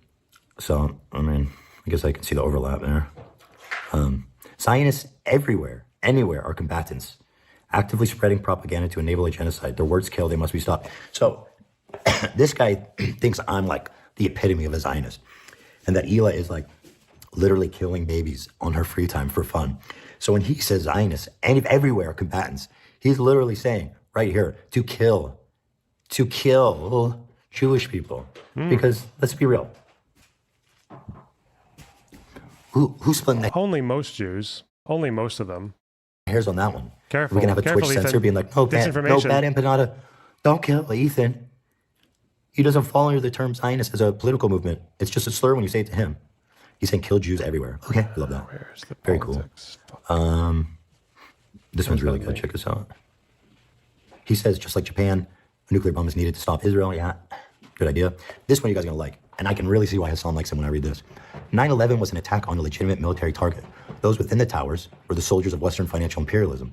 And it was there that bureaucratic schemed and carried out operations to indebt other countries to steal the resources and bring them into ruin. The murders of countless millions had been plotted and dictated from within those walls. Yada yada. Its attack is just as valid as that one on the Pentagon. Yada yada. But yeah. Hasan's way out of this, by the way, is just to say, oh, I like the video essays, I disavow all the tweets. Like, could you imagine making that excuse for anyone else? You realize it's the same human being doing the videos and the tweets. He says 9/11 was an attack on a legitimate military target. And I mean, Hasan is the you know, we deserve 9/11 guy. So I get it. I see why he likes him. But the point is that even if Hasan somehow purges the word Zionist from his vocabulary, which I doubt, he's still promoting, backdooring people like Bad Empanada, who are genuinely sick, fucked up dudes, man. Just look into this guy, dude. I'm telling you, just Google his name. It's unbelievable what's going on here. He said all Israelis are valid targets. Yeah. I mean, this is just the tip of the iceberg, if I'm being honest. But this one really, I mean, this is what he looks like. Charming guy. Oh, Hamas raped a bunch of babies and kids now? Where's the video evidence? I want to jerk off anyways. Very funny. Very funny stuff, guys. So, in short, I'm kind of curious of how they're going to enforce it. It might be interesting just to see. The chat's freezes are quite funny because it just looks like all hell's breaking loose when it unfreezes. You know, how they do it, because I think it's going to be a mess. I think it's going to be ineffectual, and I don't think it's even going to be enforced. So, well, you know, maybe I'm wrong. But until then, don't you call me a Zionist on Twitch, you. I'll get you. Don't you be calling me a dirty Zionist pig dog. Inbred pig dog Zionist. Uh-oh. You can say that, okay. Because Hasan calls Jews inbred a lot. I don't know if you knew that. I've got a compilation going. You guys will see. I'm working on stuff all the time here, guys. You know, in the basement, we're tinkering. Hey, Ducky. Look at him. So cute. This is Ethan Klein, guys. In the basement, giving you an ado for today. You guys like this format? I'm going to try to do these more often. It's just a one shot, one kill. Bada bing, bada boom. Straight upload to the dome. Bada boom. Like galaxy gas to the dome, dude. One shot. Ducky, what are you doing? Duck. How'd you even get up there? Look at this dog. Thinks he owns the place. Ducky. What are you doing? You think you own the place? What's going on here, bud?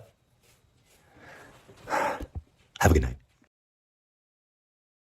Like, why do they still come into my stream? Does this guy not understand how sniping jobs work? It's, you guys, you understand that it's not even good propaganda. When you do that, when you try to make that a bit, like this Lornerbox quote, does this guy not understand how sniping jobs work? That's not good propaganda. That's not, no one fucking knows what you're talking about. I don't claim to have an expert opinion on sniping. I just apparently know more than the average person, and definitely more than all of you guys put together. Because what was it I said about them?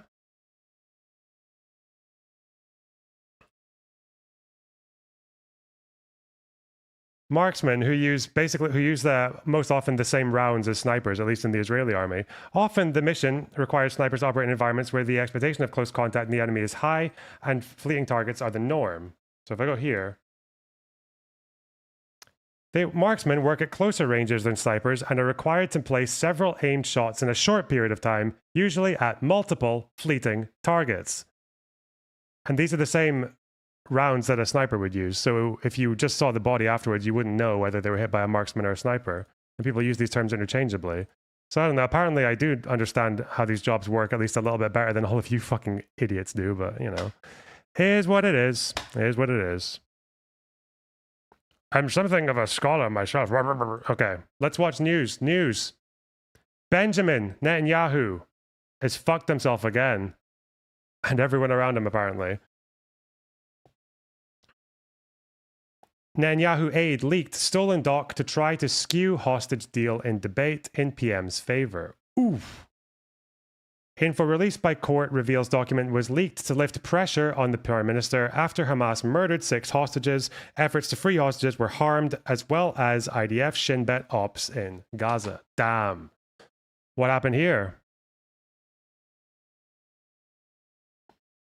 Information released by the Rishon LeZion Magistrates Court on Sunday demonstrated that the apparent motivation behind the leak of a highly classified military intelligence document to Germany's Bild newspaper in September was to alleviate public pressure and criticism against Prime Minister Benjamin Netanyahu following the murder of 6 high-profile hostages by Hamas in late August. So these were the people who were found in that pretty deep tunnel that was underneath the kid's bedroom. Remember? They had the fucking Mickey Mouse paintings on the wall. And I think the consensus is that Sinwar had seen those hostages at a particular point because they found his DNA on one of the cloths. But for whatever reason, they decided that they couldn't keep a hold of those hostages any longer, I think because the IDF were advancing. So they just shot the 6 of them in the head and then dumped them in that tunnel. That's what they're talking about here.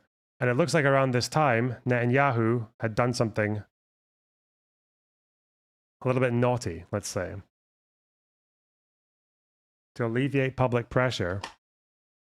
According to details released by the court, Eli Feldstein, an aide to Netanyahu, had central suspect in the affair, leaked the document to Bild in order to change the public discourse over the fate of the Israeli hostages being held by Hamas in Gaza. Have Hamas leader Sinwar blamed for the impasse in hostage release negotiations? I remember this came out. Oh.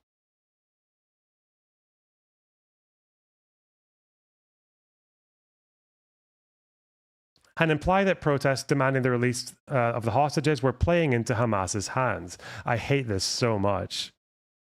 The gaslighting. Those protesters, by the way, the ones in Tel Aviv calling for like Netanyahu to be more amicable to a deal or trying to end the war more quickly and come up to alternatives to just playing whack-a-mole with fucking soldiers that are hiding in tunnels. Those guys are politically probably the only hope that Israel has, having spoken to them.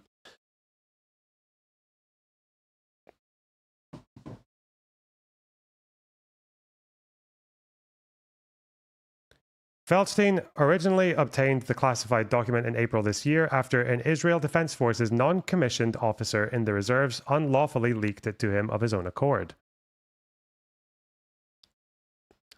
Feldstein only leaked it himself to Bild after the 6 hostages were murdered at the end of August, an event that traumatized the country and led to severe recriminations against Netanyahu for what critics said was the Prime Minister's effort to torpedo a hostage deal for political purposes. Investigators believe that the leak of the document had the potential to do severe damage to Israel's security, the court disclosed, while the IDF came to the conclusion that the leak harmed the war aim of freeing the hostages, as well as the operations of the IDF and the Shin Bet security service in Gaza. Earlier on Sunday, the state attorney's office informed the court that it intends to prosecute Feldstein and other key suspects over the affair, but requested that they both be held in detention for an additional 5 days in order to complete the indictment drafting and filing process.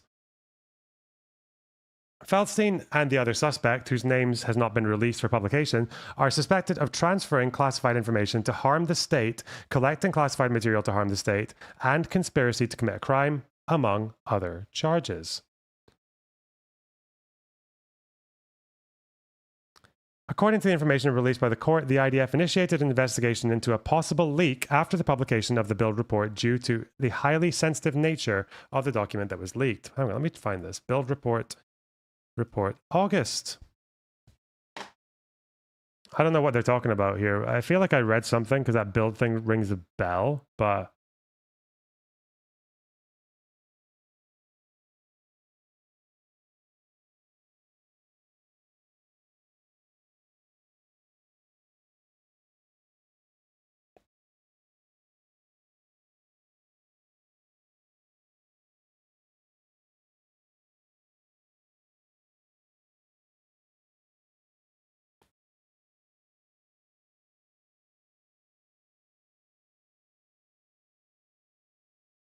this maybe?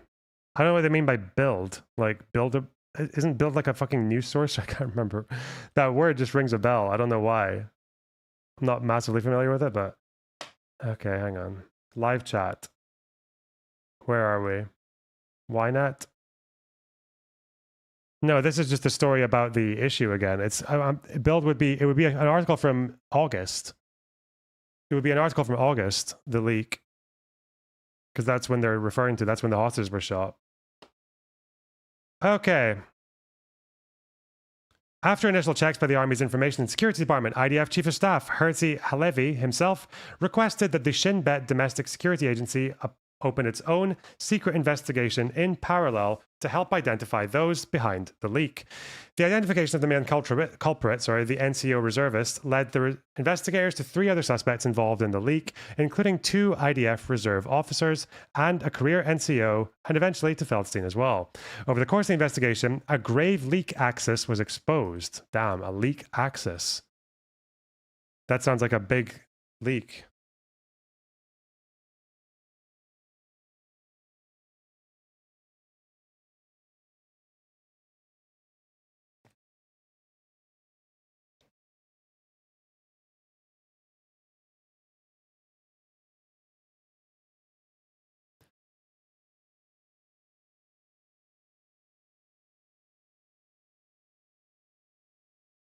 Remove a top secret and sensitive document from the IDF's authority to pass its political rank. The reserve NCO passed the document to Feldstein in April via social media account. Okay. Is it? Sorry, am I being really stupid here? I'm being distracted. I'm distracted. Fuck. How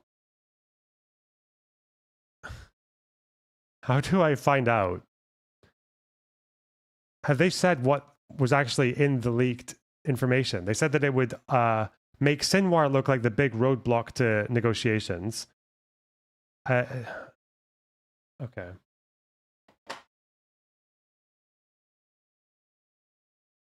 Maybe they'll tell us. The murder of the 6 hostages by Hamas spawned an outpouring of grief in the country, and protests erupted against Netanyahu, accusing him of blocking a hostage deal, with relatives of the slain hostages joining such criticism. Damn, slain. It's a fucking strong word to use. The exterminated. Okay. Then on September 6th, the Bild article based on the leaked document was published, reporting that Hamas was indifferent to whether the war ends quickly and was prioritizing maintaining the terror group's military capabilities and exhausting Israel's military and political apparatuses in negotiations. Ah, Sulphur's got it. What a queen. See why? See why she's the mod? She's so reliable.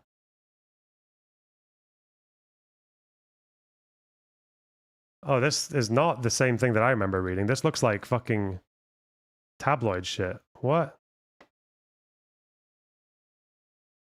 So this is apparently what was leaked in August and reported on by this newspaper outlet. What was Sinwar planning with the hostages? Document from Hamas's military intel. How they are manipulating. Oh, I did. Okay, how they're manipulating the international community, torturing families, seeking to rearm.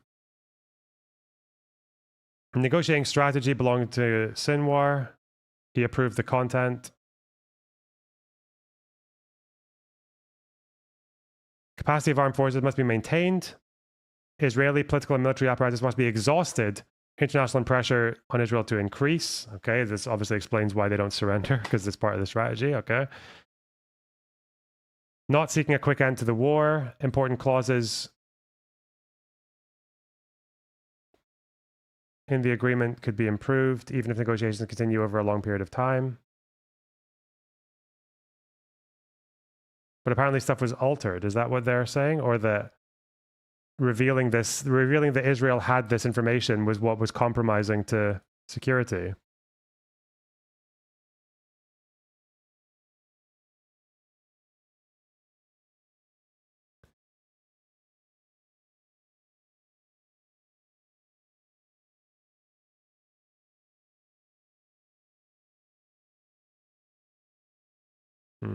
Continue to exert psychological pressure on the families of the prisoners. Public pressure increases.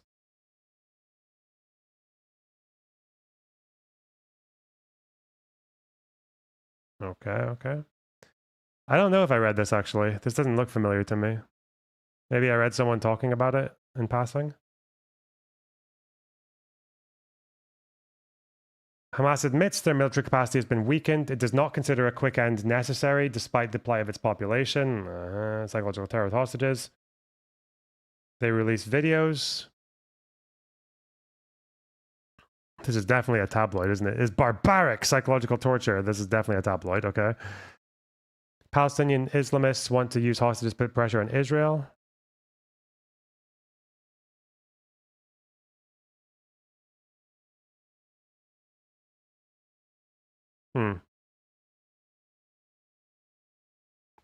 Okay.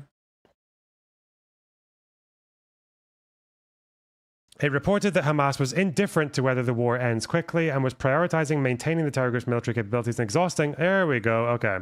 The report also said that Hamas has laid out a strategy of psychological warfare through the hostages and was seeking to continue to exert psychological pressure on the families of the hostages, both now and in the first phase of the proposed ceasefire, so the public pressure on the enemy government increases. The court noted that the Bild report came just after the murder of the hostages and subsequent protests against the government, and as part of a desire to change the public discourse and direct the finger of blame at Yahya Sinwar. Feldstein, who pictured here, oh, he's a baldy man. Ooh. Never trust. Okay, initially sought to get the document he had received in April published in the Israeli press after the murder of the hostages, leaked it to several Israeli journalists. But when the military censor blocked the publication of the reports due to the sensitivity of the material and its source, Feldstein sought to get it published in the foreign press, which the censor could not block, doing so with the help of an additional party. Once it was published in Bild, he contacted several Israeli journalists to tell them about the report in order to get them to write follow-up pieces. Some of the journalists questioned the authenticity of the document, however, and so Feldstein then asked the reserve NCO to provide him with the physical copy. The officer then met with Feldstein and at the meeting gave him a physical copy of the original document, along with 2 other highly classified documents. The court noted that the investigation, conducted jointly by the IDF, the Shin Bet, and the Israeli police, had stymied the leak axis and prevented further damage being done to state security. The state attorney's office said in its statement announcing its intention to indict Feldstein and the second suspect that it would at the same time ask the court to keep the 2 suspects in detention until the end of legal proceedings against them. A lawyer for Feldstein did not immediately respond for a request for comment on the information released by the court. So, this was a Netanyahu aide who stole this document. Had they said that the document might have been edited or that it was authentic, but that it compromised Israel's security? Because I guess you don't want Hamas to know what you know. You don't want them to know that you know certain thing. Okay. And also, leaking it in that way does undermine credibility, because the authenticity of the documents would be in question as well. So, investigations for editing, is that right?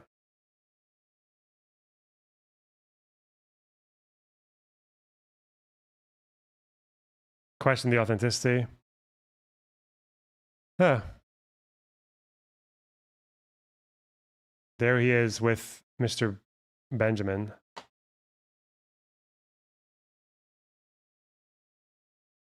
Well, shit.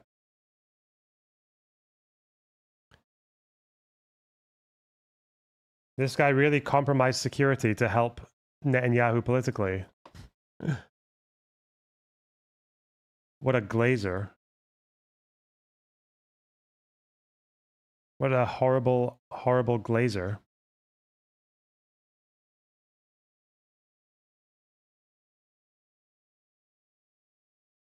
Bild is the biggest newspaper in Germany. I see. What's this? Netanyahu aide Yonatan Urik was questioned today under caution as a suspect in the matter of trafficking top secret documents, tampering, and implanting them. You don't ever want to be in trouble for trafficking anything, dude. Wow.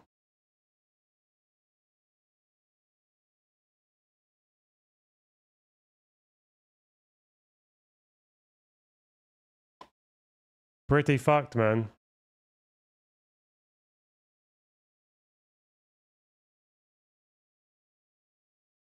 Wait. Wait. This guy who fucking hand wrings about fluoride in the water. What? Why is he eating a McDonald's, bro? Why do they love McDonald's so much? Trump is fucking obsessed. It's okay. Listen, Trump's old and fat, okay? This is only shortening, potentially shortening his next term, okay? Don't worry, guys.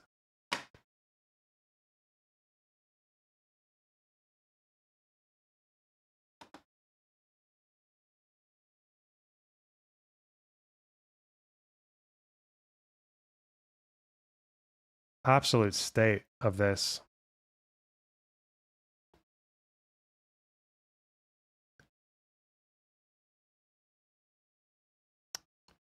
Oh, this is interesting, actually. I don't know all that much about Richie Torres, despite besides his Twitter account and his campaigning against Twitch. It would be interesting to hear what he has to say about Mike Huckabee on Israel as a Democrat who's very pro-Israel. I don't think he would endorse Mike Huckabee, would he? Because Mike Huckabee's insane, but Richie Torres is also very pro-Israel, and I think he represents a pretty large Jewish community in the Bronx, is it? Torres. Let's see. And finally, the issue of Israel, something that you have talked about. Is he going to glaze him? Oh, no. About a lot. Donald Trump announced this week that the former Arkansas governor, Mike Huckabee, is going to be the ambassador to Israel. What is your response to that nomination? And also, what sort of impact do you think a Trump presidency is going to have on Israel, the West Bank, Gaza?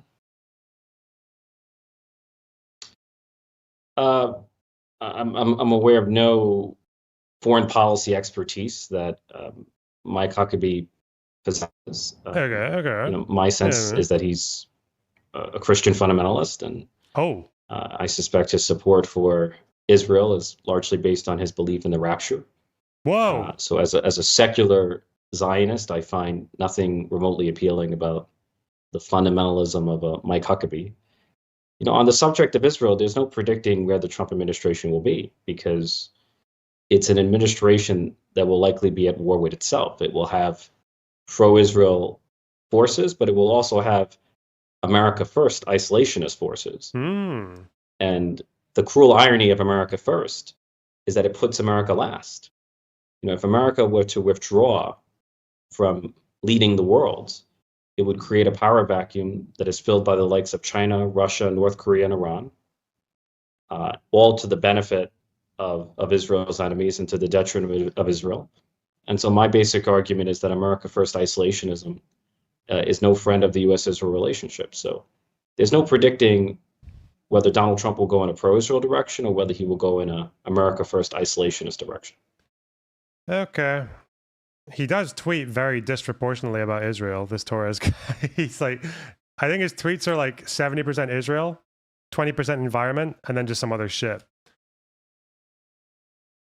I don't know if that's because of his constituency or like what his basically his district that he represents, because he's like a House Democrat, right? A lot about anti-Semitism, yeah.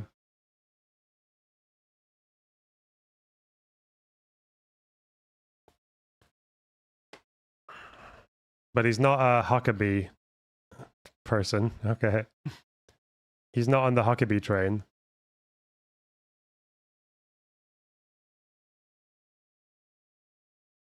The thing that I think Torres fails to understand, though, is that America First people, I don't know. It's like, again, I never trust any of this Trump shit, because it's never like isolationist versus hawk. That's not actually what's happening.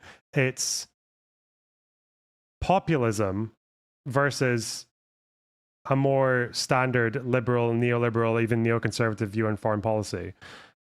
People can be America First, but still support Trump's actions against Iran, for example. America First people they tend to just say that America's got the wrong allegiances rather than they should have none. And America's picking the wrong countries to get involved in rather than they should be involved in none. Again, because Trump can so easily just shapeshift between both that it doesn't really tell you that much if he just calls himself America First.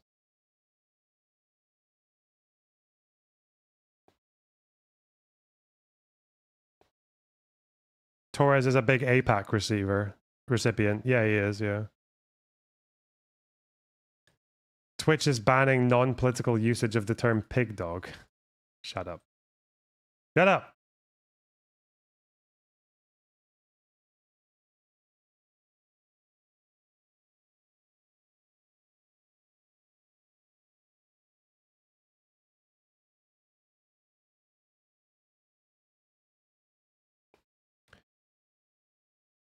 What else is even going on? Do I have Reddit stuff to go over? Let's see.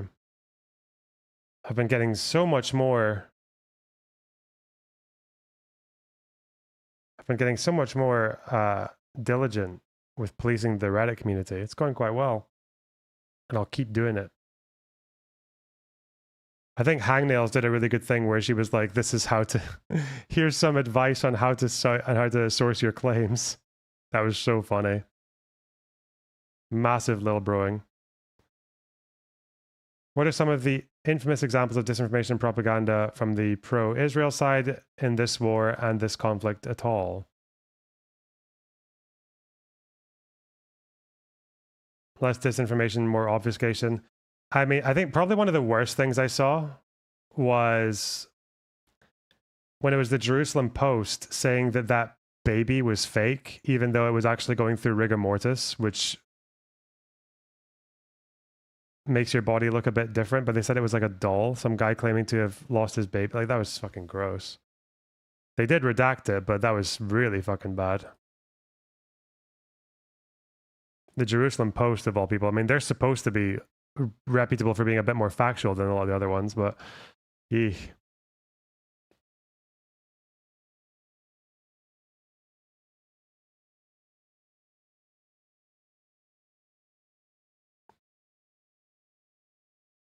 Did you see about Khamenei? We can look over, but what's happened is that basically speculation is that he's sick and that he might get replaced even before he dies. Isn't that it? Isn't that all there is?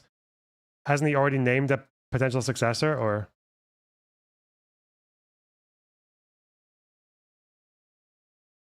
News?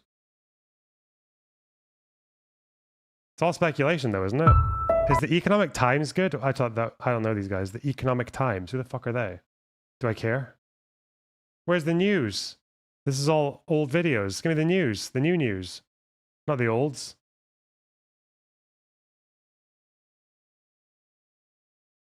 Possible coma. I don't care about speculation. What do you want me to say?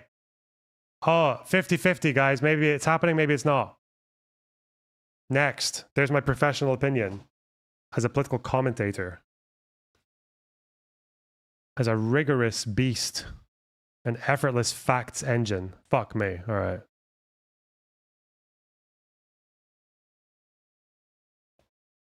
There's no news until there's news, guys. Chill. Behave yourselves.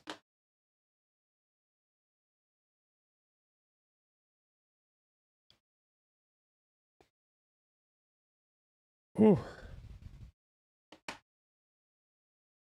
Vadim, give me Khamenei. We don't need Khamenei. We really don't. What does he do?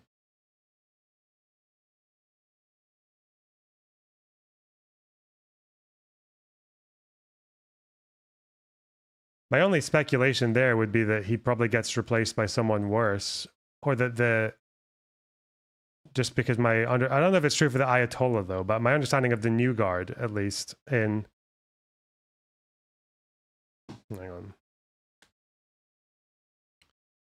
My understanding of the New Guard is that they are much more extreme than the Old Guard in the IRGC. Trump's victory was not a landslide. Ooh. Oh.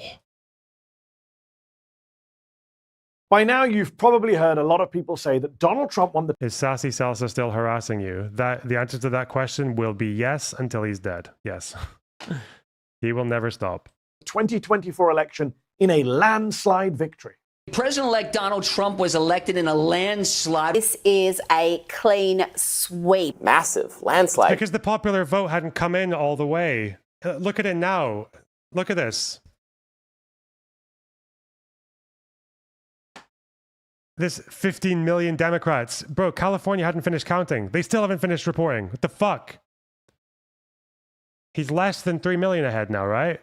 2.5 million, just about. Bro.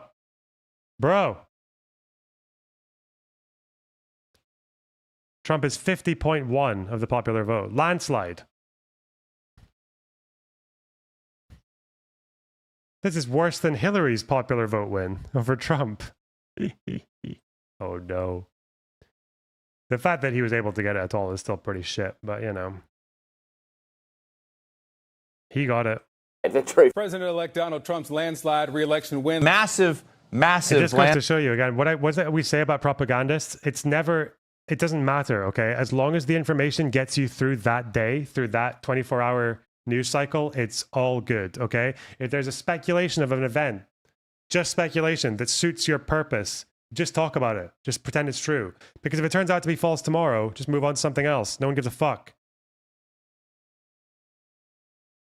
If you're going to start making graphs, historical graphs of the popular vote before the count's even fucking finished, yeah, do it.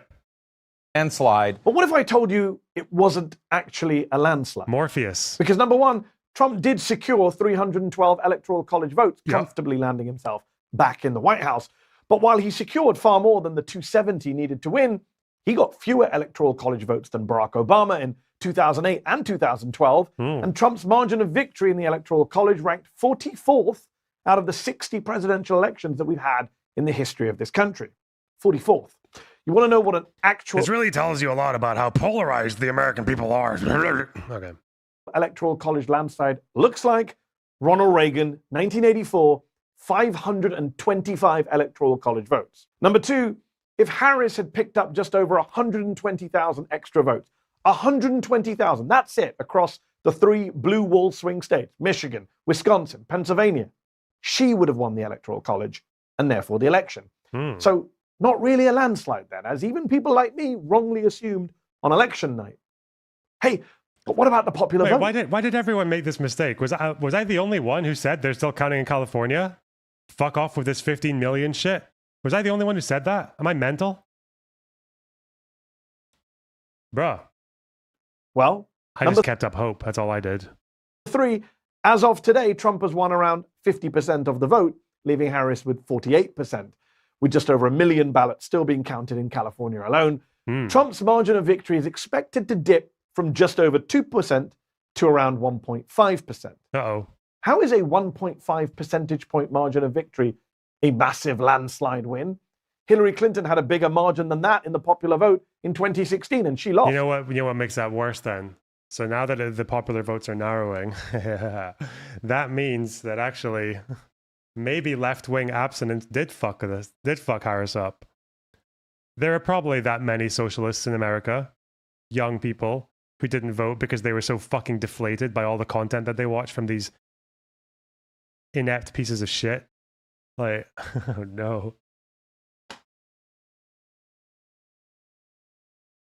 Maybe we do need them. Maybe we need to keep going farther left to appease them and lose twice as many moderates on the way, potentially. I don't even know. Do moderates even exist anymore? Who knows? Maybe we need to polarize. Left-wing populist. Joe Polarize Biden harder. got more votes in 2020. The bomb threats didn't help. Yeah. Than Donald Trump got this year, despite a bigger electorate. In fact, a 1.5 percentage point margin of victory would put Trump at number 50 out of the 55 US presidential elections in which the popular vote winner actually became president. 50 out of 55. You want to know what a popular vote landslide actually looks like? Lyndon B. Johnson, 1964, a whopping 61% of the popular vote and a 22 percentage point margin of victory. See, that's what a landslide looks like. Not this. Not this. Look, to be clear, Trump won fair and square and perhaps against the odds. But please let's not grade him on a curve again. He didn't win a landslide. He doesn't have a huge electoral mandate. And this is still, basically, a very divided 50-50 country. Uh-oh. It's actually a 50.1 to 48.7 country. Brr.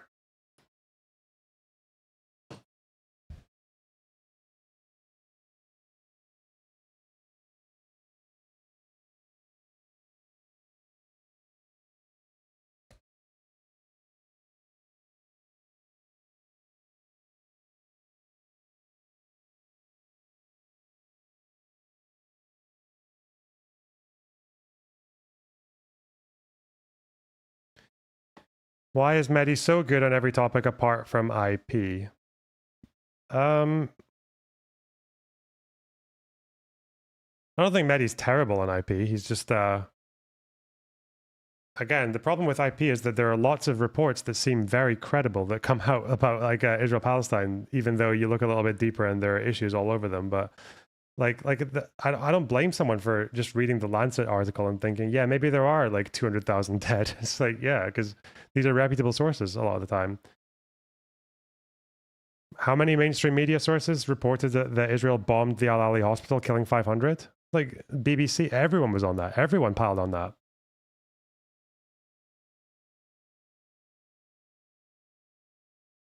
Uh-oh, is Tim Pool in trouble? What's Tim saying? Tim. But yeah, I think this might be the end. This might be the end. Cascade failure. Cascade failure. We are well off. It is not a financial thing. We make a lot of money. But piece by piece, the structure becomes bigger and bigger and bigger until it becomes impossible to manage. Yeah. And that's kind of where we hit today. But yeah, I think this might. Nobody is as brain broken as Loner. Wow.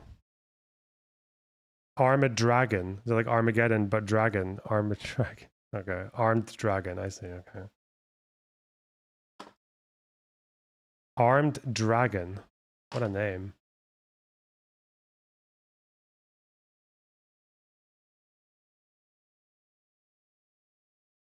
God, I remember being a fucking Warcraft player at 13 and soying out so hard every time I saw a dragon. I was so excited.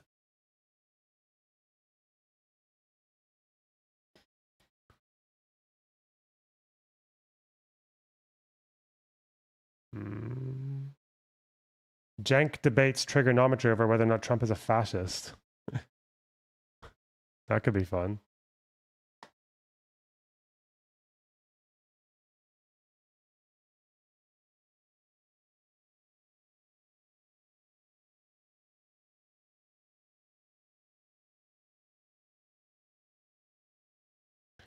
I like those 2 times he played Season of Discovery. Bro, it was fucking boring. Sorry. No way. Fuck that. So you don't call Trump Hitler, and you don't Destiny call... had an Israel-Palestine debate on Eli's channel. I don't get bored of them, man. I need to do my own ones. I'll do my own ones. I'm bored of watching everyone else talk about it. Republicans, Nazis. But when you say the word fascist, as you say, the meaning of that word has been eroded. That's where most people's minds is going to go. Right. So what do you guys tell me, what should I call his obvious dictatorial tendencies? Well, and his obvious over-the-top. You know what? Actually, this is a really great question, because what I'd love for you to do is, and this is a genuine question. I'm not trying to catch you out or anything like that. I genuinely am interested. I have heard. He's about to ask the dumbest question with the most stupid fucking false equivalent. Like he's just gonna. I'm ready for it. Okay. Heard a lot of rhetoric from people about Donald Trump and the concerns that they have about the next 4 years. And, you know, people use words like fascist, dictatorial, etc. Come on. What do you fear over the next 4 years he is going to do that makes you say in the present moment that he's dictatorial, fascist? What is he going to do you think? Yeah. So that's not really okay. The way he said, this isn't a gotcha question or anything. It's just a normal question. Okay, that's fine. Damn, I failed. Must be all the brain damage. Again, I don't know that he's going to do it because there's countervailing forces. What do you fear? And I think the countervailing forces are super interesting. We should talk about that. Yeah. And I'm really interested to see which way the right wing goes in this country under Trump. But the worst case scenario is he gets frazzled and feels challenged, and he falls back on what he always does, which is just protect his ego. And so he starts pilfering, and that's very much in his nature. I think making fucking loyalty his number one check for when he's appointing new people to cabinet and other various executive offices and civil service and all this, that's kind of a huge thing. Calling the press the enemy of the people, saying he might use the military to go after his opponents and all that shit. Like, that's all. I think that obviously the deportations, the fact that he loves trying to get everything passed through executive order. grab, take. And in the Department of Education, and trying to actually influence education in a way that makes people like more patriotic, or in his words, pro-Trump, or more right-wing. Take, because now there's no accountability. What are you going to do? Impeach him? What are you going to do? Arrest him? No accountability. There's no brakes in the car. What So do you we're mean all by- at his mercy. Sorry to interrupt, but this is important for clarity. What do you mean by pilfering? He's going to be pilfering and pilfering. Okay, so easy examples, but there's a million of these. He puts Jared Kushner in charge of the Middle East last time around, and Saudi Arabia. Jared Kushner at some point goes to Saudi Arabia, talks to Mohammed bin Salman, and right afterwards, Mohammed bin Salman arrests a whole bunch of people. Okay, I don't want to get into too much into what happened in that meeting and what the results were, but whatever it was, Mohammed bin Salman was super pleased because right after the election, he gives Jared Kushner $2 billion to manage, but he gets 2 and 20 on that. So if you know private equity and how that works, what that means is he's going to make hundreds of millions of dollars. So if Hunter Biden got a $2 billion deal from the Saudis after Joe Biden left office, I was like, Hunter Biden's not a Ukrainian gas expert. That's nuts. Okay, and that was $5 million. So your fear number one is that his family will benefit financially And from him. his president, Yeah. and him will benefit financially. What And else? his donors, most of all his donors. And his donors. What else? Okay, so that's, but to be fair to Trump, like part of the reason the establishment hates him is because he's systemically and personally corrupt, whereas they're just largely systemically Look, corrupt. I'm accepting right? all this for the sake of argument without Yeah, challenging, and- because I just want you to get to like the real fascism that he's going to do. That Right. you worry So the about. reason I'm saying that is because since most of the politicians are systemically corrupt anyway, that's not the fascism That's I'm my referring point. to. Yeah, Yeah. right. So where's the okay. fascism? So he says, I'm going to deport all the undocumented immigrants. So some people might say, yeah, good. Rip them out of their homes, 13, 15 million people, whatever it is. Oh, they're running a diner. They're beloved in their neighborhood. They married an American citizen. Whatever they did, I don't care. And their kids are American citizens. Rip them away from their babies and send them the goddamn back home. Now, that's a debatable point as to whether that's fascism. My guess is that if he starts doing it, and you start seeing I people. don't know why. Cenk is normally very like bullheaded about this stuff, but here he's being quite charitable, I guess, because it's the setting of the room, or maybe it's those English accents are disarming him, but you should put straight to the point, bro. He wants to deport like over 10 million people and fuck about with birthright citizenship. Yeah, ultranationalism. He's an ultranationalist and a xenophobe. Just go straight to the point. Come in like a hammer. Where's the Cenk hammer? People ripped The out of Cenk their train. homes. That I people are want the going to Cenk go, train. oh, that don't look good. I don't think he's going to do that. Yeah. Well, okay, we're going to find out. He might not. We're going to find out. But if okay? he was to, let's say, I think the more likely scenario, I don't know if you agree with Cenk, but I think it's possible that this is the more likely scenario, is he deports all the people who've committed a crime in this country who are illegal immigrants, right? People not only came here. He also wants to deport people who have legal protections, by the way. He doesn't want to just deport people who have committed a crime. He also wants to deport people who have legal protections, like DACA recipients. But have committed a crime, and people who don't have American family and don't have dependents here. Let's say he was to deport all those people. Would that be fascism in your view? I don't even know if he deported all the undocumented immigrants, it would be fascism. I'm not even stipulating okay, to so that. let's get to the fascism, though, because this is what I want to get to, right? And by the way, people who committed crime should obviously be deported. Right, No yeah, one right, disagrees good, with that. So then the thing that I'm concerned about is both him and the potential attorney general saying, if you're on a campus and you're protesting Trump, you're protesting Israel, you're protesting the oil companies, you're protesting something we don't like, arrest and deport you. Wait, what happened to cancel culture? I mean, arresting someone for protesting or voicing their speech is the most both cancel culture you could do. I mean, you're taking the guy's freedom away, right? Yeah, I agree. But deporting people that are American citizens. What the hell are you talking about? You can't do that. But did he do any of that in his first term? So he didn't do that. No, what he did, again, let's talk about his intentions and things he says he would like to do. That's how we generally like to judge people, no? Why would you take that risk? He did get the cops to clear protesters away so that he could pose with a fucking Bible. He did do that. So, and that's why I say, guys, when he's running, he threatens to do total complete shutdown of Muslims. Yeah. He threatens to arrest and deport people, etc. But he didn't necessarily do it. So, for example, they said, lock her up. And then he got into office and he said, no, I'm not locking Hillary Clinton up. So I have an open mind. But when he threatens those type of things, I go, this is the Anna Kasparian influence, giving him too much charitability to these pieces of shit. Fuck. These fascistoid. Now, here's other things. Apologists. So they had a 3-hour meeting after he lost the election where Michael Flynn and I believe Sidney Powell, don't quote me on that, I don't want to get sued. He also separated families at the border. He tried to get rid of DACA. I think he lost by one Supreme Court vote. the Muslim ban went in and got fucked up by the Supreme Court as well. So these are things that he tries to do. I don't know why. I don't know why you would ever say, oh, they'll try to do a thing. Oh, but they won't get away with it, you know? No problem. Really? Would you let, like... If you knew there was someone in your fucking shop who wants to shoplift, but you know you've got a good system to catch them, you should probably still not let them in. If you know that they're going to... If you've banned someone from your shop... Oh, but they'll fail. They'll fail at shoplift. Come on. Don't live like this. Don't let them do it. Fuck. Definitely Michael Flynn said, let's use martial law. Let's roll out the tanks. Okay. And we won this election and we're going to correct the fraud and let's go grab the actual ballot machines. Okay. And Trump was like, okay, now I'm listening. Now we're having a conversation. And that's why it lasted 3 hours. So you at the end, hold on. No, hold on. You're talking about something that already happened. I'm asking you about the future. Let's just stick with that. No, but that's totally relevant. No, well, I'm sure, which is why I'm asking you the question to follow up. So do you fear that at the end of this 4-year period, he's not going to relinquish power? Is that what you're saying? So since he didn't relinquish power last time, yes. Well, ultimately he did, but you fear... Oh, come on, guys. Fine, let's accept that for the sake of argument again. So you fear that at the end of this 4-year period, when he can no longer run for election again, you fear that he will not hand over the presidency? A guy who said, let's terminate the Constitution, considered martial law, and had a fake elector plot to steal an election, might he try to stay in power? Even if all of this is true, let's take everything that these trigonometry dipshits are saying. Let's say Trump can't do any of these things he wants to do, but apparently that's the only thing that's stopping him. The only thing that stops him from subverting the process and trying to stay president after 4 years is just that the Constitution doesn't let him because of the fucking amendment that limits the amendment on term limits. The 21st? I can't remember. Even if he's only trying to do all these things, but he won't manage because of the American system, why the fuck do you want someone in the executive branch, the president of the United States, who doesn't believe in the democracy that they're part of? Why would you want someone at the head of a system if they don't even believe in that system?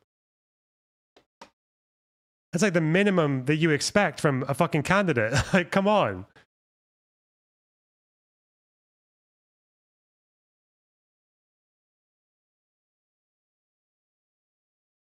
Of course, he tried to do it once. Well, that's good. So we got to. So you fear that at the end of this 4-year period, he will not vacate the White House. That is one of my concerns, absolutely, and that alone is a deal breaker. Well, it'd be a deal breaker for anyone, left and right, no question. Except it wasn't, because he already tried to do it, and the right was like, sorry, the right wing supported him when he tried to stay in office last time, even though he lost an election. What are you talking about? The majority of Republicans believe that Trump won the election. They still support him on 2020. They support all of it.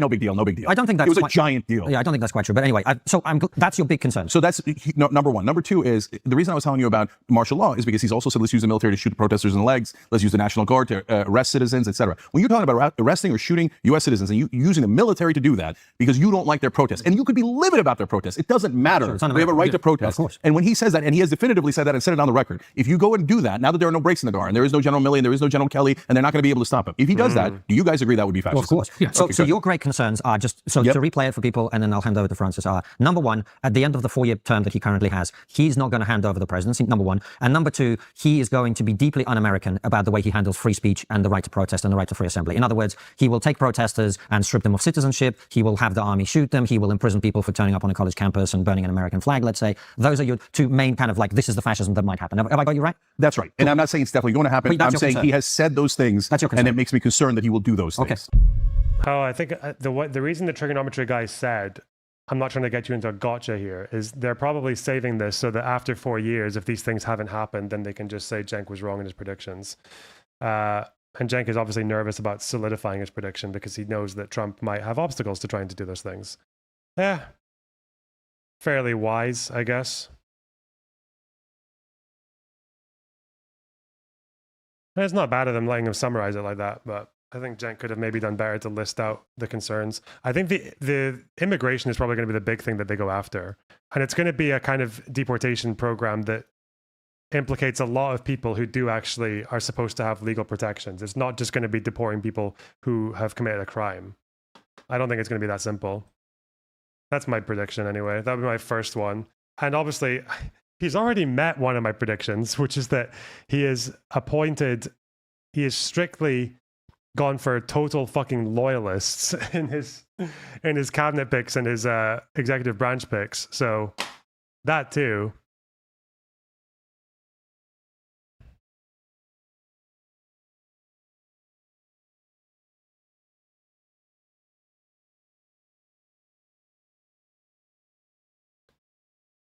He's going to be up to some nonsense for sure. Okay. 489 followers on Blue Sky. Okay. Not bad. We're getting there. But we still don't have the imposter. The imposter hasn't responded to my requests for aid. Oh no.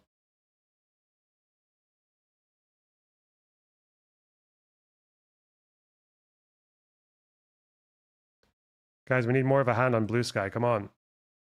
Let's go.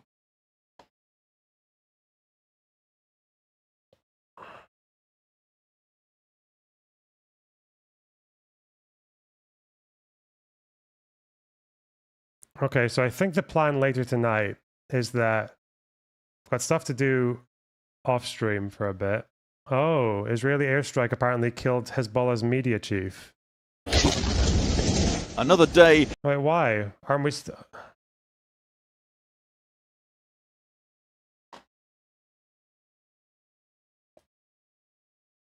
I need to read more about this before I give a full-on take about it, because it's the same thing with journalists.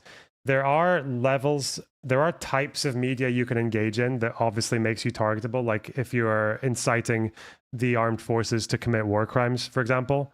But I feel like the threshold for that would be insanely high. I don't think you can just airstrike someone for doing propaganda. So it would have to be to see what this media chief was actually propelling to make him a target. Because I know that Israel in previous wars have always wanted to go after the Al-Manar station and shit like that. Another series of blasts. The Israeli Air Force has intensified its strikes on Beirut's densely populated southern suburbs over the last few days. Oh yeah, the IDF YouTube video has done a whole thing about Dahia right now and why they're targeting it, so they're being very obviously insistent on why it should be targeted. Killing 2 medics, injuring 4 rescue workers, with 2 still missing. In a rare strike in central Beirut, the Hezbollah spokesman Mohammed Afif was killed. Early this morning, the Israeli Defense Force issued a fresh evacuation order in the area where many displaced people are already seeking refuge. Despite targeting Hezbollah, buildings hit included a hospital and a church. I was asleep and awoke from the sound of the strike, and people were screaming, cars and gunfire. I was startled, honestly. This is the first time I've experienced it so close. More than 3,400 people have been killed in Lebanon, according to the country's health ministry, and over 1.2 million driven from their homes. It's not known how many of the dead are Hezbollah fighters. And the horror continues in Gaza, where more than 70 people have been killed in the latest Israeli drone strikes, this time on a multi-story residential building in Beit Lahia. Locals say it housed 6 families, including many children. Innocent children were in their homes safely and peacefully. They had nothing to do with anything that happened here in the Gaza Strip. Everything that happened today was terrible. Women and children. This series of crimes continue.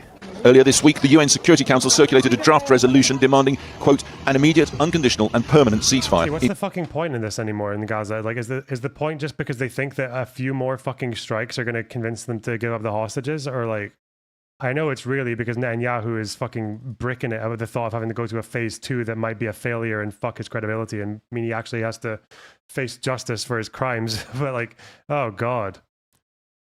And he kicked out the guy that said that basically this phase is not really achieving anything for us. Like, oh, wow.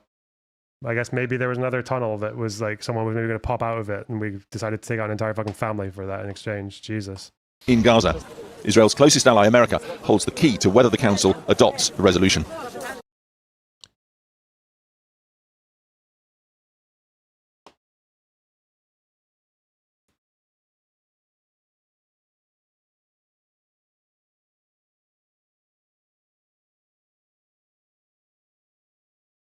If Gaza doesn't get annexed, what would the rebuilding of the strip look like? Bro, I don't know. I don't know any of these fucking questions, okay? God.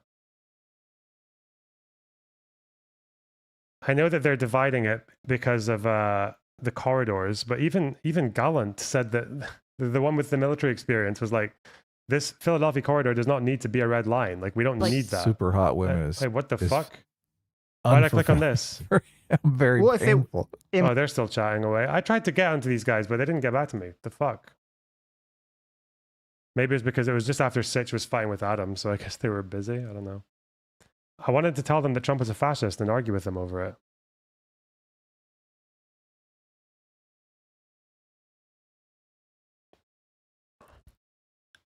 You're going to watch the Eli Hassel debate? No.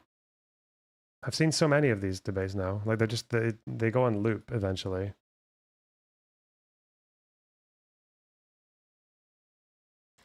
You're getting big on the H3 subreddit. Oh, I know that I'm a subject of discussion there, yeah.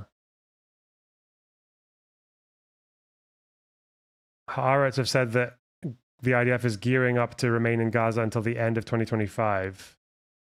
Well, that'll be something to read later.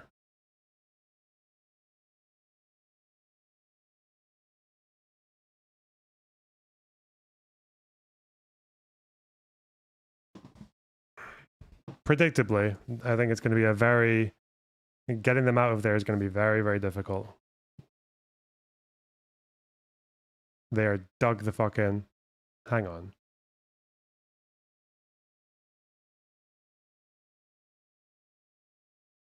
I think you should contact Ethan. Don't worry, okay?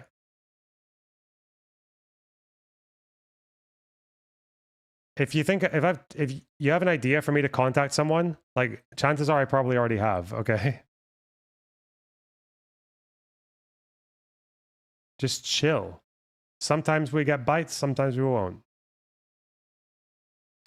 Why am I apparently...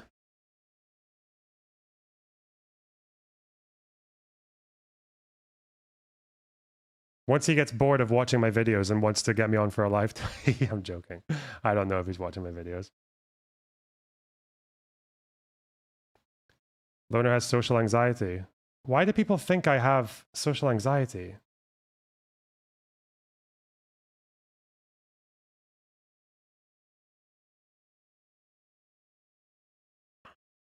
You should contact Destiny, known streamer. I should. That would be big deal. What's this? Reddit. Okay, Lornerbox talking about double standards. Uh-oh.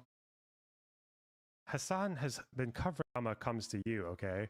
Because Hasan has... Why is it so quiet? Me on his stream for 3 days now. All by the way of reactions to Bad Empanada videos. An open Hamas supporter who has openly lied about me and my family and everything else for years now, who has threatened to sue me with fake defamation cases, which is a bit of a waste of money. But anyway, over tweets. It's interesting though, because again, I don't mind Hasan talking about me. It's just that the double standard it's atrocious. What was Hasan's position again on going after smaller creators? Do you remember? Crazy. I just hate how Ethan is brigading smaller content creators like the deprogram because he couldn't get to you. It's fucking gross how he keeps picking smaller content creators that are just getting by and he is sitting on his golden throne. Is just straight up harassment. I know. He's just... I can't get over the fact that they... Who did he talk about there as small creators? He said the deprogram. So whenever Ethan responds to people like Frogan or anyone else, Hasan will always say, you're going after smaller creators. Like, how dare you go after small creators? Bro, first of all, if a small creator attacks you, you're allowed to respond. I think that's completely acceptable. But to have this double standard where apparently it's unacceptable for Ethan to do it, meanwhile, Hasan will just uncritically guzzle these ridiculous smear pieces against me and poison the well to his entire audience. When, just so you know, Hasan has open DMs with me. If he thinks I've ever mischaracterized anything he said or taken anything out of context, he is free to reply to me, to send me a message and to say, I think you got this wrong, here's why. And I've tried doing that with him, by the way. I've sent him messages about the recent things saying like, this is why this is wrong, this is why I think you're being stupid for reacting to this, and etc. He's not responded, obviously, because he doesn't care. But the fact that he said the deprogram and agreed with that, the deprogram, one of the hosts of the deprogram has a YouTube channel with over 1 million subscribers, okay? The other one has like 200 or 300K, the other two guys. So that's going after small creators, but meanwhile, Hasan is allowed to go after me. Like, what an unbelievably hypocritical piece of shit. And, oh no, swinging.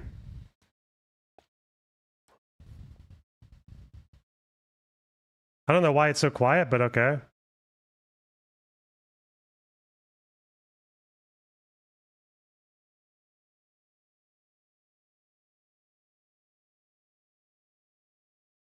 Hope Ethan brings this guy on. Oh, there's a lot of downvoted stuff. Got done dirty. Cut out of context. No bad targets. Oh, they like me. Wow. What are the negative comments saying? Oh, shit. Uh-oh. Defiant meat. Problematic with regards to Islamophobia. Okay, nothing comment based on absolutely fuck all. Good, good, good, good, good. Presents that facade. Trucks. Strawman the person. Okay, I brought up the link for that. State Department. Okay, just truck bullshit. Nice. No one knows anything about the trucks. I'm the guy at the corner of the party. They don't understand the trucks.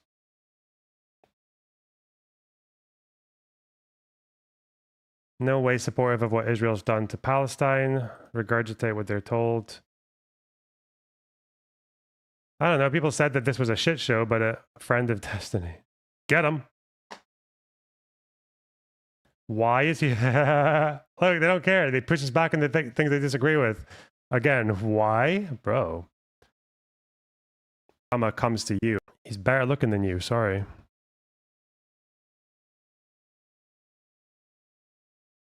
He's got nicer hair.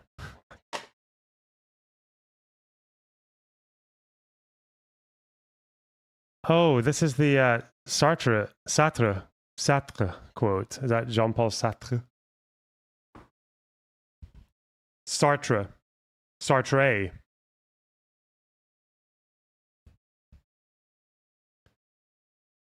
Never believe that anti-Semites are completely unaware of the absurdity of the replies. They know that their remarks are frivolous, open to challenge, but they are amusing themselves, for it is their adversary who is obliged to use words responsibly. Since he believes in words, the anti-Semites have the right to play. They even like to play with discourse, for by giving ridiculous reasons, they discredit the seriousness of their interlocutors. They delight in acting in bad faith, since they seek not to persuade by sound argument, but to intimidate and disconcert. If you press them too closely, they will abruptly fall silent, loftily indicating by some phrase that the time for argument is past. This just reminds me so much of every time I caught Bana Panada in a contradiction or corrected him on something, he would just say, I don't care, and then move on to something else. Whoa. Lebanese that can't pronounce French. Yeah, only the fascists in Lebanon can pronounce French words. Isn't that what you say? That Prometheus guy did it as well. I don't care.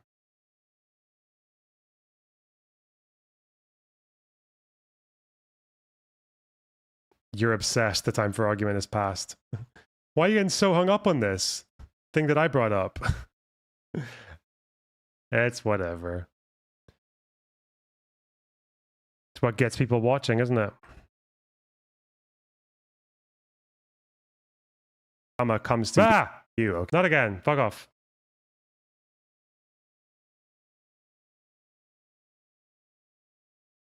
Is that what people were referring to?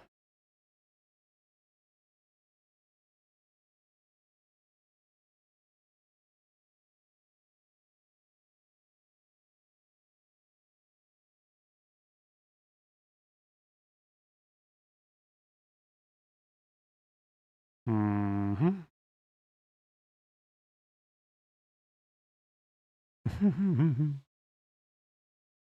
Is he threatening to... He's threatening to sue Ethan Klein. False allegations. After you were already informed they were fake is certain... Good luck, bub. Good luck. We have evidence of him trying to egg people on to share these fake tweets, by the way. Oh, fuck me. Do it! Go to all the courts. Wear a suit. Have a shower. Okay. Boat? What the fuck is this? If you're looking for an escape either for 2 years, 3 years, 4 years, or 1 year, there is no better place than on a ship, right? Where you can wake up every day to a new backyard and get everything you need taken care of. Whether that's food or laundry or getting it around the world. It's a very reasonable and achievable way to live a lifestyle like this. So you have the 1 year escape from reality. You have the 2 year midterm selection. You have the 3 year anywhere but home. and you have the 4-year skip forward. And so regardless of who had won, we had this in the works. So it's not a really Cringe. Fight like hell. That's what you're supposed to do. You're supposed to fight like hell. Otherwise, you won't have a country anymore. Diplomatically. Peacefully. Very peacefully. Okay. I am probably going to appear. I might actually just use I'll probably use my own stream key as well. I'm going to stream again later. I might just appear in Destiny stream, or I might fire up my own one as well. Depends on how I feel at the time. Honestly, I'm getting hungry. That's what I need to do. I also need to do some off-stream shit. Fuck, I'm so busy. Oh God.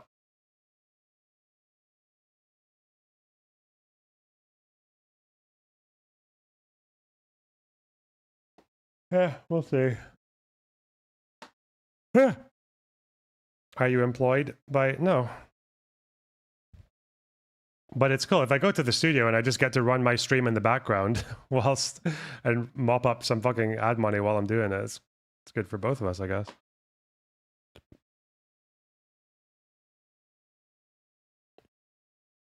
All right. Okay.